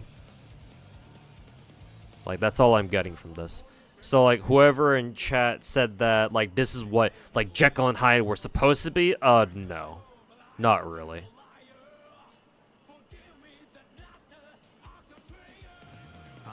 Like I don't think Alko is a true stance switch servant yet. And if Lazenga was trying to make Alko like a proper stance switch character, then unfortunately they failed yet again. Fucking 9 years later too, which is fucking hilarious.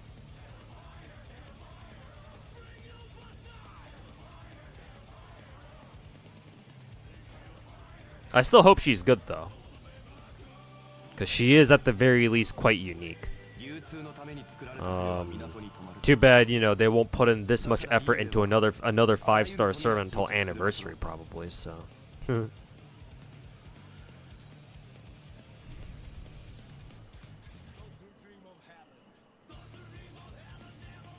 She needs a turn to use her MP.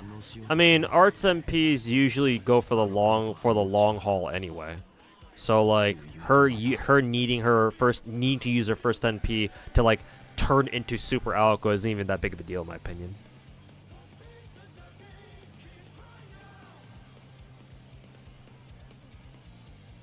And my only concern is that she has a fucking AoE Arts MP, but I suppose that does come in handy every now and then. Especially with their extra magic bullet damage multiplier. Or bonus damage, I should say. I will say though that like it sucks losing out on this skill right here. Like honestly, I think her third skill should have been swapped. Yeah, I think her third skill should have been swapped. Cause like you're not using Super Alko's third skill very much at all, I don't think. Even if technically it has a shit ton of like a lot of really good effects. Like bro, it drains her entire fucking MP gauge. So what the fuck? The fuck's the point?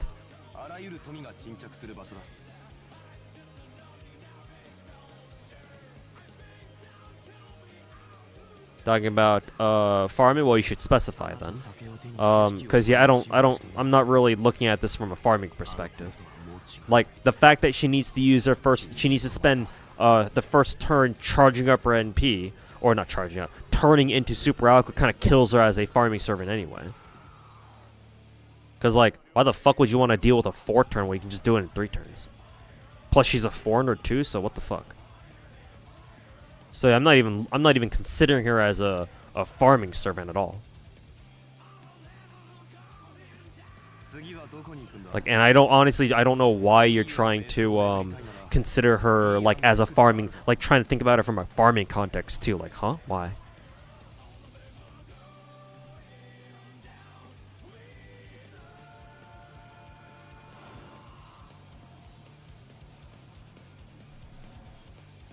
Hey, no excuses. Do you happen to know if you can farm Miko's boss ascension material in other people's worlds if you don't have the boss unlocked in your own world? You're in the process of doing quests, but it's been a real drag. What was Miko's ascension boss material again?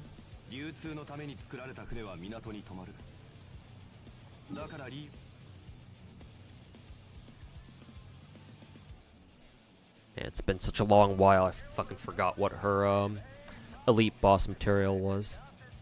Cause we didn't get Miko until after Raiden, right?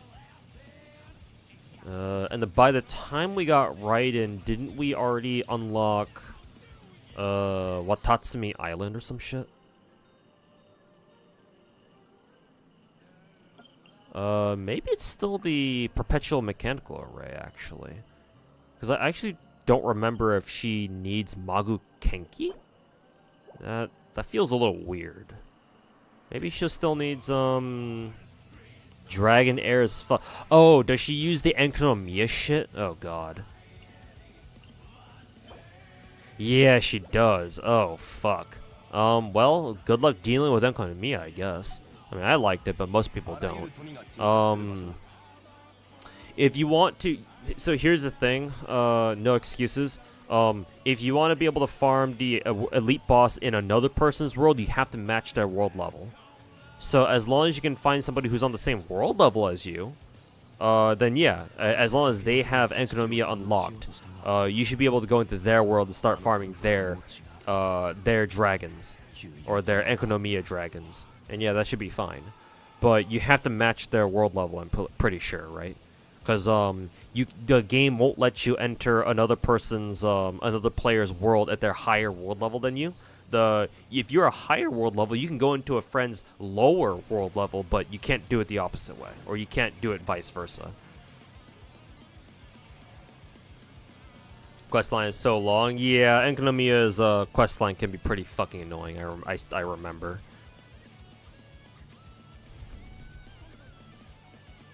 Still try to complete the quest out of convenience. Yeah, you might as well get it done if you've already like progressed in it quite a bit already at this point.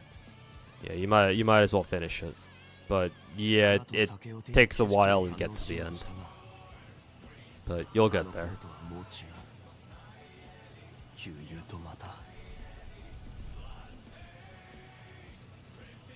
Well, I mean, Alko's cool. I don't know, man.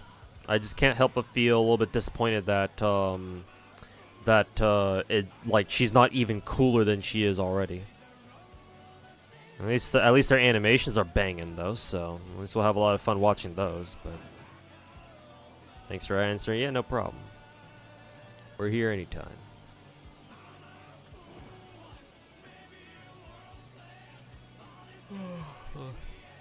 Do we have anybody else unlocked yet, or do we have anybody else that we know of who's here? Do we know what Alice does, or is she not released yet? Oh, okay. She's not released yet, I assume. Yeah, 5-star caster.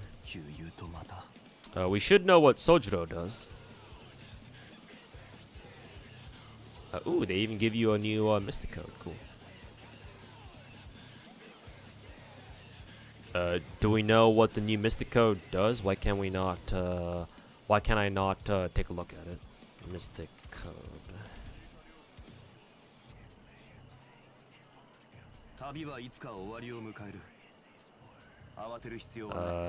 I guess they simply haven't added the entry for it on the wiki yet.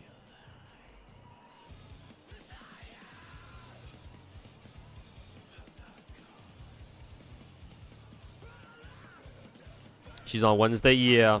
That's matches what I think I've heard on Twitter. I think there's the absolutely ripped 0 or like 0.5% body fat Sojiro. Let's see, 10k HP, almost 10k attack, 2 welfares in a row. I was the last welfare we got in JP Iori from Samurai Remnant? Because if so, then this is 2 welfares in a row that are absolutely goated in terms of attack stats. Because I know for a fact that Iori had what, like 10k plus attack, and then now Sojiro almost has 10k too. I mean, technically it's over because he's a berserker, so.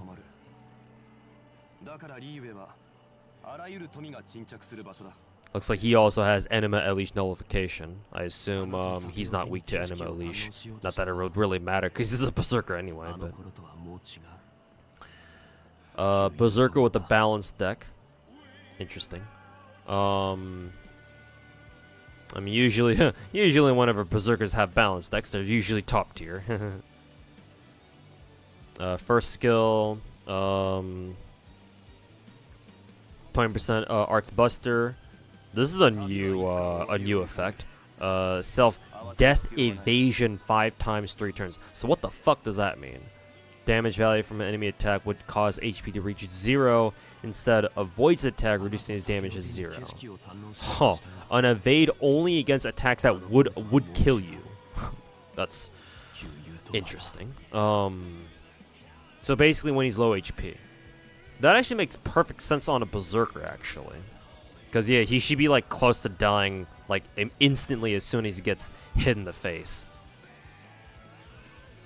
Kind of makes sense considering he's supposed to be a fucking human, so. The fuck kind of name is that? Second skill multiplies the value of NP gauge. Ooh, a NP gauge multiplier, huh? So at max level, he just doubles the amount of NP gauge that he currently has. So 50% goes up to 100%.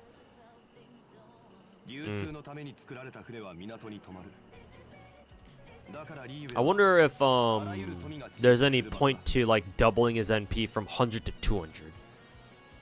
Maybe his overcharge is actually something good. I guess we'll find out. Increases on crit damage. Very weird value at 15 to 25. What the fuck is this? These are like year 1 values. The fuck? Grants self crit damage buff when okay, during HP stages. Okay. Let's see. All conditional buffs will be applied to self upon skill usage regardless of HP upon cast. What the fuck does that mean? All conditional buffs will be applied regardless. Oh, okay, so basically these effects can trigger even if he uses the skill at like 75% HP and 75% HP now. He'll still get the buffs if he gets hit a turn after he uses the skill, I think is what it's trying to say. So he doesn't need to worry about like using the skill like too early or some shit. If the target doesn't meet a HP condition, buff will be displayed as inactive. Okay, yeah. And buffs can change being active, inactive any time within turn. Yeah, okay. So that's basically what it does. Interesting. Okay. Does he at least have a star weight buff or some shit, or what's going on here? Delayed buff for 1 turn. Ugh, delayed buffs. Fuck that shit. 30% projection. Changes all command cards to quick, arts, and buster for 1 turn, and then increases that command card's performance for 1 turn after 1 turn when it goes live. I feel like I predicted this effect too. I feel like there was at least one Hololive Grand Order servant profile that I made that did some shit like this. Except it was far more broken, obviously. I don't know why it had to be a delayed buff.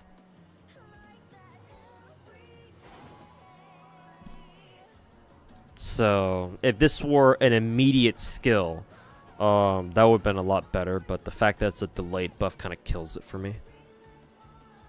Why the fuck does he have presence concealment as a fucking berserker? Increases on crit chance resist by 10%. Oh yeah, that's gonna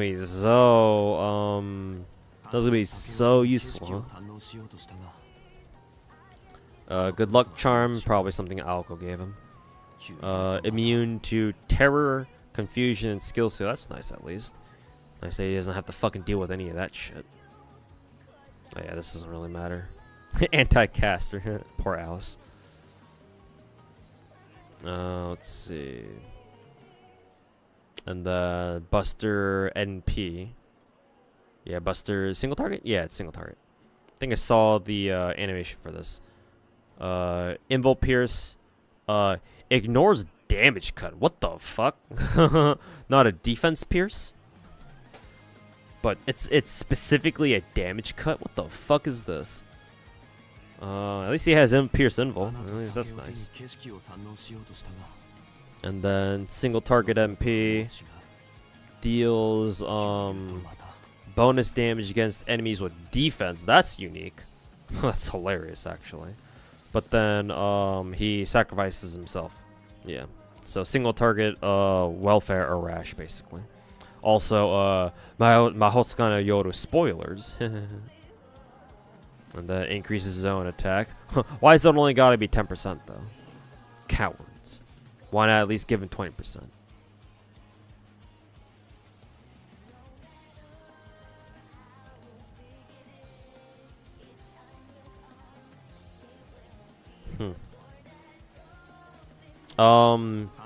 His second skill basically means that you can just give him a 50% charge and he has 100% battery right there.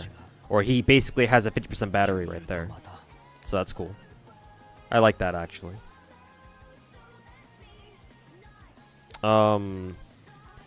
Third skill I think would be okay if you're doing like a 90+ run where you have to deal like a single target enemy on wave 2, which to be fair, we've had a lot of 90+ nodes so far, even on NA, where there have been single target wave 2s.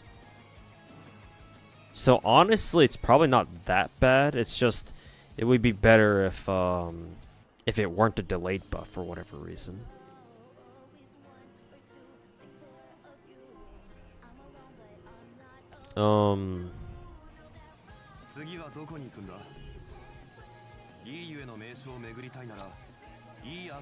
Like the self evasion, like the death evasion buff would be cool if he didn't fucking low tier god himself. But then again, I suppose it just ensures that you can keep him alive until, you know, you can actually finally build up his MP and then, you know, let her rip or whatever. How much should I spend on FGO? Lifetime? Probably like...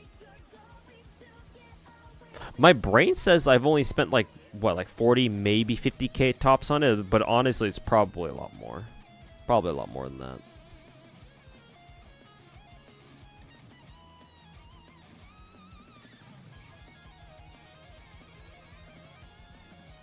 Okay. But yeah, the clearly Sojiro's utility is that he's a single target Arash.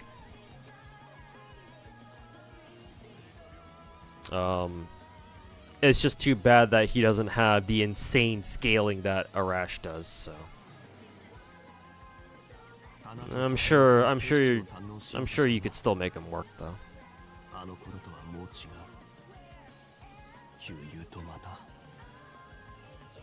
And it's just some incomprehensible number. I mean, I spent a lot on Gacha games, but there are other people out there who spent more. Like, for example, Tectone. But yeah, I have spent a lot on this game, unfortunately. Okay, well, that should be both of them for now. Maybe I'll wait until Alice is here before making my JP Servant Impressions video for next week. But yeah.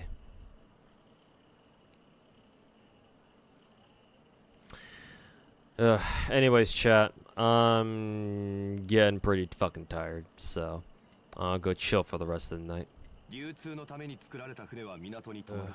Maybe I'll go watch some Evo Japan to wind down for the night. Does Tectone actually make back what he spends on Gacha through streaming? Because that's insane stream revenue? Yeah, I'm sure he does.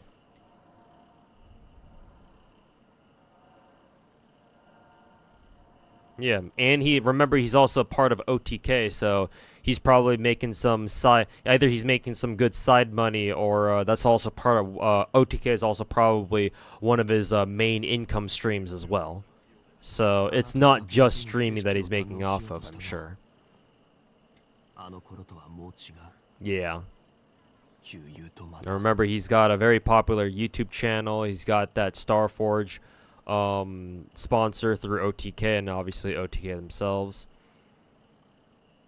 He recently got Twitch Who, Tectone? What do you mean he didn't already have Twitch partner? Well, what's the story behind that?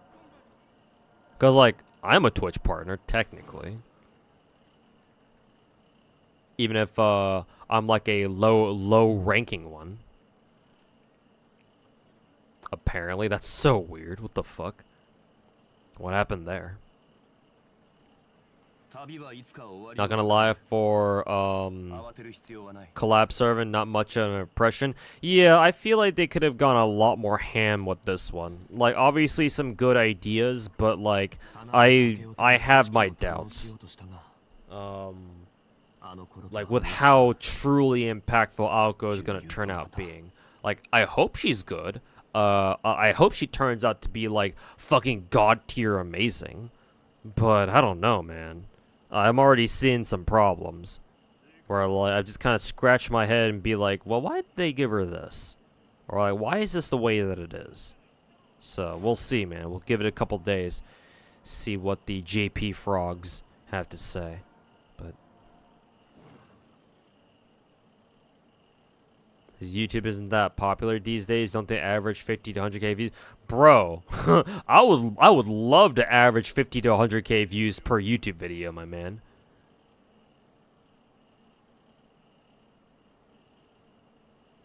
That's some decent fucking revenue right there.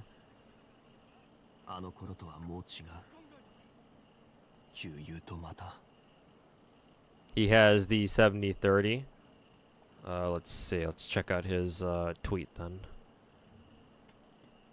Probably shouldn't be showing this on stream, but you know. Let's see.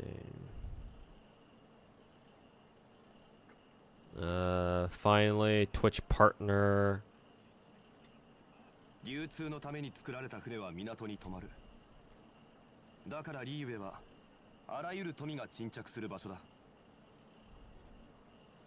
Maybe he just never bothered becoming a Twitch partner. Maybe it was always a, Yeah, because if I was thinking maybe this is a like, oh, he just signed a contract with Twitch, because I know that beyond just being a partner, you can like sign a deal with Twitch. That's what a lot of bigger Twitch streamers do. But no, this is the form they give you when you actually first enter the Twitch program or the partnered program.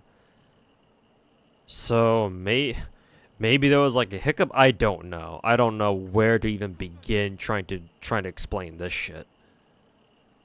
And knowing Mr. Techie, it could be just like this massive fucking troll too.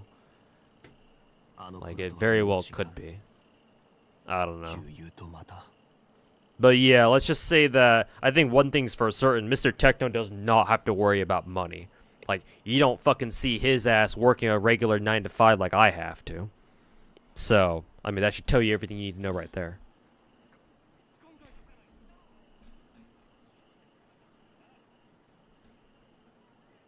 You're a boomer. You're probably a boomer. Can't comprehend YouTuber streamer revenue numbers. Well, I can tell you how much I make off of YouTube, because I don't care, because it's not even that much anyway.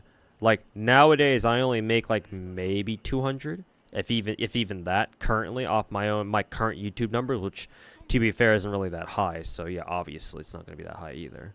And I also make, for the past like 2 years or so, my Twitch revenue per month has regularly been around anywhere between $500 to $600 a month. So, and that's for a streamer of like my size. Well, I say my size, but like I do have like a legacy subscriber base, because a lot of my current subs sub to me from back in the day when I actually had an audience watching me from like 4 years back. So a lot of those guys are still sub to me. Like, I'm sure a lot of like sub 100 viewer and 100 viewer Andy streamers out there have nowhere near as many subs as I do. So I'm probably an anomaly. But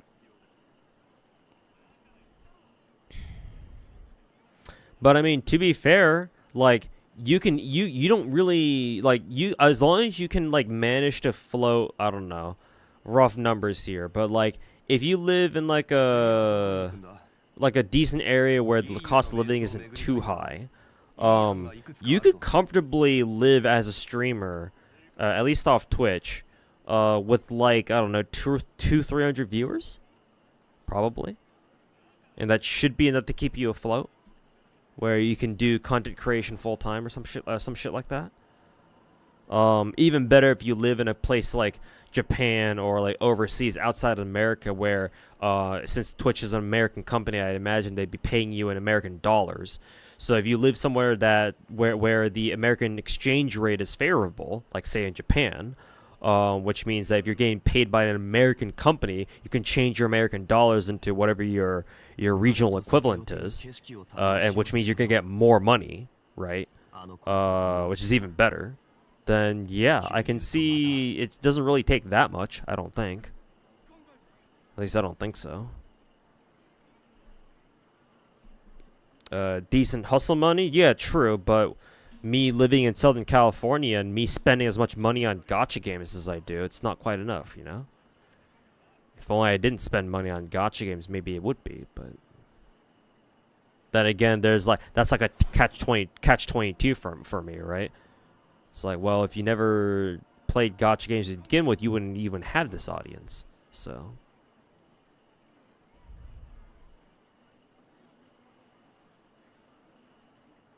Tons of people on Twitch. Yeah, obviously. The vast majority of like people who stream are casual streamers, yeah, with single digit viewers. So even when I call myself a sub 100 viewer Andy streamer, I'm well aware that I'm still in the overall minority, right?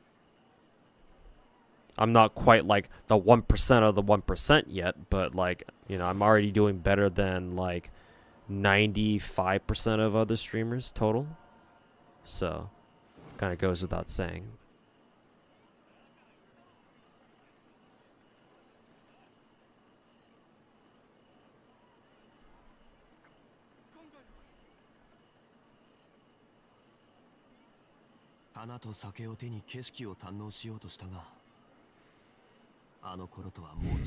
Yeah. Anyways, chat. It's getting late. I'm getting tired. I can feel myself fucking oozing off to sleep in my chair.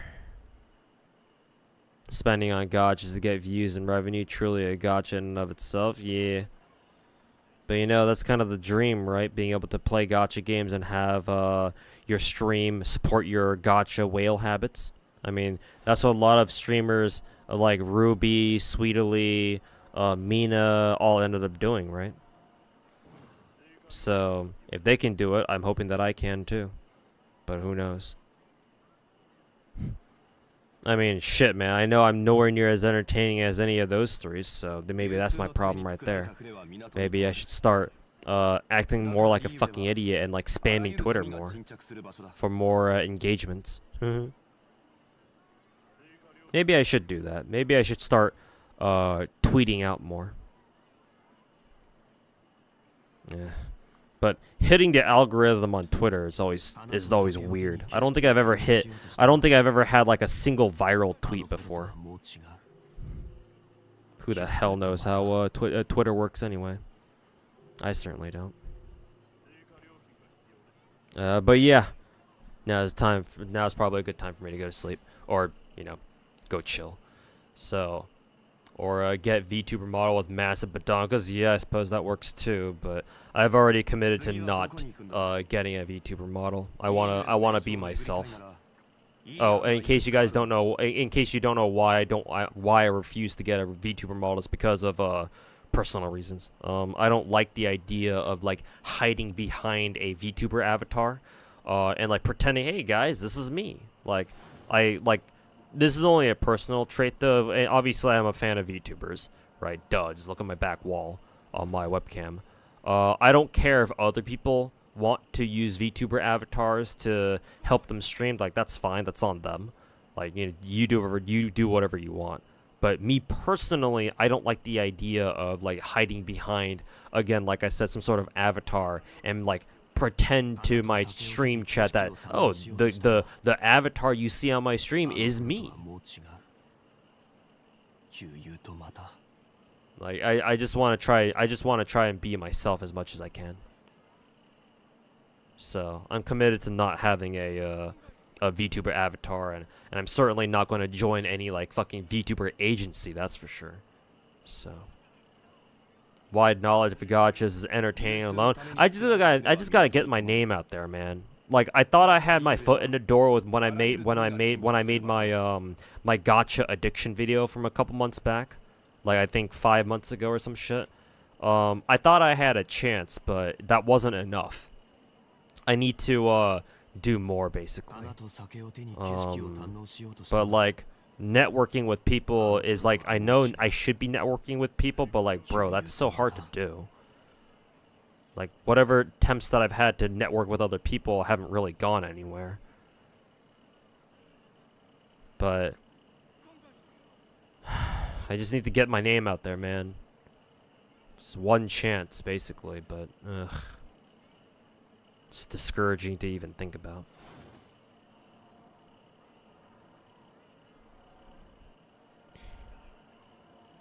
You can understand how it can feel wrong for someone. It's not a matter of like it feels wrong, or like I feel wrong for using a VTuber avatar. Because if that were the case, then that would imply that I would have a problem with other people doing it too, which I don't.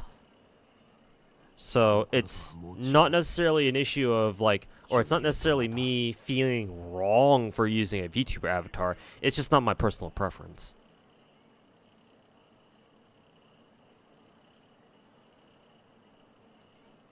Personal preference, personal behavior type shit, I don't know. Networking and advertising helps a lot. Yeah, but that implies that people are willing to give me the time of day to like hang out with them and like let me advertise on their channels or some shit. And like, here's the thing, like, I'm just by nature, I'm just very hard to collab with in general, cause like I am I am the only one of my kind. Nobody plays as many gacha games or even knows about gacha games as much as I do.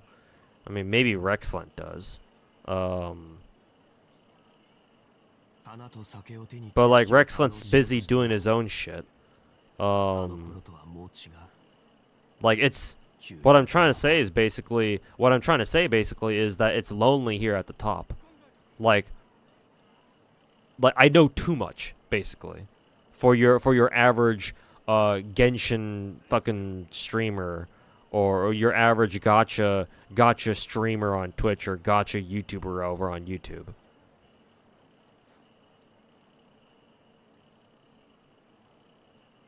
Like, it reminds me of this one meme. Probably not even a meme, but like this graph that I saw somewhere. I forget where exactly I saw it or where exactly I heard it from, but like there's this graph where like the two measurements are like how much you know about a video game and how cool you are, right? And like the line goes like pretty high up, right? It goes in diagonally, right? Like the more you know about the game, the cooler you are.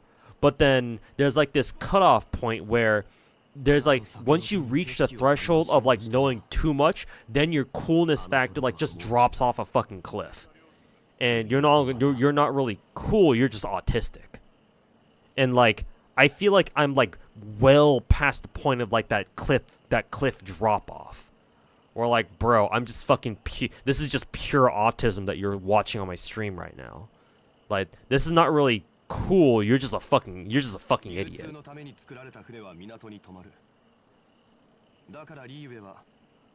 But I don't know.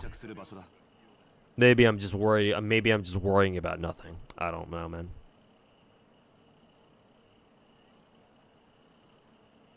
Maybe there's like a inverse relation. No, I don't think I was describing an inverse relation. Maybe a parabolic one, if that's the term, if that's the proper term, but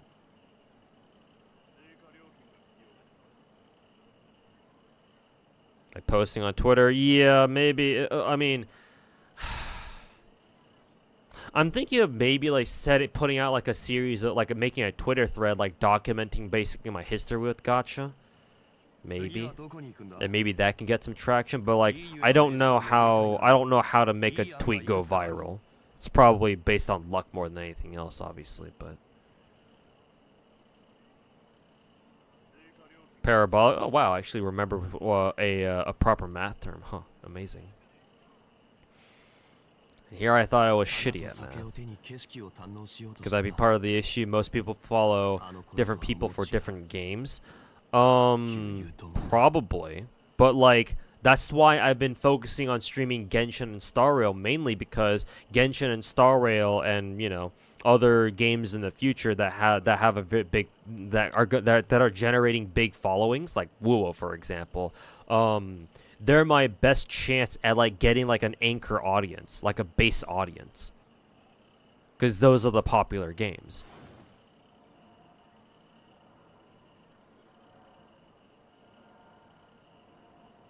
Yeah, sucking off Elon, yeah. Elongated musket. Probably overthinking it. Honestly, you've done pretty well whenever I've done collabs in general. I mean, sure, maybe during the collabs themselves, but it's not like my viewership has changed much, you know.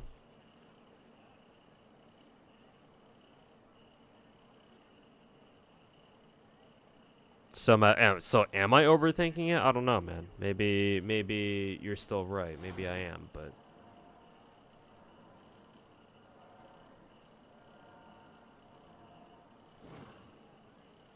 Huh, X0 streaming.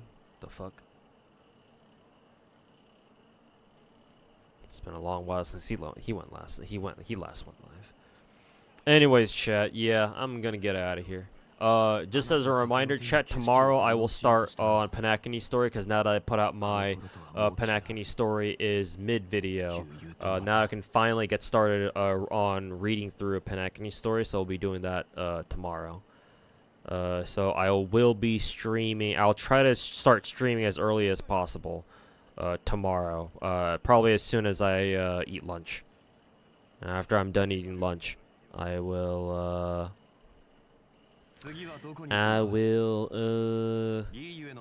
get on stream. Yeah. So yeah, look forward. If you guys want to see my reaction to reading 2.1, make sure to tune in tomorrow. So spicy story stream, yep. Probably be at work during that time. Oof, sorry to hear that. But at least you can catch the VOD. Hopefully. But yeah, that'll do it for me tonight, chat. Thanks for hanging out. Appreciate it. Who do I want to raid today? Is there A12 raid?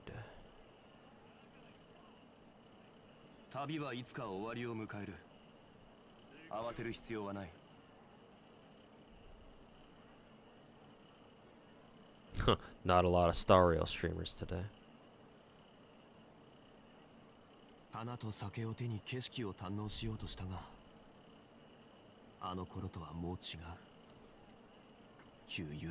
Alright. Let's go raid Sweetly again like last time. But yeah, thanks for hanging out, everybody. Go hang out with Sweetly. I'll be lurking in her stream as well. But yeah, that'll do it for me today, chat. Thanks for hanging out.